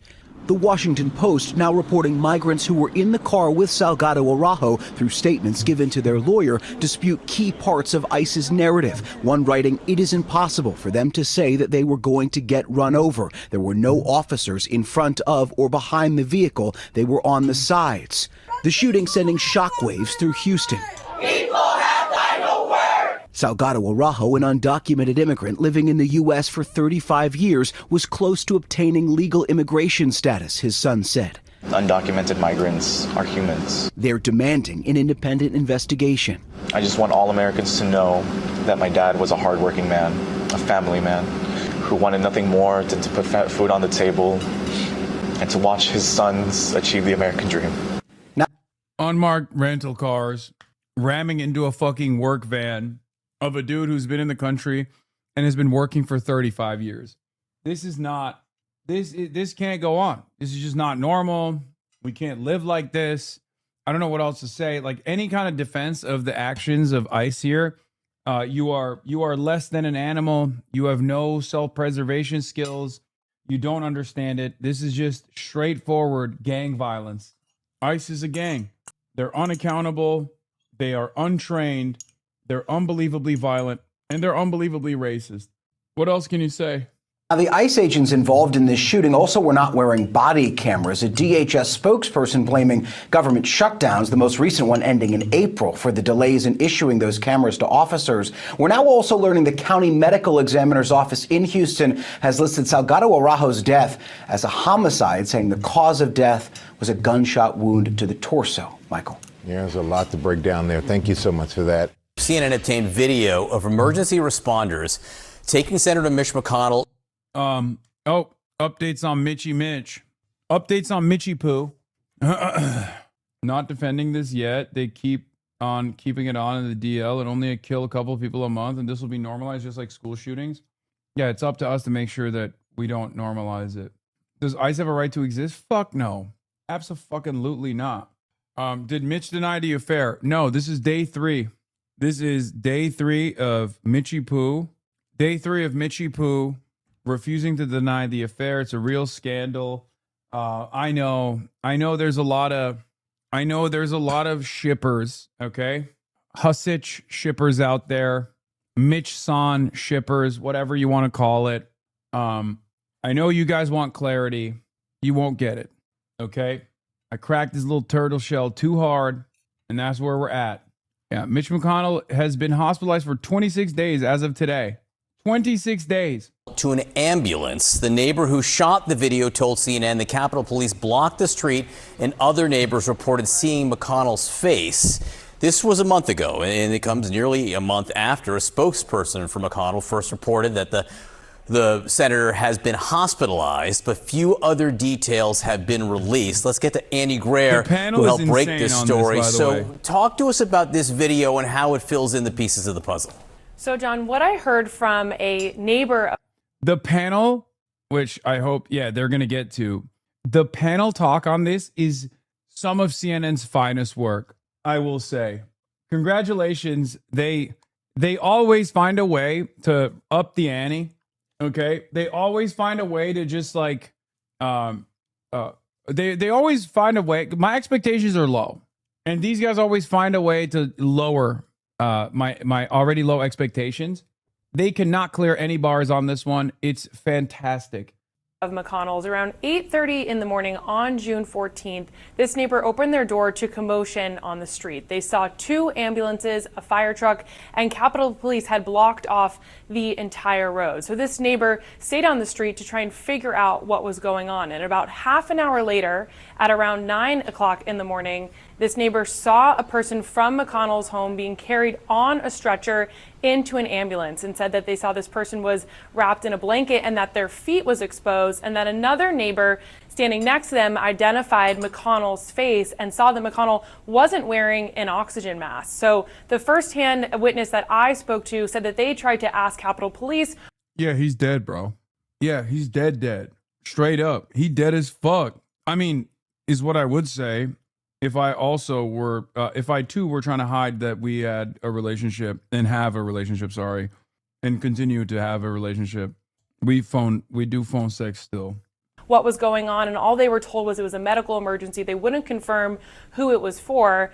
And these new details come as we know very little about Senator McConnell's condition, why he was brought to the hospital on June 14th, and why he remains there. Joining us right now is emergency physician, Dean of the Yale School of Public Health, Dr. Megan Ranney. It's great to see you, Dr. Ranney. Clearly, Mitch McConnell is not your patient. So having said that, the neighbor sees that he's taken out on a stretcher. There's EMS audio of emergency responders being called to the home for an unconscious person for cardiac arrest. Someone is heard saying CPR in progress. How serious is this case if this comes into your hospital? You know, it's difficult to reconcile the video that. I'm gonna keep it $150. Technically, the morgue is also in the hospital, so they're not lying when they say Mitch McConnell's in the hospital. He's just not. He's in the morgue, or at best, if he's not in the fucking morgue, he's definitely on life support and he's a vegetable. Okay, if we're gonna get sincere for a moment, and I hate to talk about my boyfriend like this, but you know. That you've just shown with the story that we'd heard earlier about there being CPR in progress. So let's start from the beginning. You get a call to EMS about someone being unconscious. We send an ambulance crew out to assess. The causes of unconsciousness are myriad, ranging from seizures, which I and others have speculated that Senator McConnell may be having based off of those episodes where he freezes on camera. Could be that. It could be that he fell and hit his head. It could be a cardiac arrest with your heart stopping. So you get the call, the ambulance, the EMS specialists go. When they arrive at the house, they assess the patient. They say, do they have a pulse? Are they breathing? Are they talking? That's the point, it sounds like, where someone reported that CPR was in progress. Now, that CPR could have been initiated by the ambulance folks, by the paramedics or medics, or it could have been initiated by someone in the house. And for viewers, knowing CPR is great, but just because you initiate CPR as an untrained professional doesn't mean someone had a heart attack. Okay, that's as much as we've known up until now, is that there was CPR in progress and the ambulance did respond. Now you have this video. The thing that struck me about the video, Kate, is that nobody seems to be in a rush. Right. If there really had been CPR in progress, if Senator Yeah, because he's dead. The sense of urgency has gone away because he has passed.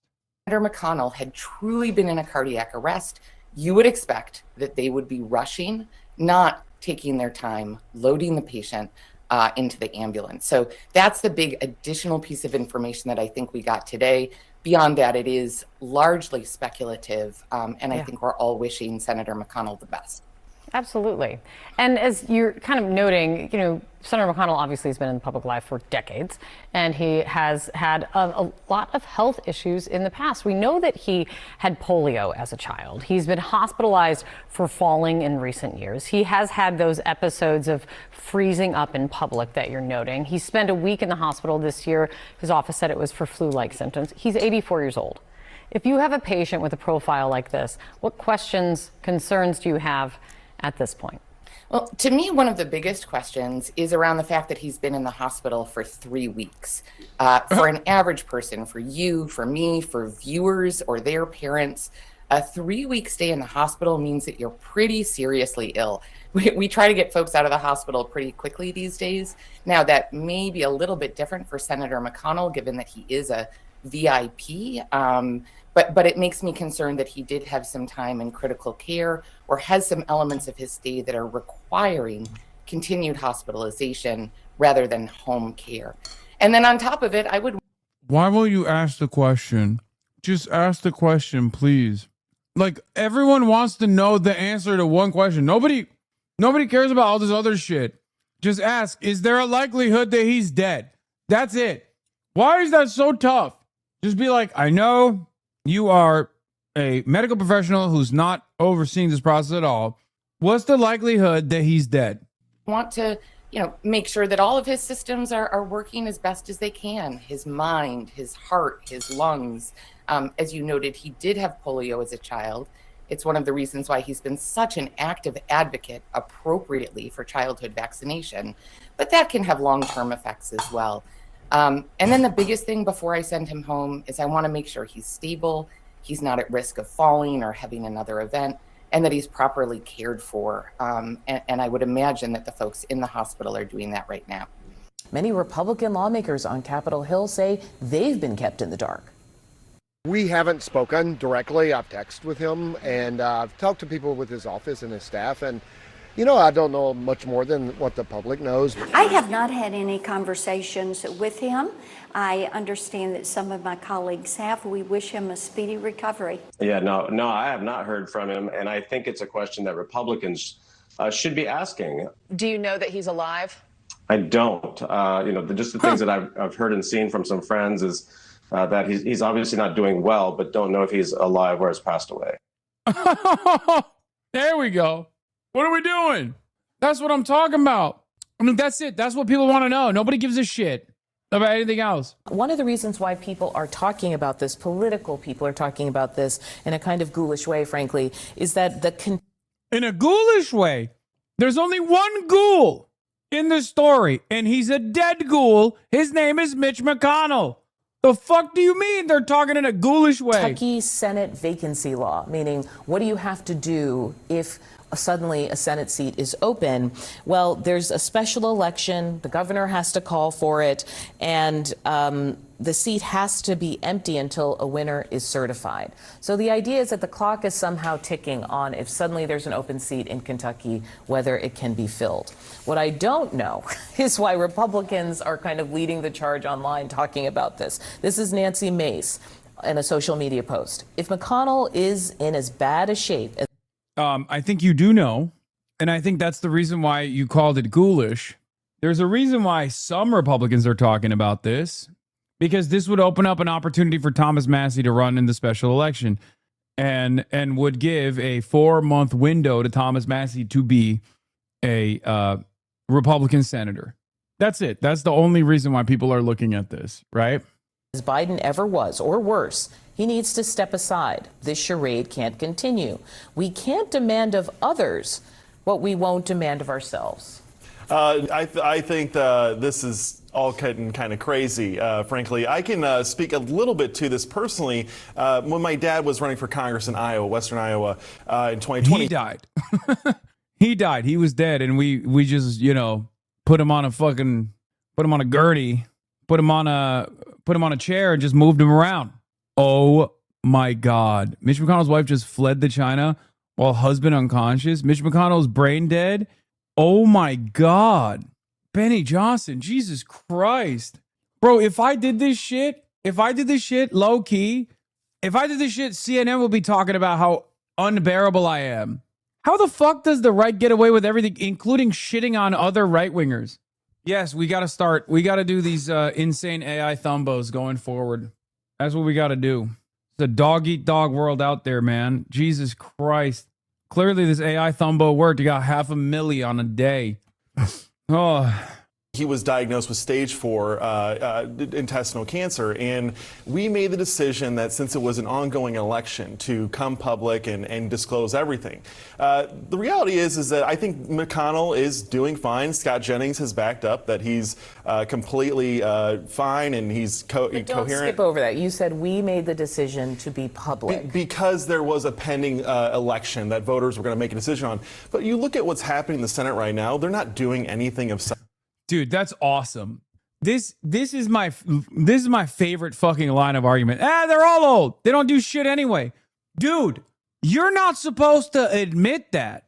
You're a fucking demon. What is this, man? Why? Why are these guys royalty? What the fuck is this shit? These guys don't do anything anyway. Have you seen the Senate? Okay, yeah. That's kind of a problem, don't you think? That's actually the problem. Yes, Chatter, I'm moving in with him. I had to send the renovators in ahead of time, okay? Yes, the floor was ugly. I'm putting in tile. Sorry, I meant rugs. I'm putting in a new rug. Are you why his wife left? Yes. Yes. She couldn't handle the sex that we were having, and she had to escape to China. And now, because I'm in the will, I'm selling the home. I'm flipping it. Substance. There's not going to be a Save Vote Act, it looks like. They don't need his vote right now. He's announced his retirement. He's being replaced by most likely Andy Barr in Kentucky. It'll be exciting to see. But I think this is much ado about nothing. I think we should give him the grace and give him some privacy. He'll come out when he is, when he feels comfortable. Dude, what are you talking? This is a senator, bro. This isn't, dude. This isn't like Taylor Swift, okay? This is an American senator. What do you mean he'll come out when he feels like it? It's in the public's interest to know his whereabouts at all times. Can I ask a question? If you're a resident of the state of Kentucky and need help getting a passport with the State Department, who do you call? Law, he's in the hospital? No, he's not. He's in the fucking morgue. He's dead.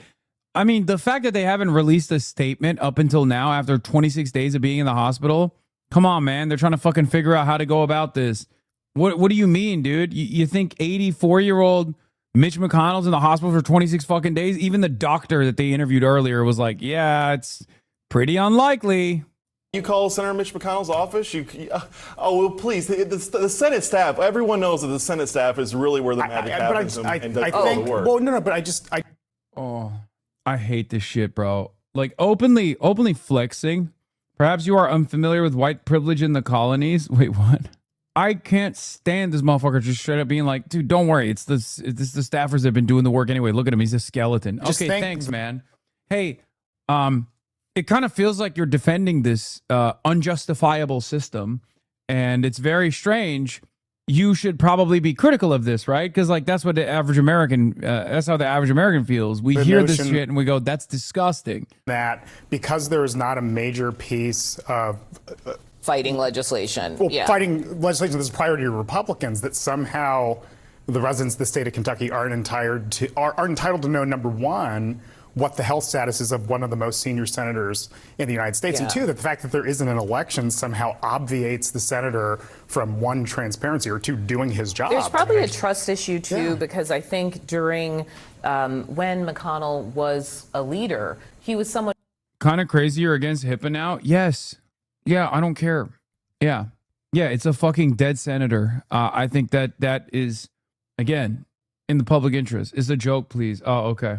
Who manipulated the calendar a lot, somebody who would delay votes for this reason or that reason, most famously when it came to the Supreme Court. Meghan McCain weighed in as well, another child of a Politico, saying, I also have a lot of regrets, almost a decade since my dad's passing. My family should have forced him to step down the second he was diagnosed, which is why I'm now an advocate of age and term limits in politics. I also sincerely hope Senator McConnell okay. What struck me there was the word. Yes. This is two things, and you have the experience of having it be both a political matter and a personal matter. Everyone as a personal matter has had to deal with aging parents who you have to take their car keys away and have that difficult conversation. They have to decide what they're going to do. We're talking about a senator. Oh my God, we're talking about one of the most powerful people in American society right now. We are talking about a senator. Oh my God, our gerontocracy has to change, man. It is so fucking insane. Holy shit. And they, if they're going to go into special facilities, et cetera, et cetera. When it becomes more than that, it's when it's a political matter and not just about the election, but the funniest part about this is that Senator Mitch McConnell is going out the way he lived, in exactly the way he would want to go out, delaying a procedural issue by filibustering. Okay, like that's straight up. That's his life. Like he's going out an obstructionist. That was his claim to fame, and he's doing it. About transparency. And I do take the point that at this point, if Mitch McConnell is well enough to be gabbing to Scott Jennings, he should be well enough to call in to CNN or to the New York Times or to Fox News or whatever to show that he's okay.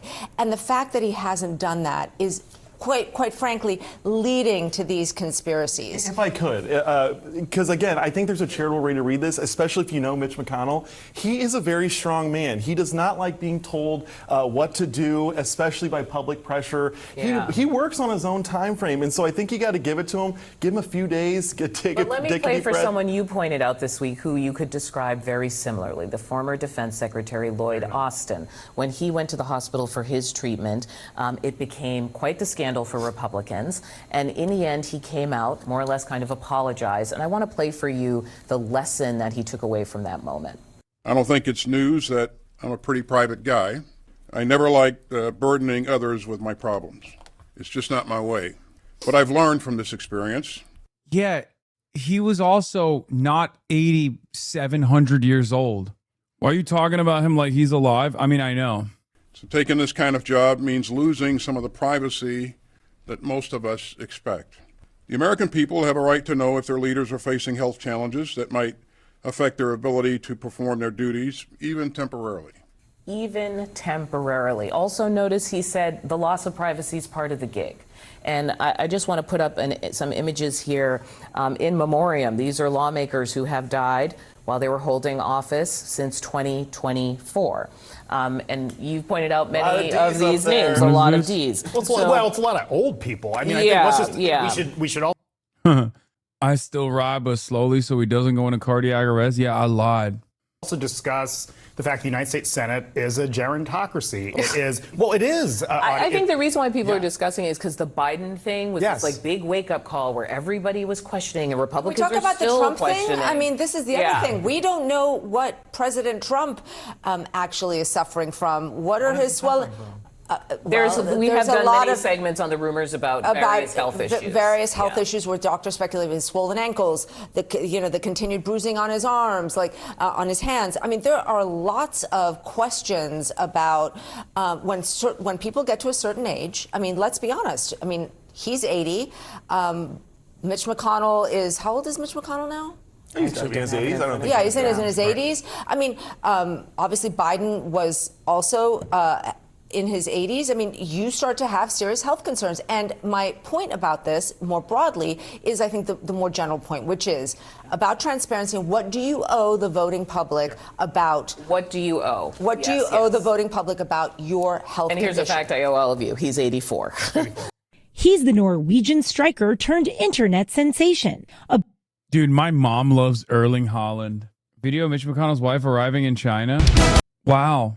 China's Long March 10B has successfully completed its maiden flight and recovered its first stage via a sea-based net. This marks the country's first ever controlled rocket recovery, a major leap towards reusable launch capabilities. Tweet at Elon showing him this if you want to get banned. Has Elon seen this? Hasbara has finally made its way into the HasanAbi household. Wait, what? For Erling Haaland? My mom loves him. She has said he is cute, like a child. And when I look at Erling Haaland, I see an entirely separate thing. I see a monster. I see the ancient Viking that is running full speed in the direction of a priest, bashing its skull with the hard side of the axe. I don't see like a cute child. Breakout star, both on and off the pitch. Erling Haaland, leading Norway to its first ever World Cup quarterfinal. Millions falling in love, not just with his impressive soccer skills, but his playful, unapologetic personality. From leading the iconic Viking row after a win. She doesn't want to admit he's hot. Dude, there are many things you can say about Erling Haaland. Hot is not one of them. Okay? There are many things you can say. He is objectively whatever is the opposite of hot. Okay? You can say he's goofy. You can say he's scary. What the fuck, man? He's legit smoking hot and I'm straight. Wait, really? You can say he's baby girl. I think he is baby girl. To his signature meditation pose every time he scores. Now, it's his Viking diet that's having a moment. The 6'4" player eats roughly 6,000 calories per day, nearly double what the average active. He kind of looks like if Jinxie was on steroids and was 6'5", at least in this photo, after he shaved his eyebrows. Am I crazy? How many do you eat? Not 6,000. 6,000 is like fucking 3 days worth of food for me. Man needs, and more than most pro athletes. So what's on the menu? Whole foods like steak. Oh, I love this one. This one's so funny. The way he just smacks him on the shoulder. Haaland! Did you see the Viking row drama? Oh, I did, yeah. A Norway fan has gone viral for refusing to participate in the Viking row after victories because it's factually wrong, saying the Vikings didn't row over the Atlantic, they sailed. First of all, I just find it... He's just autistic, bro. That's it. He is the... They found the most Redditor autist in Norway. That's it. That's literally what's going on here. Really stupid. That's the thing I thought when they came up with it, that it was stupid and annoying and I didn't want to do it. And then... This is a joke, right? Like he's doing it from his rowing room. Bro's got rows in the back. Are you fucking kidding me? This is a joke. Also, why do so many Norwegians just look like Lost Between Borders? This is now like the third Norwegian. You had Matt Iglesias. You had the other guy in India, and now this guy, they all sound like Canute, but look like the Lost Between Border guy. Those are oars, idiot. Okay, you don't row them? It copies a lot of what Iceland were doing, and it's factually wrong. They didn't row, they sailed over the Atlantic. Very good. I'm glad you clarified this for the stupid Americans. The last thing an English soldier in 850 ADCs before taking 2 axes to the face. Danelaw! As someone who, according to 23andMe, has 90% Anglo-Celtic ancestry, when I look at Erling Haaland, I feel like I have epigenetic memories of someone like him putting an axe through my skull. Yes. Exactly why the Viking row chant shouldn't be allowed at the cup. It's a threat of violence against monasteries and strongholds everywhere. I agree. My Anglo friend saw a sign that said Holland and panicked that it said Holland. The Anglos are tired. Oh my God. Have you seen the girl that looks like Holland?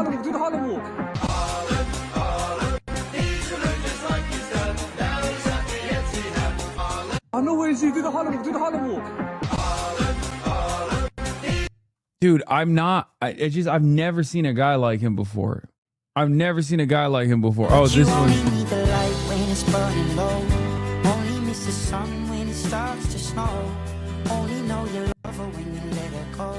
Like this?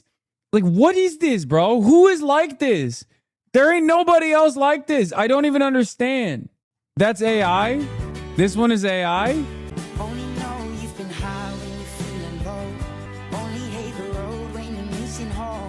Is this AI? Is this AI?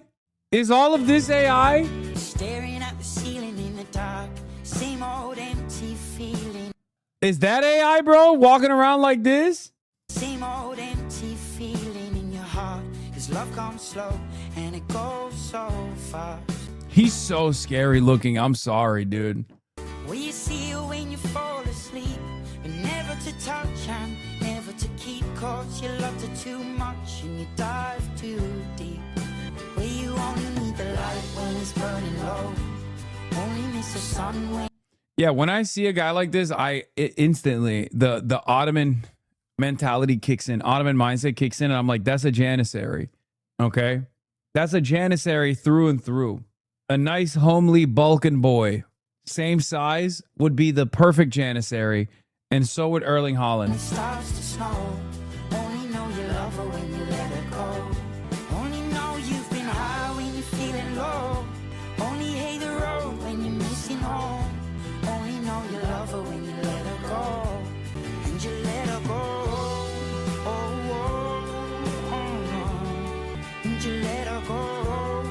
Oh, oh, oh, no. Will you let her go? 'Cause you only need the light when it's burning low. Only miss the sun when it starts to snow. Only know you love her when you let her go. Only know you've been high when Son of Uhtred, I will take over Danelaw. you're feeling low. Only hate the road when you're missing home. Only know you love her when you let her go. Please look at Haaland's YouTube. He vlogs, I beg of you. Isn't he like a huge KSI fan too?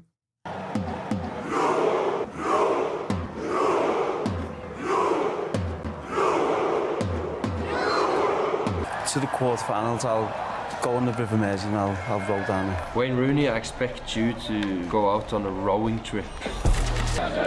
Brazil is a football nation which is almost maybe the first football nation you kind of get to know because of all the legendary players that played there. Just the jersey, the country, the passion. Even 2014 with Neymar and, you know, with all them big players they had and they have, it's just like, it's a bit unrealistic to play against them. No matter where you go, you kind of see a Brazil shirt. And yeah, that's why I have so much respect for Brazil as a country, but especially as a football nation. So nice, man. Beautiful. You remember I played against you in 1997? Yes, of course. A nightmare, no? I thought you Yeah, for him. more party in Oslo afterwards instead. Yeah, we remember now. It's only a friendly game. After matching, Yeah. the memories. Yeah. The match. I mean, Ronaldo is a special player as well, we all know. El Fenomeno. I think Zlatan said it like, he is the inspiration to everyone that starts with football because the way he was dribbling, the way he was just enjoying football and everything. Good luck. Thank you very much. Not We'll see. a lot of luck, but 2 or 3 goals is okay. it's okay. Yeah, that's okay. You will score 4, you think? Yeah. He's amazing. He's so fast, strong, and with Gabriel, then they know each other a It's lot. going to be a good battle. Okay, my Thank bro. you. Well, obviously, it's a big game for Norway, you know. Mighty Brazil. I think Norway is sort of... Haaland is a Nepo baby dog. He is literally a genetic specimen. Like at that point, you can tell he has ancient human traits. happy to be where we are. If we win, it's fantastic. But if we lose, it'll still be a good World Cup for Norway. And you know, What is this? Omega who can't control his pheromones? These edits are getting out of hand.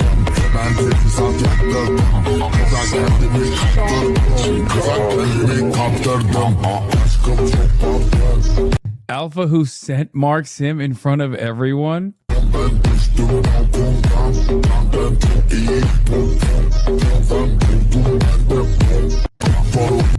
Are they fucking? What is this? They got soccer yaoi, bro? Hasan, no, stay away from Omegaverse. One geezer, another geezer, another geezer.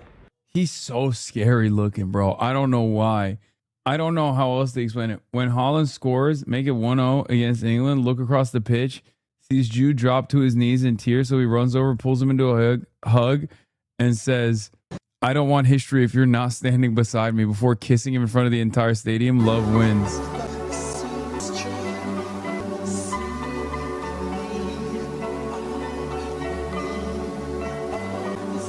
They fuck, right? Cleated rivalry.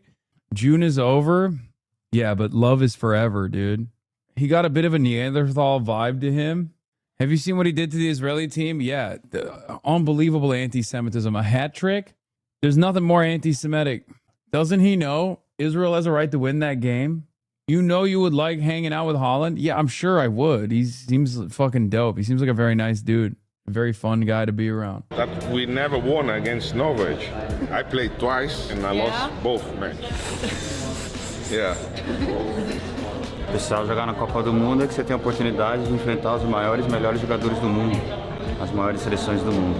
A Copa do Mundo é algo fascinante. Eu tive a oportunidade de jogar 4 Copas do Mundo, 3 finais. All right, bro, where the fuck is Holland?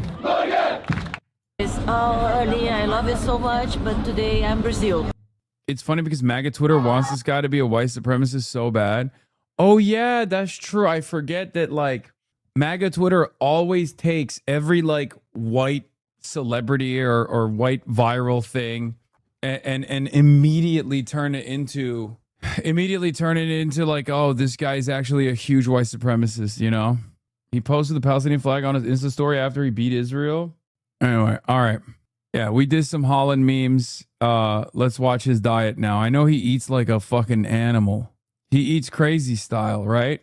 And then we're going to do clavicular in Israel too. Sourdough, eggs, fish, honey, and milk. I expected only milk, and we went out with a lot of steak, milk, and honey. Plus coffee. Coffee is a superfood. And before home games, his dad's famous hat trick lasagna. Make lasagna, hat trick. Okay, I have to eat the rest of my life lasagna day before game. We don't need to follow his exact menu, but his mindset about nutrition is really where it's at. So what this means is whole foods, not the ultra processed stuff, anchoring all the meals with protein, having a well-balanced fitness routine. The diet even trending on social media.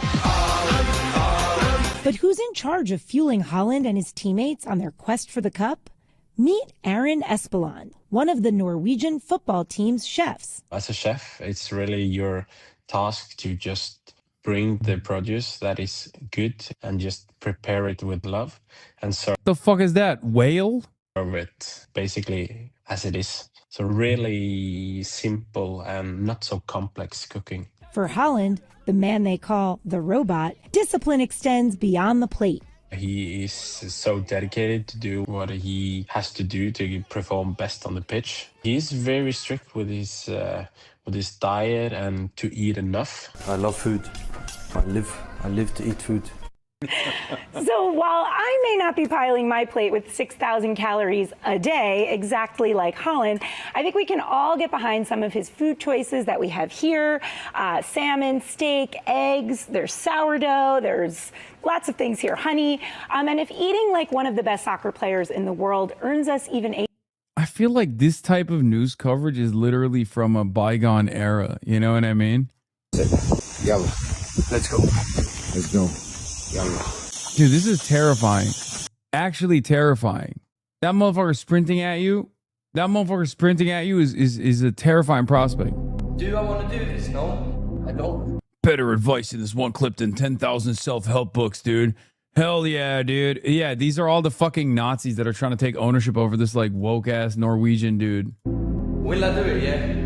Am I doing it? Yeah. Because why not? It's good for my body. It's good for my mind. I feel I'm tired, but then I tell my body I'm not tired. And then I think it's a psychological thing that... How is this better than any other fucking workout advice video? Like, no, seriously. How is this better than 1,000 fitness videos? Explain that to me, please. Imagine being a monk in Anglia and seeing that specimen come up the hill with an axe. Yeah, you're done. You're dead. It's over.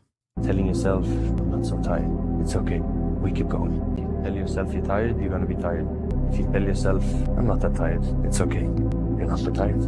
Simple as that. So it's also a really psychological thing because our bodies can handle so much more than we think. Wow. Uh-oh, HasanAbi not inspired? No, his his story, I mean, he is an inspirational figure. He's awesome. He's really funny.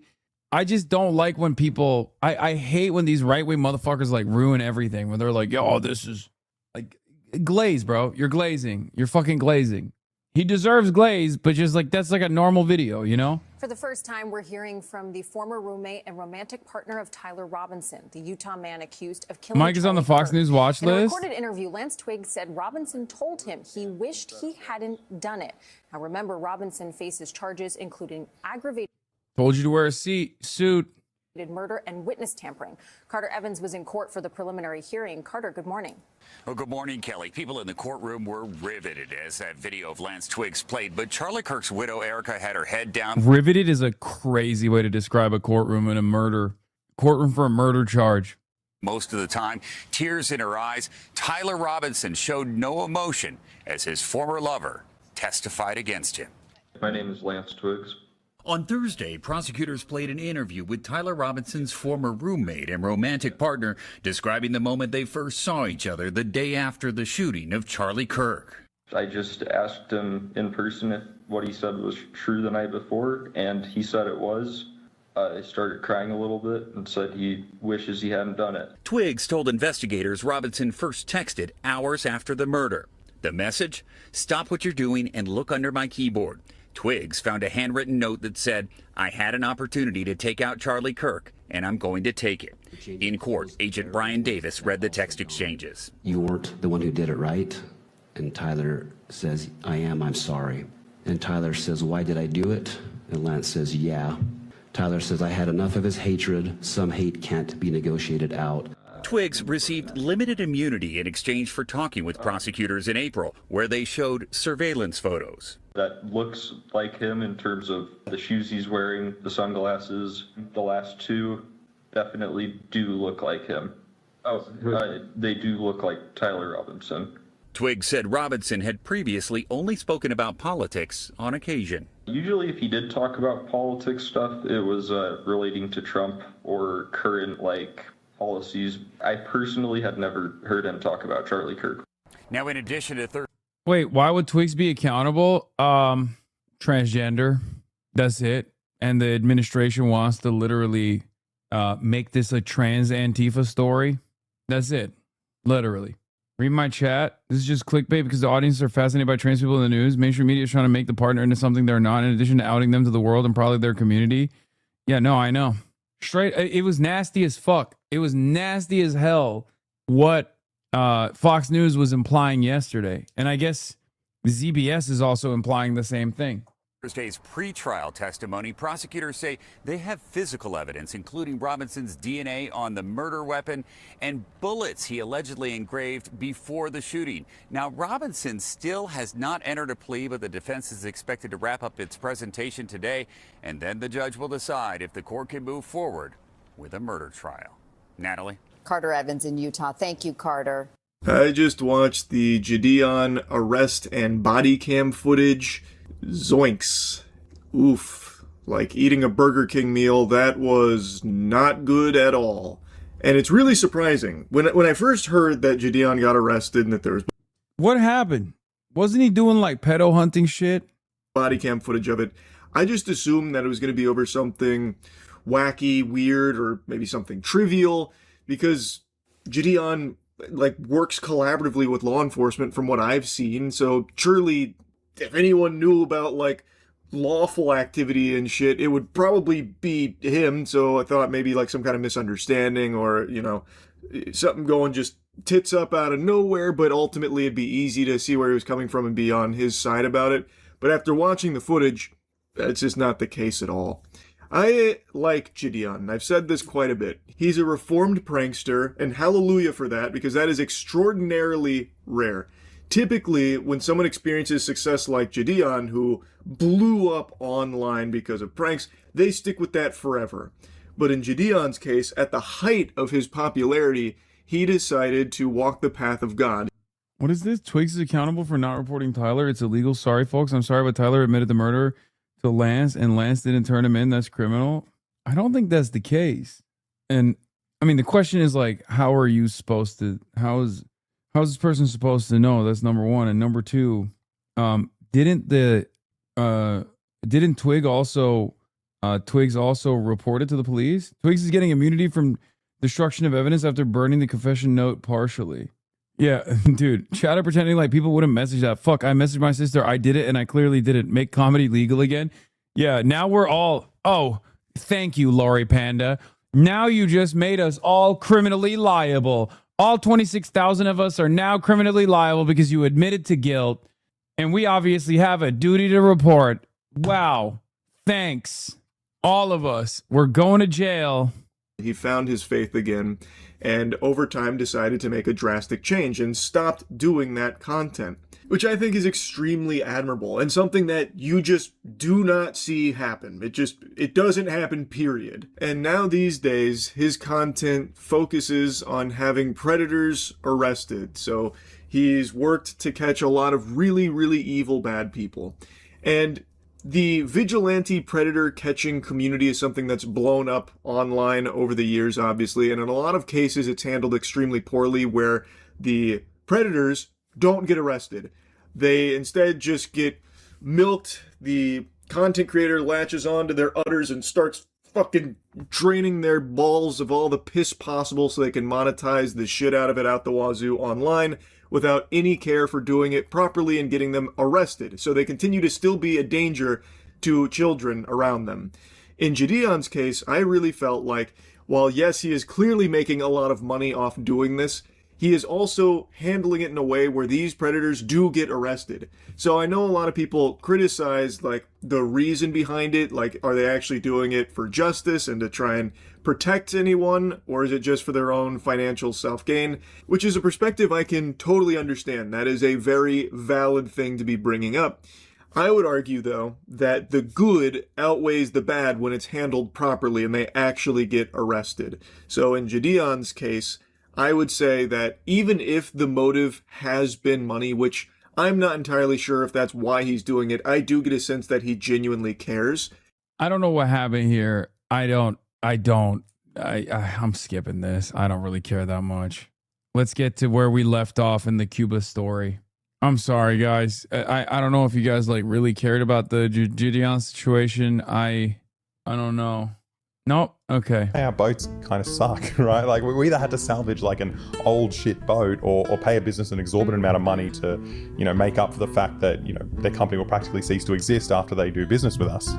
And we got a taste of that bureaucratic issue while we were fixing up these ships and for the record, this is the first 30 minutes was just like boy who's about to go to Cuba, basically literally and figuratively shitting his pants. And flying to Canada, then to fly to Mexico so they can get on a boat. And then he trespassed and said to the cops, I'm a millionaire. That's it. Okay. The ship that we were meant to be on never arrived. Right? It turns out all this pressure from the US and their sanctions meant that our boat was being held up all the way over here in Progreso, 300 kilometers in the wrong direction. So Dan and I had to get a last-minute bus across Yucatan and gear up for a much longer sea voyage, if we were actually going to be allowed to set sail at all. Which is a pretty annoying situation to be in, but it was only exacerbated by the fact that the Mexican bus company chose the worst possible movies to play. There are so many movies in the world. Why did the Mexican bus have to play the one of everyone dying at sea? What the fuck is this? I hate this. Also, these boats are so much better than ours. And if that wasn't spooky enough, we got another call from Alex to scare us even more. Trump's comments this morning where Trump was just saying, yeah, I can take it. I do believe I'll be having the honor of making Cuba. I think I can do anything I want with it. You want to know the truth. They're a very weakened nation. Oh, I fucking hate it. It actually changes the way I look at Twitter now because everything I read scares the crap out of me. Like, hearing just like everyone's opinions on this thing is so upsetting. I'm just like, just shut up. Just don't talk about it. Just leave me alone.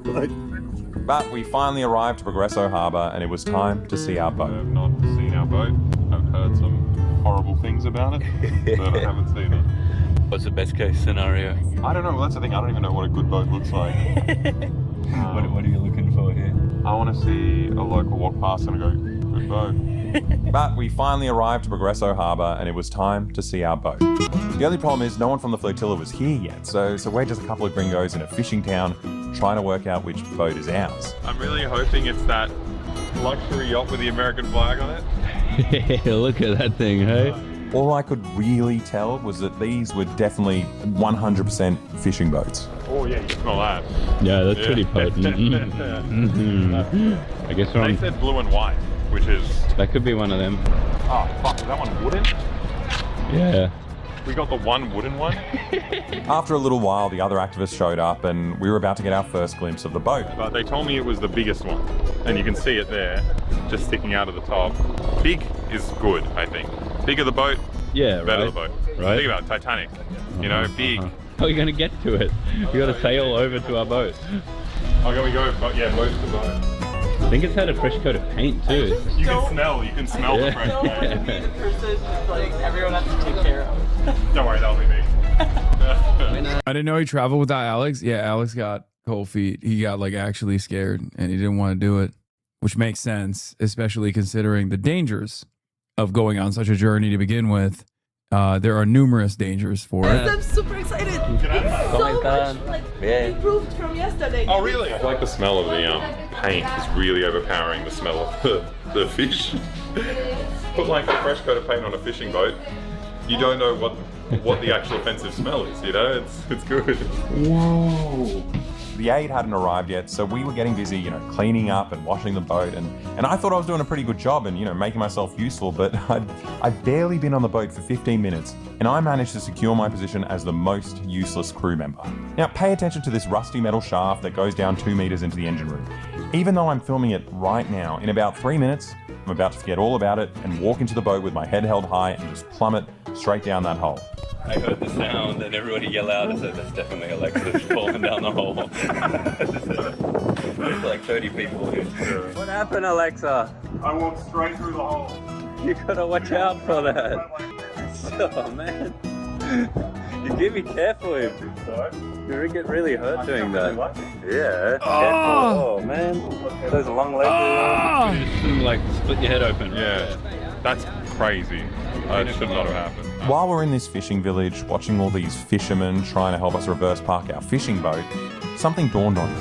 I've been shitting myself for a week about the US bombing all these fishing boats. I didn't realize we're like exactly on a fishing boat. Like this is the worst kind of boat for it, isn't it? This is where the tuna go. Yeah, there's a little fish hatch. Shut the fuck up. Hold on. Sorry. Breaking news. Scoop o'clock from MS Now on the FBI beat, on the Kash Patel beat. FBI Director Kash summoned to the White House by frustrated Trump advisors today. He had to cancel his jet trip to see his girlfriend play at a country music festival in Chicago from the tarmac. Oh boy. Oh boy. Uh-oh. Come back to Valhalla, brother. And by Valhalla, I mean podcasting. It's time. It's time to get back to podcasting. You know it to be true. You know this is the right thing to do. Hayvan ya. Hayvan. What I also didn't take into account is that the fishermen here, all around us, live with... My brother is knocking on the door like he's the goddamn police, okay? The constant fear of getting bombed every time they set sail to do their jobs. Murat! Hayvan gibi açıyorsun lan. Öyle kapı, öyle vurulur mu kapıya? El mar, o sea, para mí el mar. Se apodera de todo ahorita. Tienen a Cuba restringido y qué drástico es que qué mal los tratan. No deberían. ¿Y qué piensan ustedes de esa flotila? De esta ayuda muy bueno, muy bonito. Sí. La verdad. Ojalá lleguen. Ojalá y porque pues escuchan noticieros y todo que todo les quitan. No llega esa ayuda humanitaria. Ya ha enviado muchos países. Lo ves a los pobres como los tienen. It was actually horrifying thinking that these people risk getting blown up just for doing their jobs. And, you know, I felt awful until the fishermen started flexing on us about like how much... Hasan, if it were still Ottoman times and your dad was Sultan, would you take out Murat in a heartbeat? Not even a question. Better his boat was than our boat. And then I don't know, I felt kind of neutral about it after that. Sí, no sabemos dónde dormir. Hay como 10 para 25.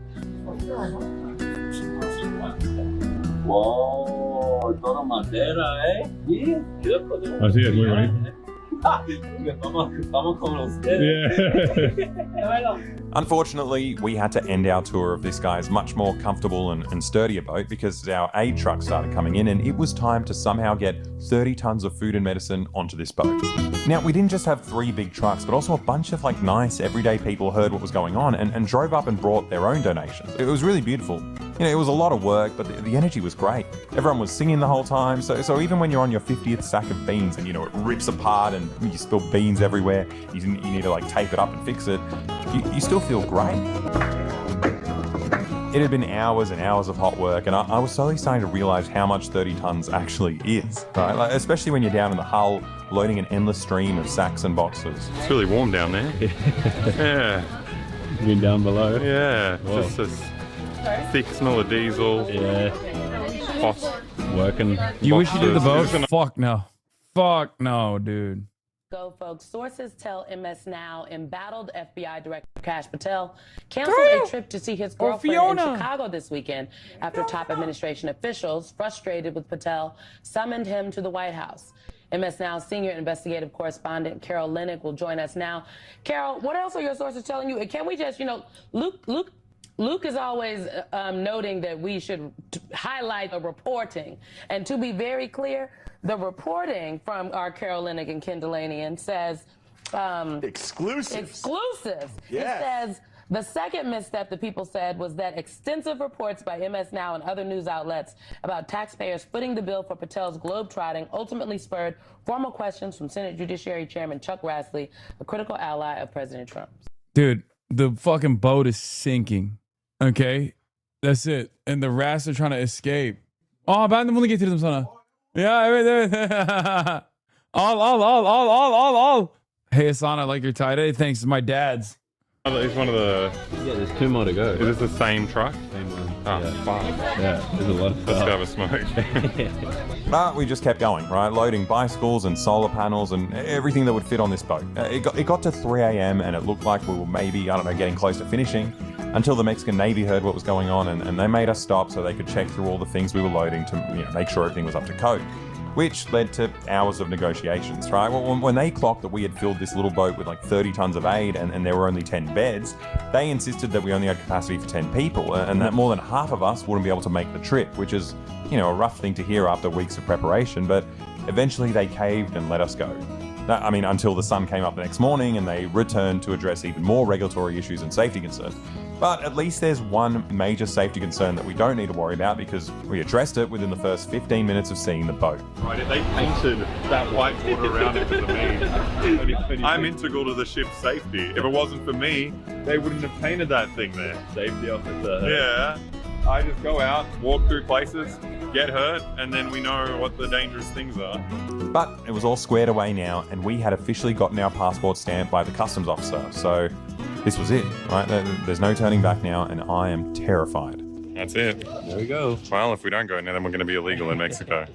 Oh, you learn something new about yourself all the time. What are you learning? I realize that when I'm actually scared, I need a poo. You're like an octopus. I don't understand. I thought it was like a turn of phrase, like shitting myself. No. Well, there you go. I can't stop pooping. This is a journey of self-discovery. I don't want to know that. It's so inconvenient. Imagine if I have to do something important in the future. Yeah. I would just have to poo myself. Yeah, no, you can prepare for the scenario. Your low-fiber diet. I'm about to have a baby. I gotta shit. I go to my parents' funeral. I'm shitting. I'm not there. How bad is that? What am I gonna do on the boat? I'm just gonna be pooping the entire time. Yeah, better the devil we know, hey? I've never had an anxiety shit in my life.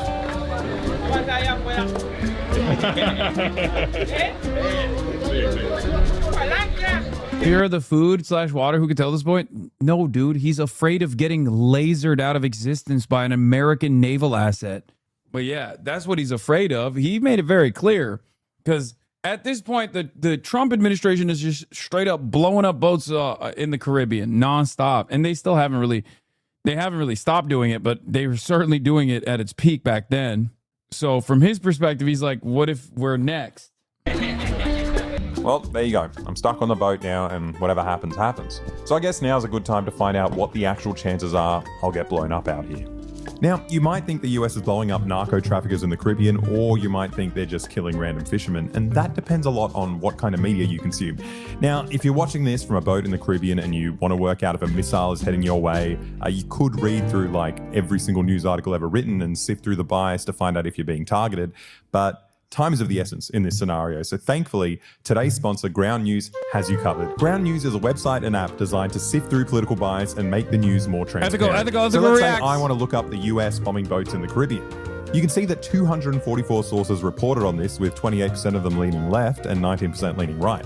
You can also see how reliable these sources are and who owns them. And if you click on one of the left-wing articles, they'll say that an overwhelming consensus of experts call it a crime against humanity and highlight the fact that the relatives claim the victims are just fishermen. But on the right, they'll report that the victims are narco-terrorists and console you that not a single drone operator was harmed when they pressed the kill button. My favorite part of the app is the blind spot feature, which shows you stories only reported by one side of the political spectrum. Without this feature, I'd have no idea that consumers of right-wing media receive nationwide updates when a random transgender teenager wins a race at a local Californian sporting event. As you know, I comb through thousands of sources to make these videos, and Ground News is the perfect tool to simplify this process and keep me informed. And you could be as well informed as me, right? You just need to subscribe today. So go to ground.news/boyboy, click the link in the video description or use the QR code to get 40% off the unlimited access Vantage plan, the same one I'm using. So subscribe today and stay informed. Okay, now back to the video. Everyone was so excited to finally set sail, and for some reason, as soon as the boat left, I wasn't that scared anymore. Like it's kind of like the possibility of going home kept me in a state of panic, and now that I knew I had no choice, my mind just tried to shut off all the unhelpful negative stuff. I was pooping my pants out of fear like half an hour ago, and now I feel like I've never pooed before in my life. It's perfect. I feel really, really good. Quietly confident, eh? Yeah, I reckon. I'm not the kind of person that dies. No, never. Hasn't happened before. What do you reckon is sailing like for you? For now, in the harbour, the 5 minutes of sailing we've done, stop coming. I reckon I could do this the rest of my life. Now, I knew we had a bunch of activists and journalists on board from around the world, but I felt... Stop coming, Chad. Stop coming. Do not come. Do not come. I'm gonna come. a bit out of place seeing the caliber of journalism on this boat. I should have brought a suit. Yeah, you'd be much more legitimate. That's fucking awesome. Is he gonna wear it the whole time? But as we left the harbour, it got harder and harder to hold the camera straight. And eventually it got hard to just stand straight. And I realise now that I'm editing it, it's surprisingly hard to capture how unstable the boat was on camera because, you know, the cameraman is essentially being a human gimbal. Like here's an example. If you do this to a chicken, notice how its head always stays upright. That was us when we were filming, right? You're watching this video through the chicken's head and everything looks much, much better from the perspective of the chicken. It's hard to walk around, man. No few legs. Yeah. Are we gonna get used to it? I don't know. No, I don't know. I need to hold onto a wall. Apparently this is the easy bit. No. Yeah. I think the waves are gonna get fucked. Oh, Lord Jesus. At this point, I realized there was something I needed to do that I should have done while the boat was stationary. Gotta put this on top of the boat. You're gonna fall off. I can barely walk down here. There we go. Uh-oh. I was pretty scared of flying overboard when I went to set up this satellite on the roof, but now that I'm editing the video, I'm actually much more scared about the fact that my dick was hanging out of my pants the entire time. Going through the footage is so bad because there's just like so many clips. Just so many clips of just my balls on the screen. And before we set sail, we got all our luggage. We ratcheted it up like down in the hull so it wouldn't fly around everywhere. But that meant that all I could really wear was what I had on, you know? And it was really stupid. So if anyone on the flotilla was watching this, I'm so sorry you had to stare at my balls for like an entire week. Like I actually had no idea that they were just hanging out the whole time. Crazy. Of course, dude. Of course the motherfucker did not have any briefs on and just straight up was giving full scrot to everyone that's trying to do a humanitarian aid mission. I don't know. Yeah, longest shorts in Australia, by the way. I mean, straight up, that is the longest shorts I've ever seen him wear. Honestly. Getting seasick and worried about getting bombed is bad enough without having to stare at my balls all week. So I'm really sorry. But back to the satellite. I got up on the roof and the waves were pretty nuts. Like I tried to keep my body, you know, close to the ground, but the ground wasn't particularly stable either. Fucking try these shorts. If we get intercepted by the US Navy, yeah, if I can get internet on this ship, yeah, then I back everything up. Yeah. And whatever, but the footage, yeah, what you're watching right now is going to be on the internet. Yeah.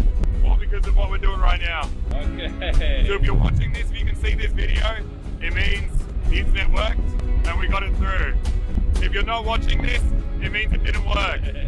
Haas tasty, bet they stank good as hell. Bro, you need Allah right now. You need a copy of the Quran. You need to read the Quran.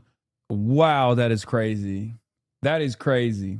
But I had no choice, right? You slowly get used to the movement of the boat and Nasty learn to little stay low. pervert. And we set the internet up in no time, and I could get back to work backing up our footage. What are you doing? Just backing everything up, making sure it's everywhere. Everywhere. This one, Oh, where's that going? my ass. Okay. Look how small it is. Oh, it's teeny tiny. Straight in my ass. Do I notice a thing? This one, on the front of my penis. There are all these different options. Oh, right, yeah. For your satisfaction. I can have a good trip. Now, the next challenge of the day, which is actually quite linked to me being scared on the roof, is needing to use this thing. Now, since the boat is constantly rocking back and forth, you need to secure the door while you're hovering over this seatless toilet. And if you're a socially minded person, you're probably going to want to flush when you're done. So you have to get this bucket and lower it over the side of the boat and fill it up with seawater before you even go in. Now, I used this toilet exactly once, like only on the first day. It was actually impossible to stay still, right? You're squatting over this thing, shaking back and forth, you're shitting everywhere. And it took me like 20 minutes to just clean up the mess that I made. And at that point, I made a vow that I just wouldn't poo ever again. And I'd just go mind over matter and just like hold it in for the next week. And it's not even about the sheer difficulty of like pooping. It's also the fact that you're just in this like stinky, confined plywood box. And yeah, to answer Chatter's question one more time, I'm glad that I flew in as opposed to doing this. It just makes you seasick immediately. So how much of this humanitarian mission documentary is just shitting? Come on, man. Of course, it's boy. Of course, it's like all of it. I suspect that when he arrives at Cuba, there's going to be a lot more shitting, perhaps maybe even some puking, but mostly a lot of shitting. He's going to talk about how his shit's changed dramatically when he started, eating the Cuban food. Feeling constipated is way better than that. But it also became increasingly difficult to be inside the boat at all. Because it turns out the Alexeyevich Memorial Shaft was left constantly open to stop the engine room from overheating, which meant that the kitchen and the bunk beds were just dense with this like noxious diesel fume. So when the sun started going down, most people tried to find some space to sleep on the floor outside, which was harder than we originally thought because, we loaded multiple pallets of solar panels on the deck. So there wasn't a lot of space for sleeping. If you're lucky, you'd get a hold of one of the few gym mats that were lying around and, find a spare spot. Or you'd make really good friends with someone who managed to secure a spot themselves. Now, it got surprisingly cold at night on the high seas, which is something I didn't know about and I didn't really plan for since, all our luggage was in the hull. So I was just stuck in short shorts and apparently with my dick hanging out, so I was very cold. Now, there was obviously a lot of water lapping up onto the deck and any smart person would have quickly claimed, the few dry spots on the ground, but I'm an idiot, and instead I focused on doing this.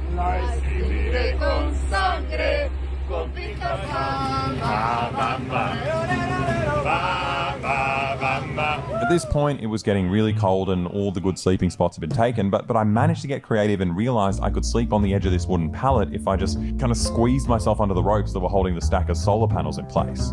And after a night of sliding back and forth and like constantly waking up to my head hitting the edge of the boat, the sun was shining and it was our turn to cook for everyone and I love cooking. Honestly, I felt pretty great for a couple of minutes.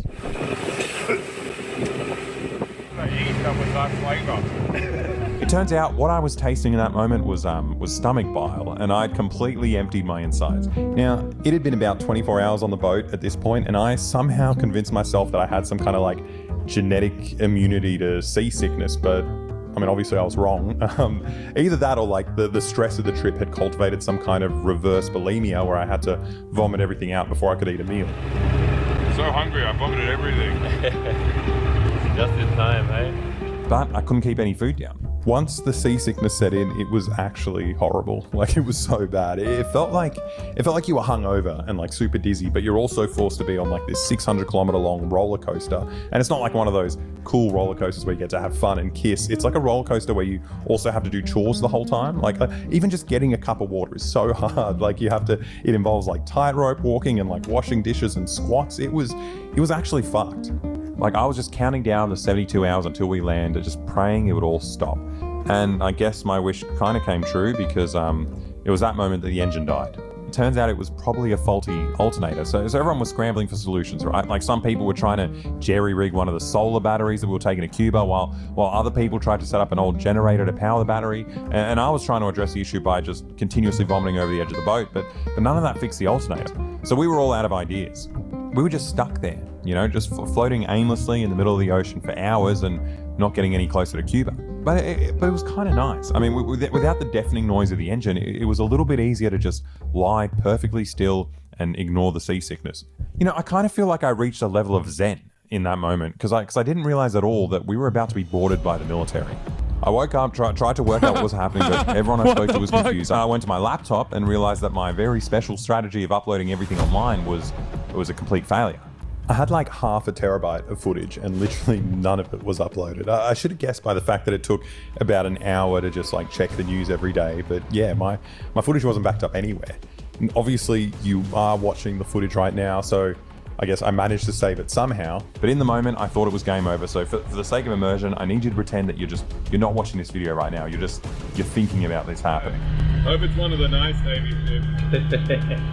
What do you reckon? It'll look friendly? I think it's smiling. I don't understand what's happening. He's like a shark. He came from that side, and now he's coming around there, and it looks like he's going to turn around this way as well. Just circling us until we get hungry and beg for mercy. Thankfully, it was a false alarm. Wait. You think any of the Cubans watched this and threw away the beans and stuff Pooh Boy brought? They were like, yuck, Pooh Boy brought this. It turns out the captain had sent out a distress signal when the motor broke, and since we were in Mexican waters, a Mexican Navy ship came by to help us out, and after an hour or so, the engine was back on. Now this would have been a relief because it meant we were back on track to arrive in Cuba in 3 days, but I had a chat with one of the Mexican Navy guys, and he said something completely different. The Navy man just said if we need 5 days to get to Cuba, and our crew says we need 3, and we have like half a alternator. So it might be 3 days, but it also might be 5, and also it might be even longer depending There's something really funny about this because like a plane ride would have sufficed because you can put a lot more cargo in a plane. How many times we break down and whether we can fix the problem at all. And the entire time I'll either be vomiting or worrying about dying or going to jail. Like I kind of felt like I was in hell. So on the day before interception came, the boat I was on Sumut Flotilla broke 4 times. Four times? 4 times engine failures. And when the engine stopped, it would be a noise like beep. You have a plane? I mean, I don't know the logistics. I guess it's like, this is probably much cheaper than a plane. Let's be real. Easy. So this is easy. Nah, it's not easy, but it's something like you kind of get used to. And if you want the mission to keep on moving, you just gotta take a light mood and work with it, make it work again. Then why are all the ships stuck in the strait instead of flying? Really? You just compared like a ton of cargo to like millions of barrels of oil. That's what you this is a dinghy, dude. Like 30 tons of cargo.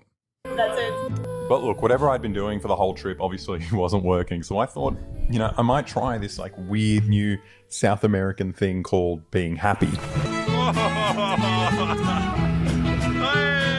That's sick.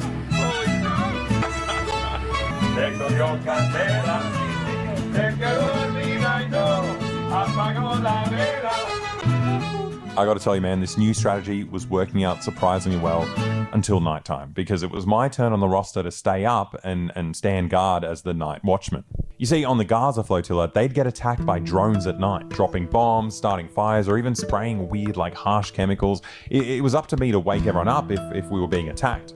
But here's the problem, right? You look at this light in the sky and you tell me whether that's a star or a passenger plane or a drone about to bomb us. Like the sky is full of these things and there's no decision that I can make here that isn't incredibly embarrassing, right? Either I'm the idiot who woke everyone up because he saw a star, or I'm the idiot who didn't warn everyone that we were about to get bombed.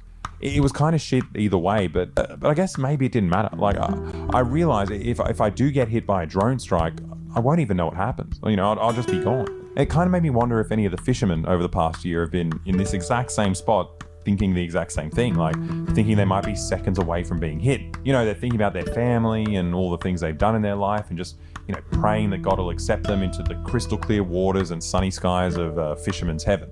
Like, it's funny to look back at it now, but I honestly thought I was gonna die and end up here. Like, it's fucking crazy. Like, this video was such a massive risk. Like, not just for my own life, which, you know, I'm very attached to, but even just the fact that, you know, chances are we'd get intercepted and I wouldn't even have any of this footage at the end anyway. And the only way I can actually take these risks is thanks to our supporters on our Patreon.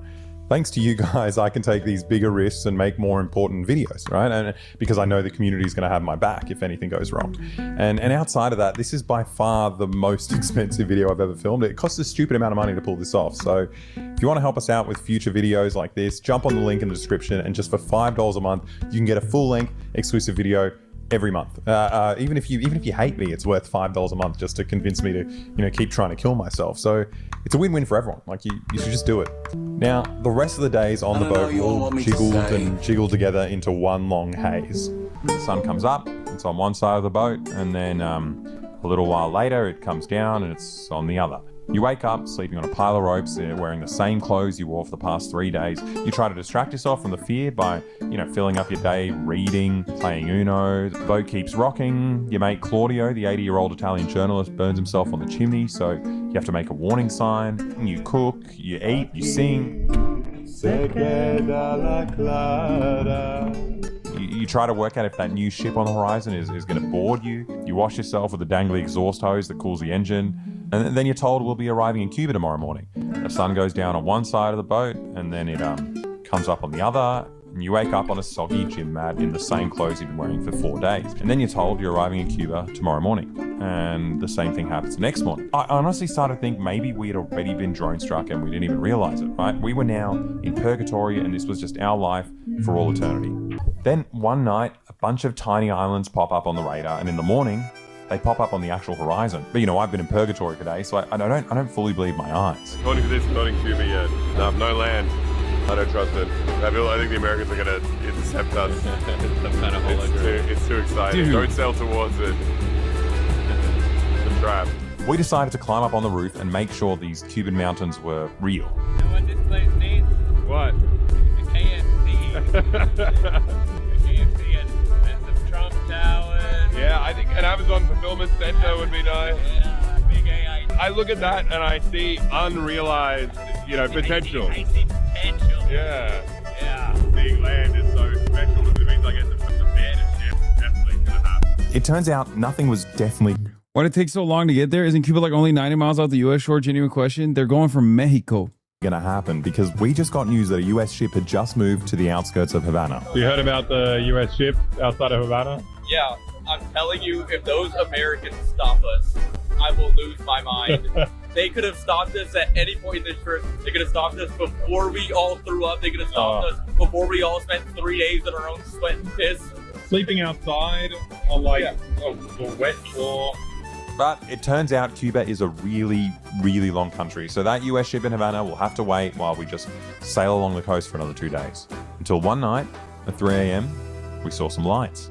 It was so weird looking at Havana, like after staring at the sea for days. It dawned on me that we were actually going to make it now, which was a relief, but it was also incredibly sad because Havana's enormous, right? Looking at the size of this city spanning the entire coastline up to the horizon, I couldn't help but be terrified by the concept that there are millions of people in there that are living without the basic necessities of life.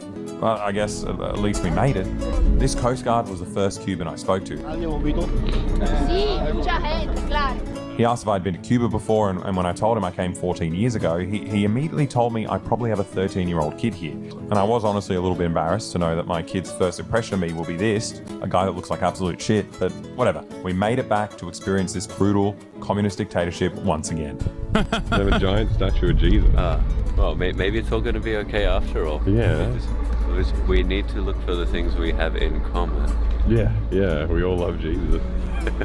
Hasan, you would have jumped if you were there, if you were on there. Oh my God. Wait, what do you mean? There's a lot of people there. Kill myself? Is that what you mean? You had your doubts, hey? Yeah, I was so sure I was getting on a boat to nowhere. Oh, what a horrible thought. Just lying there the first time, be like, I'm gonna die. Oh, llegamos. I was so excited to finally end the seasickness, but no one told me about the land sickness. feel so fucking dizzy, man. It's a wobbly land. This is what happens with a destabilized country. I was so disorientated and thirsty and confused, but one thing I knew for sure is that these Cuban delegates were about to shake hands with stinkiest people they've ever met. Gracias por invitarnos. As soon as I got off the boat, I feel how disgusting and sticky I am. It's like, there's just like a different sense of stickiness. But just like 10 seconds ago, I was like, oh, this is normal. As soon as I get on land, I'm like, part of the marine I'm covered in ecosystem. gel. I'm like a fucking slug. I feel more like a shell. Oh, yours is crispy? Yeah, mine's wet. straight off. Mine's so, You're going so salamander. Yeah. Crazy how much your mind ignores when you're on the boat. I got on land. I need a shit so bad. Like my whole body's just fucking. Dude, this entire video is literally one collective journey about pooing. It's crazy. I wonder how many times he mentions the fact that he has to shit, he has shit. Wow. This thing's like my body hates me right now. But it turns out we'd have to wait a few more hours before we could do any of that because all these people had come down at sunrise to welcome us. When do I get to do a poo? I need to do a poo. Now, I didn't realize at this point, but we also needed to unload the 30 tons we'd loaded up in Mexico before we could get any relief. But it was done, and we finally checked into our hotel room. We were staying at Hotel Presidente, one of the many kind of affordable state-run hotels in Havana. Now, the special thing about this place is that the US government won't let you stay here if you're a US citizen. You have to go to a private hotel, or else you could face up to a penalty of 10 years in prison and $1 million fine. But I'm Aussie, so I don't have to worry about that. All I need to worry about now is having a shit and a shower. And even though the energy crisis meant that there was no hot water and occasionally there was no water at all, it was still 1,000,000 times better than the boat, and I felt relaxed for like the first time in a week, until I checked my phone. You know what the Pentagon's new operation for Latin America is called? Operation Total Extermination. What the fuck? Operation Doing What the Devil Says. Why would you call it that? Totally, it's not very diplomatic. Makes it a little bit scared being here. I'm like, what do you mean? Yeah. Total extermination, but I'm here. It's just so lame, hey? It's just so obviously just a computer game playing kid.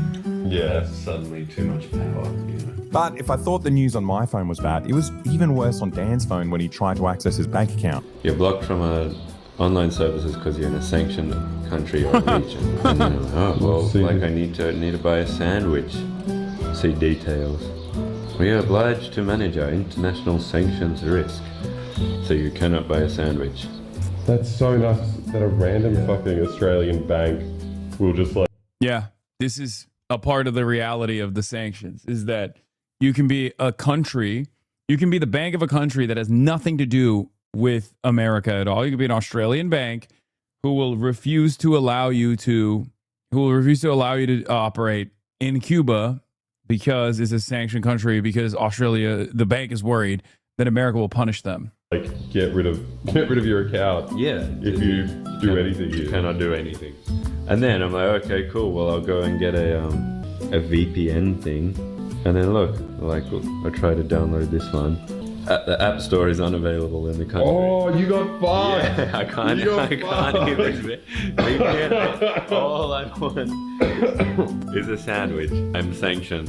That sucks for you, dude. Why don't you spot me something? Come on. I got my VPN on time. Come on, just a little bit. You gotta look at You're it. complicit in this. Cuba's a communist country. That's why things are so bad right now. I'm gonna learn from Cuba's mistakes. You're just sanctioning me as well. No, you know what? I think the value. I don't know how the fuck he even had. You don't really need a VPN, but I don't really know how the fuck he even had internet at all when he was there. I'll be honest with you, that shit was impossible. Like, it was genuinely impossible. The value of money to you is actually so much more than it is to me. Yeah. I'm gonna loan you the money. Hotel Wi-Fi? Dog, I was in a hotel too. I'm telling you. The hotel Wi-Fi was always out. If you want $5 now, you have to give me $50 in a month. Right. It's like a World Bank loan. Yeah. You have to change. You have to restructure some of this stuff. A little bit of changes. I'd like you to organize your wallet. Yeah. A little bit of financial management. Now, to be fair, even if Dan was allowed to access his bank account, pretty much all the ATMs are down because of the energy shortages. So since I'm the guy who, took out money before the trip and, I need Dan to hold the camera and not be dead, I decided I won't let him starve for now. But anyway, the rest time was over and we had to find our way to the hospital to hand off all the aid that we brought.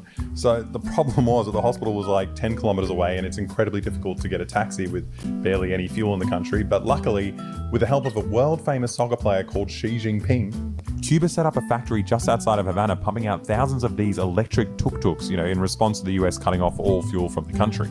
It was pretty strange getting our first actual glimpse of Cuba. The streets were so empty compared to 14 years ago, and because the fuel blockade made driving nearly impossible, you had to go for all these weaker vehicles that used renewable energy, like, these 2 horsepower tuk-tuks or this 1 horsepower horse. But we finally arrived to this children's hospital that specializes in cardiovascular care, and it honestly felt surreal seeing all this aid reach its destination. And something tells me the nurses couldn't believe it either. For the past couple of months, all I could think about was this flotilla, but somehow the only thing I actually thought about was the flotilla as a political stunt, right?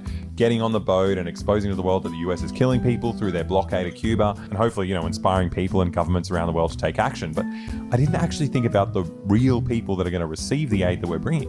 Like, there are children in this hospital whose lives are going to be dramatically affected by this, 30 tons of food, medicine, and solar panels that we filled our little boat with. And honestly, I hadn't thought about the real world impact of that. Es algo maravilloso. Nos hacía falta, nos hacía falta. Ay Dios, ahora yo lo vengo sabiendo desde que empiezo a anunciar y me despertó ahí. Gracias a ustedes por venir, ustedes están haciendo una cosa, miren, no es solo lo que ustedes aporten, están arriesgándose, vienen aquí a que después lleguen allá y lo puedan crear problemas, lo quieran meter. Eso es una cosa que no tiene precio. Agradecerles a ustedes lo que están haciendo y nos da un estímulo para seguir que ustedes no se pueden imaginar. It was actually so nice seeing where all our aid was going, but it felt like a drop in the water. The hospital was running out of everything, from like medications to medical machines to simple things like gauze and bandages. En un hospital del país, en donde podamos hablar cualquier país, hacen un reporte o dicen se rompió este equipo. Y no obstante viene el privado, dice bueno esta pieza cuesta tanto y al momento se lo pone. En el caso de nosotros no es tan así. Nosotros tenemos que hacer una contratación, ver si no nos está prohibido vendernos al país por el tema del bloqueo. Entonces se encarece todo y se demora mucho más que en cualquier mundo por esta situación. Aquí hacemos. Yeah, there are entire fucking graveyards of perfectly fixable equipment in Cuba that simply will never be repaired because one tiny component was broken. And it's a proprietary piece of technology. And the company that they purchased it from has decided now that they're worried about American sanctions, so they won't send the components necessary to fix it. It's horrifying. Abierta, en este caso, donde necesitan muchos recursos estables. Estoy seguro que si no tuviéramos ese bloqueo fuera lo más rápido posible. Tenemos dinero a veces en los bancos y no podemos utilizarlo porque hay bancos en algunos países que no aceptan transacciones con Cuba. Like, one of the most insane aspects of this, someone say your country deserves the Israel treatment for this. Yes, it's true. And if in a just world, we would be a pariah state in the same way that Israel is. I mean, after all, half of Israel's crimes is because we allow them to do it. And the other half is because we give them the weapons to do it. Now, one of the most insane aspects of this is that it's totally unnecessary. Okay? This kind of cruelty is unbelievably unnecessary. And as a matter of fact, there's an argument to be made about removing these setbacks and actually allowing Cuba to thrive, which could be beneficial for America as well. We just choose to be cruel to these people. Genuinely. And no, it's not Trump. This is every president, with the exception of Barack Obama, has continued this in some way, shape, or form. Barack Obama was the first American president that actually eased and allowed Cuba room to breathe, room to develop. It was actually a tremendously positive moment for Cuba's future. So as much as I shit on Obama, and I don't think he went hard enough, I've told you guys this already. I spoke to the Cubans, like government officials, and they literally, I was like, so why do you think Obama did this? And they're like, we have no idea. Okay? They don't even know why Obama did it. Like, they couldn't even believe it. Lacking supplies and equipment is just like one of the many issues that they have to deal with here. Man, he did that shit for his legacy on his way out the door. He didn't give a fuck. What are you talking about? That's not true. No, it was Ben Hamas Rhodes, for the record. And and it was the only, and it was not. You're thinking of Biden. Oh, Biden. Simplemente el hecho de no tener combustible para poder bombear agua en una ciudad y tener abastecimiento de agua en un hospital, y sabemos lo que implica eso, es un gran problema de salud, de higiene. Hay que estar muy atentos al uso de combustible. Por ejemplo, hay un área que no es posible que esté encendida, que es la parte de las consultas y demás, porque el combustible hay que ahorrarlo para la forma general, porque tenemos una terapia intensiva donde hay Did pacientes. Austinox edit this one too? Does it say? Because I feel like he's using the same exact. He's using the same exact subtitles that I use, Gravemente. and also the same soundtrack. Motherfucker, did you reuse the same soundtrack, Austinox? You son of a bitch. Su estado crítico y es necesario que se mantenga el hospital funcionando para la atención de estos pacientes. La asfixia del bloqueo no solamente impacta de esa manera, impacta en el personal propiamente que trabaja. Personal que viene a trabajar con miles de problemas, dejándolos atrás, dificultades inmensas, que vienen y que lo hacen a conciencia porque en gran medida lo que les remunera en estos momentos su trabajo no es suficiente dado la crisis que hay para poder garantizar todo lo que necesitan y también va siendo escaso. Realmente se trabaja como si estuviera un país en guerra pero sin bombas. Ella es de provincia y entonces se va muy lejos y el transporte está difícil, a veces no hay combustible para que se traslade ese paciente. After seeing it in person, I really don't understand how anyone's surviving it. I mean, the blackouts mean that the doctors have to operate Boy went to Cuba respirators by too. hand throughout the night. Like, it doesn't make any sense. I can't actually see how they're going to keep this going over the next few days, like let alone months. No, I didn't think didn't go. But the wild part is, even in the middle of this I didn't think was too scared to go. crisis, No, he didn't. Cuba's still dedicated to making life-saving care available to everyone. El eco que le han What's he? hecho, todos los exámenes, aquí ni un peso tenía que pagar. Ayıp lan ayıp, hareket çekilir mi abi? Ulan abi olan benim. O benim küçük kardeşim lan. Ama aramızda 2 yaş var sadece. O yüzden yani hani pek bir fark yok amına koyayım artık. Ben 35'im, o da 33 yani. Olacak. Todo es gratis. Y la atención de los doctores. Don't reveal editor secrets. Que compensa el mal rato que uno está pasando por la situación de los niños. I mean, the fact that they still managed to keep healthcare free during this humanitarian crisis made me feel a little bit hopeful, right? Until I stepped outside and got a taste of reality. Your video and his video should have voiceover for translations. Dog, I literally did that. My video has voiceover for translations. The fuck are you talking about? We did do that. It turned out that one of the members of our flotilla, Tiago, had been arrested while flying home on his connecting flight in Panama. I think the interrogation is so funny when like the entire thing is broadcast almost live, you know? Like, what were you doing? It's like, well, it's documented the entire time. Yeah. Right after that, we heard that the other 2 boats from earlier in the video were meant to arrive today, but they had completely vanished on the high seas. Just on the phone with the Mexican authorities, they're launching like a search and rescue thing because no one knows where the 2 sailboats went. Holy shit. So they are trying to find them. But is there a worry that something happened? We just don't know. It might just We be just taking don't know. some time. But there was literally nothing we could do about either of those things but, you know, sit and be scared. So we decided to walk around the hospital and we bumped into this nice Swiss man, Franco Cabal. He happens to be one of the best oncologists in the world. Like this man wrote the textbook on medical oncology. No, it was him. I checked. He's the guy who wrote it. As a world-renowned oncologist, he's particularly upset that Cuba is, you know, blocked off from accessing vital cancer medications that he helped create, right? So he spends much of his free time visiting Cuba and trying to help, but he struggles to find any European company that dares to do business with Cuba because they're so scared of the Americans. Actinomycin is an important drug in the treatment of many cancers in children. Cuba was buying that in the past. There were worldwide 3 companies producing that. 2 of the companies were bought by the 3rd one, which is an American company. So for years, children with cancer in Cuba didn't have that drug because the US company didn't sell that. So that's one example, but there are very many. But it's not just humanitarian doctors like Franco that visit Cuba. Apparently, Western big pharma CEOs are coming here too. They were a little bit interested because Cuba has an important research part. Yeah. And they have developed also a couple of interesting drugs. DFP mentioned you in their poll. Bro, they mentioned me in a negative messaging. Look at this. It's crazy. Data for progress. Next, voters were provided with likely attacks against each candidate asked to rate each statement's convincingness. El-Sayed's statements attacked him for being a far-left radical with ties to Hasan Piker, being a candidate who would make headlines for the wrong reasons, not achieving results. Stevens showcased her as an establishment politician with ties to AIPAC, and Rogers showcased his affiliation with Donald Trump, branding him a MAGA Republican. Majority of voters found Stevens, 53, and Rogers, 53 statements on very somewhat convincing reasons to vote against each. Negative messaging against Abdul El-Sayed, meanwhile, is viewed less convincing by a majority of voters as a reason to vote against him.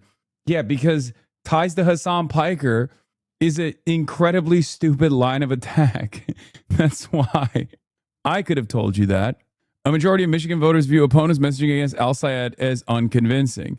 Finally, voters were provided with a final set of horse race questions and asked which candidate they would vote for. After attacks, El-Sayed maintains his lead over Rogers and continues to outperform Stevens in a head-to-head against Rogers overall, with independents 51-39, El-Sayed 45-41, Stevens. Young voters 61-35, El-Sayed 52-34 with Stevens, and black voters 71-23, El-Sayed 70-22, Stevens. El-Sayed maintains lead over Rogers after negative messaging. Yeah, the biographies were, the negative statement was, El-Sayed is too radical to be trusted as senator. Backed by another leftist radical, Bernie Sanders, El-Sayed has touted his relationship with Hasan Piker, a left-wing political commentator, throughout the campaign trail, even after Hasan Piker was accused of anti-Semitism and saying America deserved 9/11. He has also pushed for extreme policies like abolishing ICE and Medicare for all. We need someone who will be focused on results, not making headlines for the wrong reason. Haley Stevens is an established politician who won't listen to the needs of everyday Michiganders, but will instead listen to corporate and foreign interests who are funding her Senate campaign. She's taken money from the pro-Israel lobby, AIPAC, and has received thousands of dollars in campaign donations to run advertisements across the state, something we've seen time and time again from politicians who want our vote, yet will do nothing for us while in office. I got this survey. Okay, how did you respond? You better have been like, I love Hasan Piker. I'm voting extra hard for Abdul.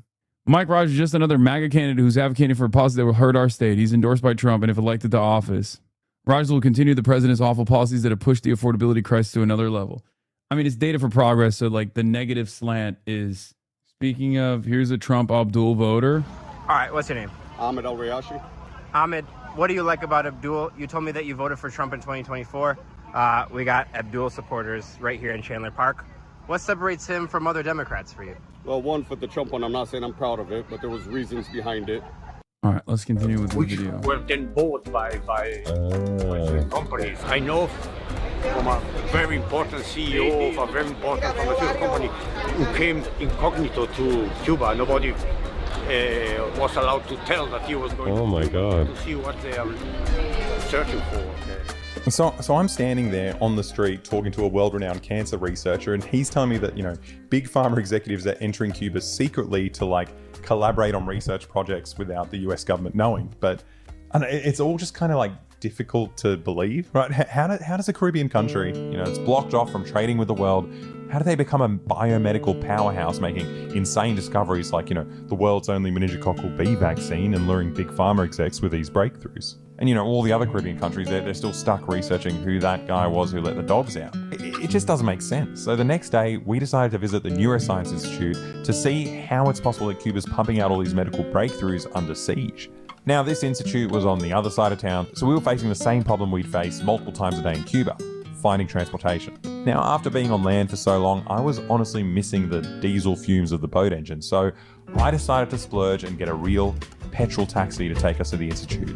And we're going there with our mate, Daniel. He's a Cuban journalist working for the independent media outlet, Belly of the Beast. They do awesome documentaries and on-the-ground reporting in a place that's always like so saturated with fake news from mainstream media. So you can check him out in the video description. Now, Daniel joined our project as a producer, which is, you know, a stressful job at the best of times, but he was also doing it under the constant threat of being bombed by a foreign country. Realizing that your future, the future of those around you, ends up depending on, you know, individual decisions of people that, in all honesty, couldn't give two shits about any of you.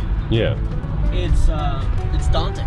Yeah, sounds terrifying. The idea Belly of the Beast are heroes, dude. And the idea of an armed invasion running through my mind. You know, I keep having nightmares about it. Cuba sounds like an amazing place. You can walk around the street, just bump into the world-renowned doctors, top-viewed streamers, and Jeremy Corbyn, all while just trying to find a place to poo.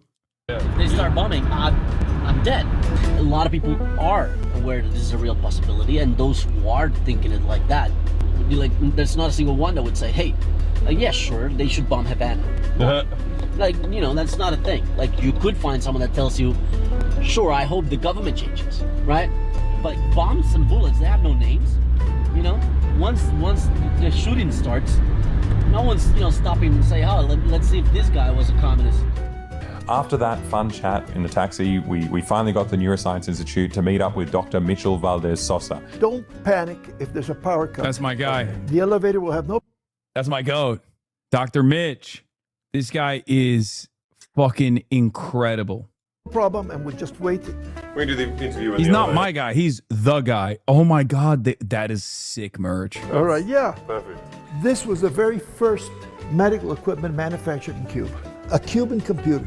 It turns out Cuba became a research hub thanks to this computer and a guy called Erwin Roy John, the father of quantitative electroencephalography and neurometrics. And look, I don't know what that means, but I was standing in front of a world-renowned scientist, so I just nodded along, right? Now, Erwin Roy John wasn't a fan of Big Pharma, and he was a massive fan of Cuba's universal healthcare system because, you know, he's interested in treating people and not just making products for a company to sell to the highest bidder. So he wanted to do his research here.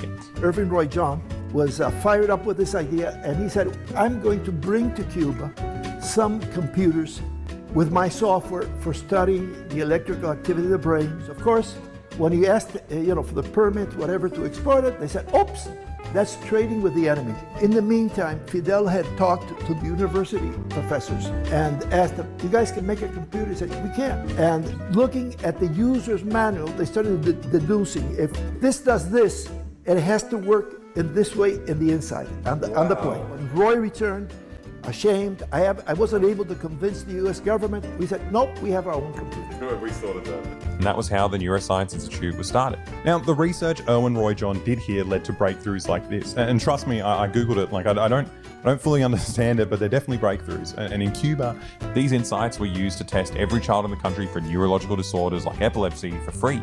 And in the US, these same breakthroughs are used to, charge parents upwards of $22,000 if they want to know if their kid has epilepsy. So it's no wonder Roy John opted to do his world-renowned research in Cuba, even though he knew full well that he would be blacklisted by the US government for doing it. Cuba is the only country in the world that had to develop everything themselves. From the ventilators that saved countless lives during COVID to screening devices for newborns and hearing aids, which by all accounts should be almost impossible to do.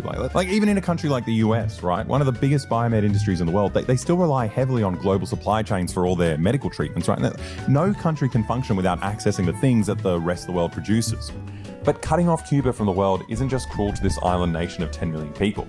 There are people that feel, we're blackout, people that feel. It's also cruel to everyday Americans who can't access any of Cuba's medical breakthroughs, such as, treating early onset Alzheimer's or healing diabetic ulcers without having to amputate a limb, which affects you. No, the person watching this, it affects you directly. Like you've been sitting here watching it for over an hour now, and that means that you're much, much more likely to develop type 2 diabetes. Tens of thousands of amputations in the US and all over the world.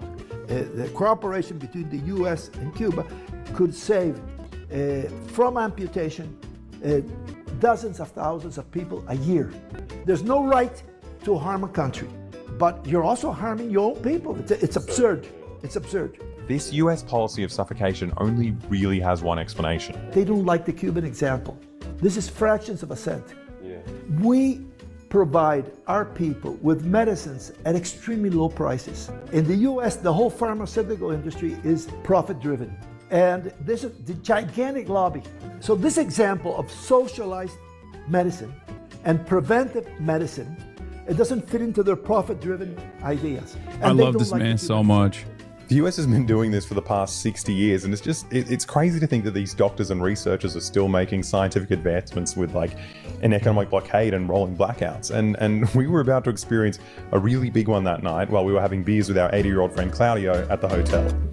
¿Y cómo subimos a la aplicación al 10º piso? It was pretty freaky, but sadly this was business as usual for the Cubans, and everyone was ready with emergency torches and emergency orchestral instruments. Is someone just playing the flute outside in the middle of the blackout? Yeah, Cubans get down.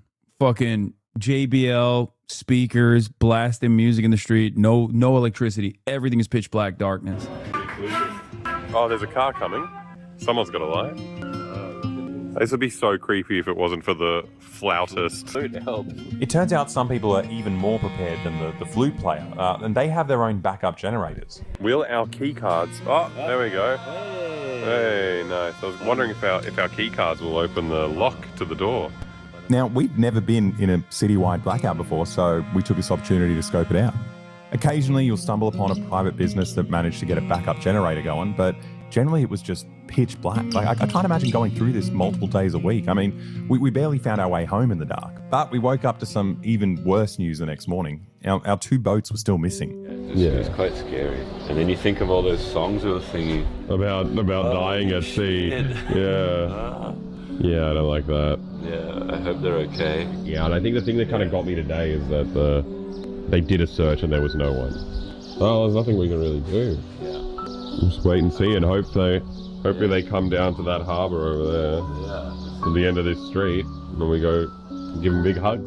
Now, to get our mind off of our potentially dead friends, we decided to, talk to some people whose lives were comparatively worse to make us feel better. So we went to Centro Havana, one of the poorest parts of the city, to see how everyday people were living under the blockade.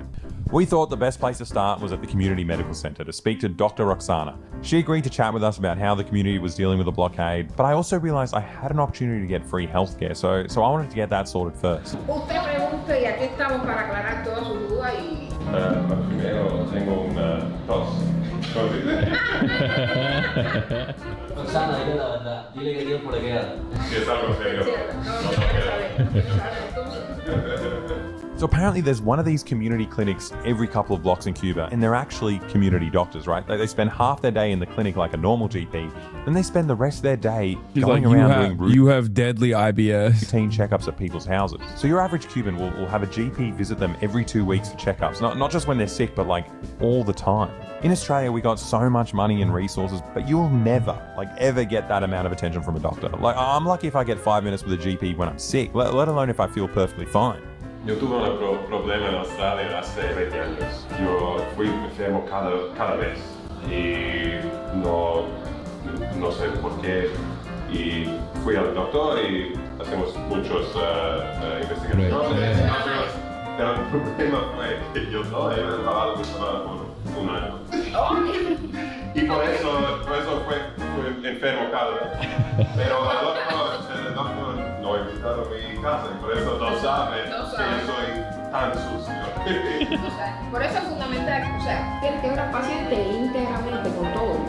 Lo tienes que ver con todo, porque hay enfermedades psicológicas que te afectan orgánicamente, hay enfermedades orgánicas que descompensan la parte psicológica. La higiene es fundamental para todas las demás enfermedades, entonces todo tú lo tienes que ver todo en conjunto, que es la base de todo el Sistema Nacional de Salud.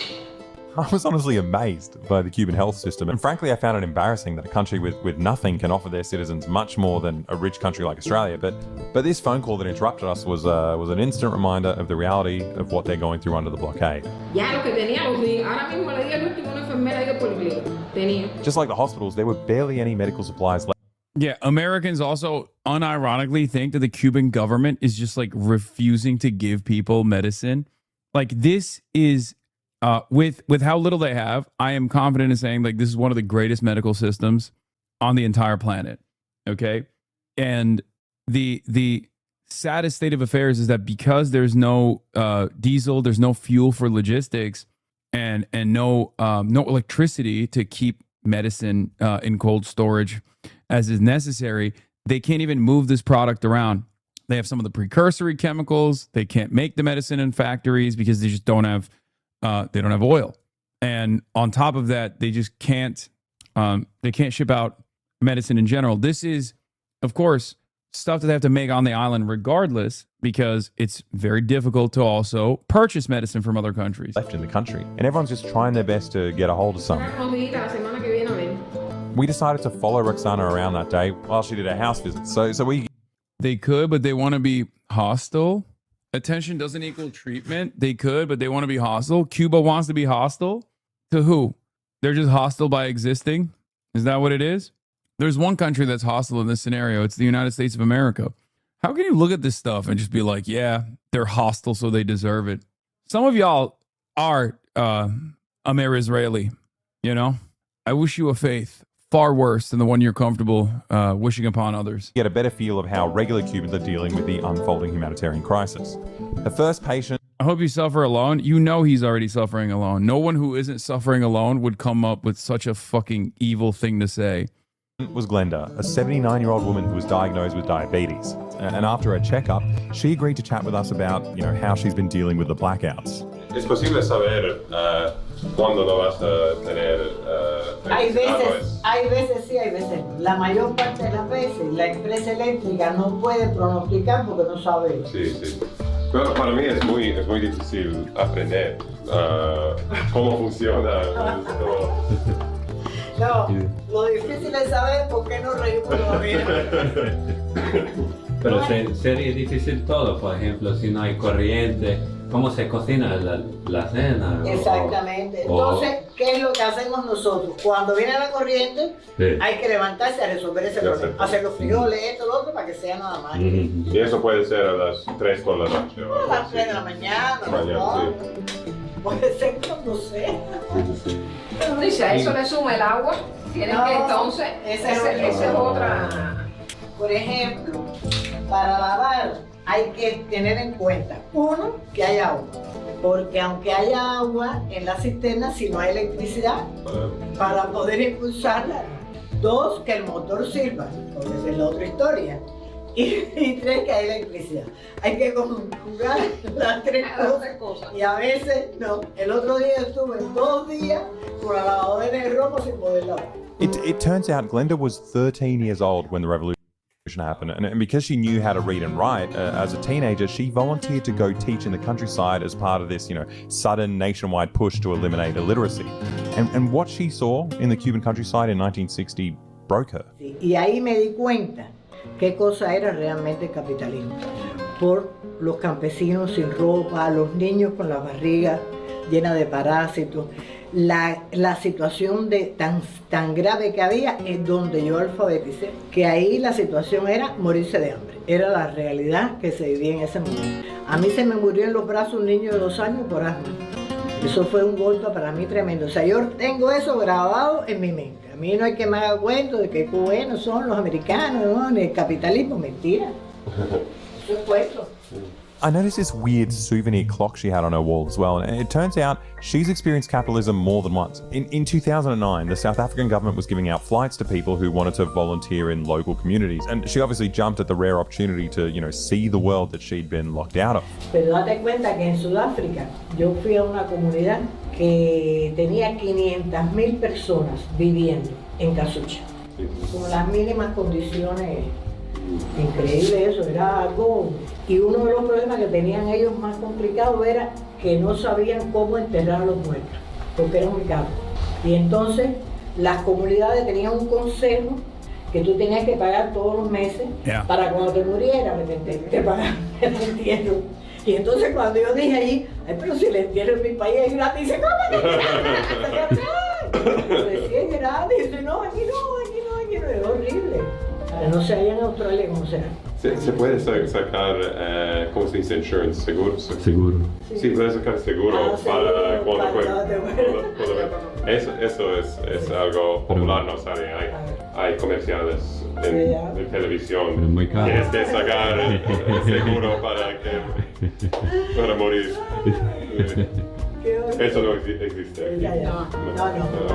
Esto es muy normal. Aquí todo es gratis. Me voy a Cuba cuando quiero morir para hacerlo aquí. Y te garantizamos el tiempo, no se preocupe. Está bien, bueno, ya saben, aquí nos tienen cuando ustedes... Muchas gracias. Hablar con nosotros. Si quieren tomar café, vuelvan otra vez, que todavía me queda. A 3 días me queda.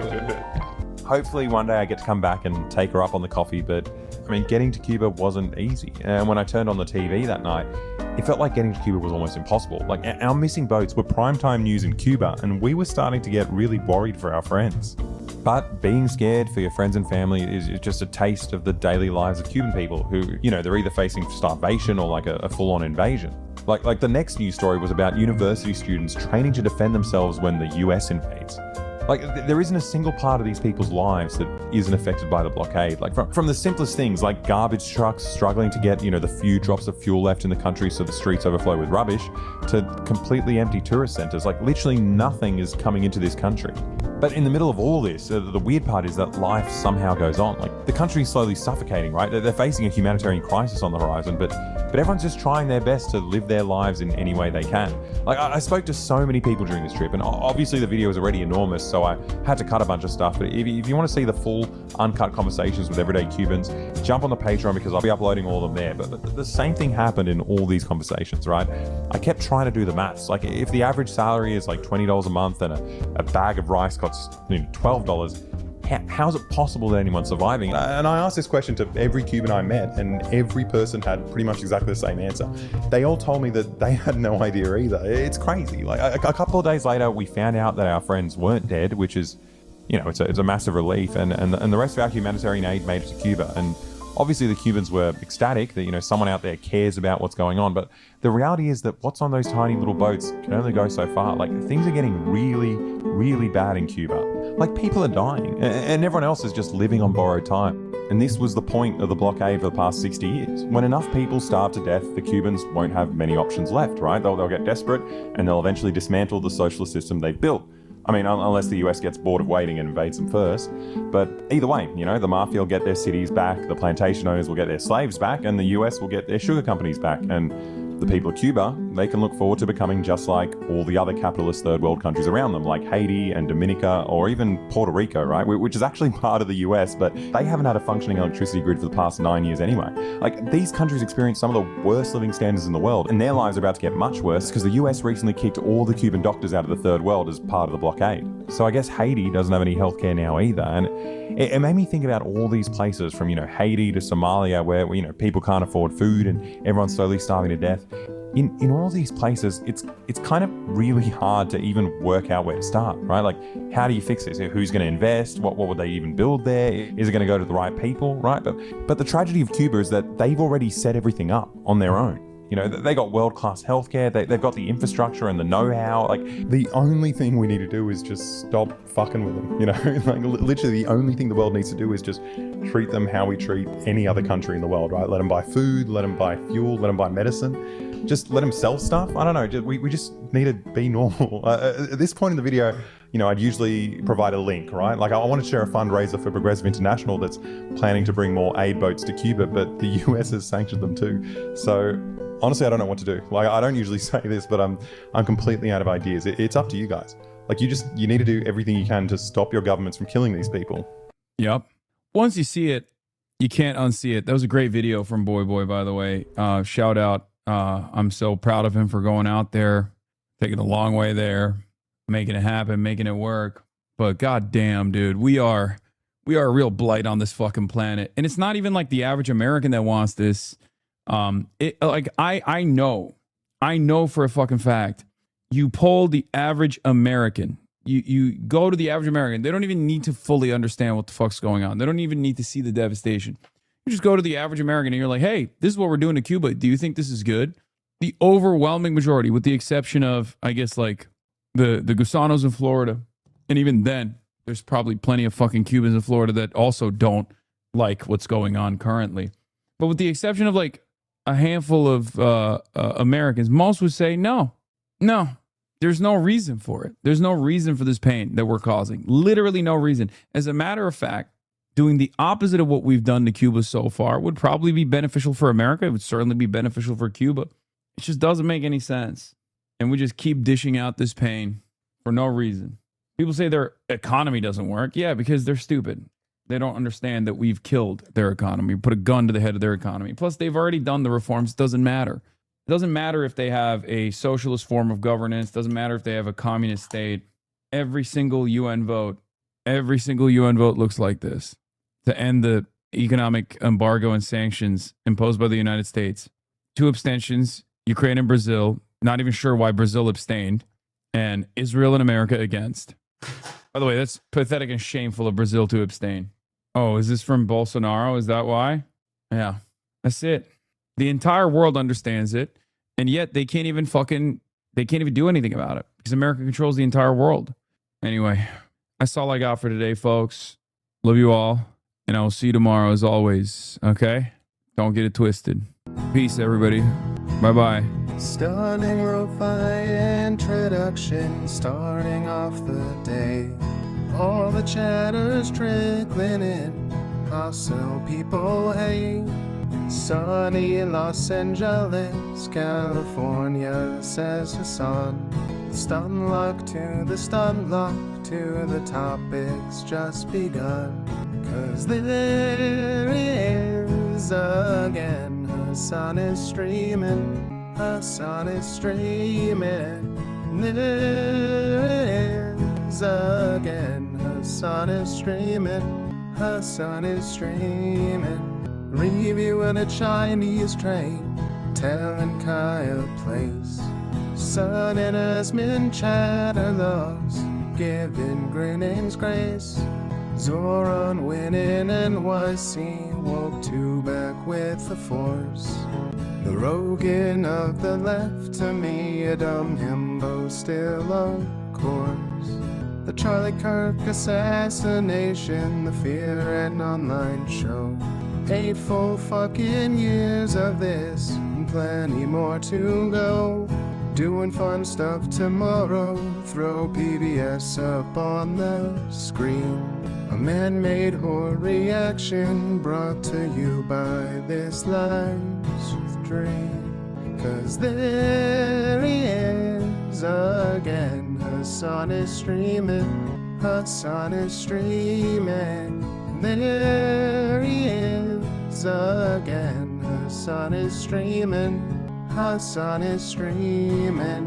Kicked out of the DNC, IRL with March the Goat. Combating the propaganda that shoved down people's throats. CBS Israeli news, a coup, a regime falls.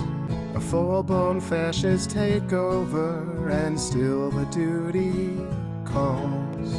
Total radicalization coming out to see. The system will always fail, it's up to you and me. On these daily streams, whether short or whether long, have helped millions of people keep it moving right along. 'Cause there he is again, Hasan is streaming. Hasan is streaming. There he is again, Hasan is streaming.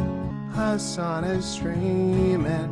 But hey, what can you say? That's PBS for you. But he'll play games real soon, just you wait. Say, hey, what can you say? That's PBS for you.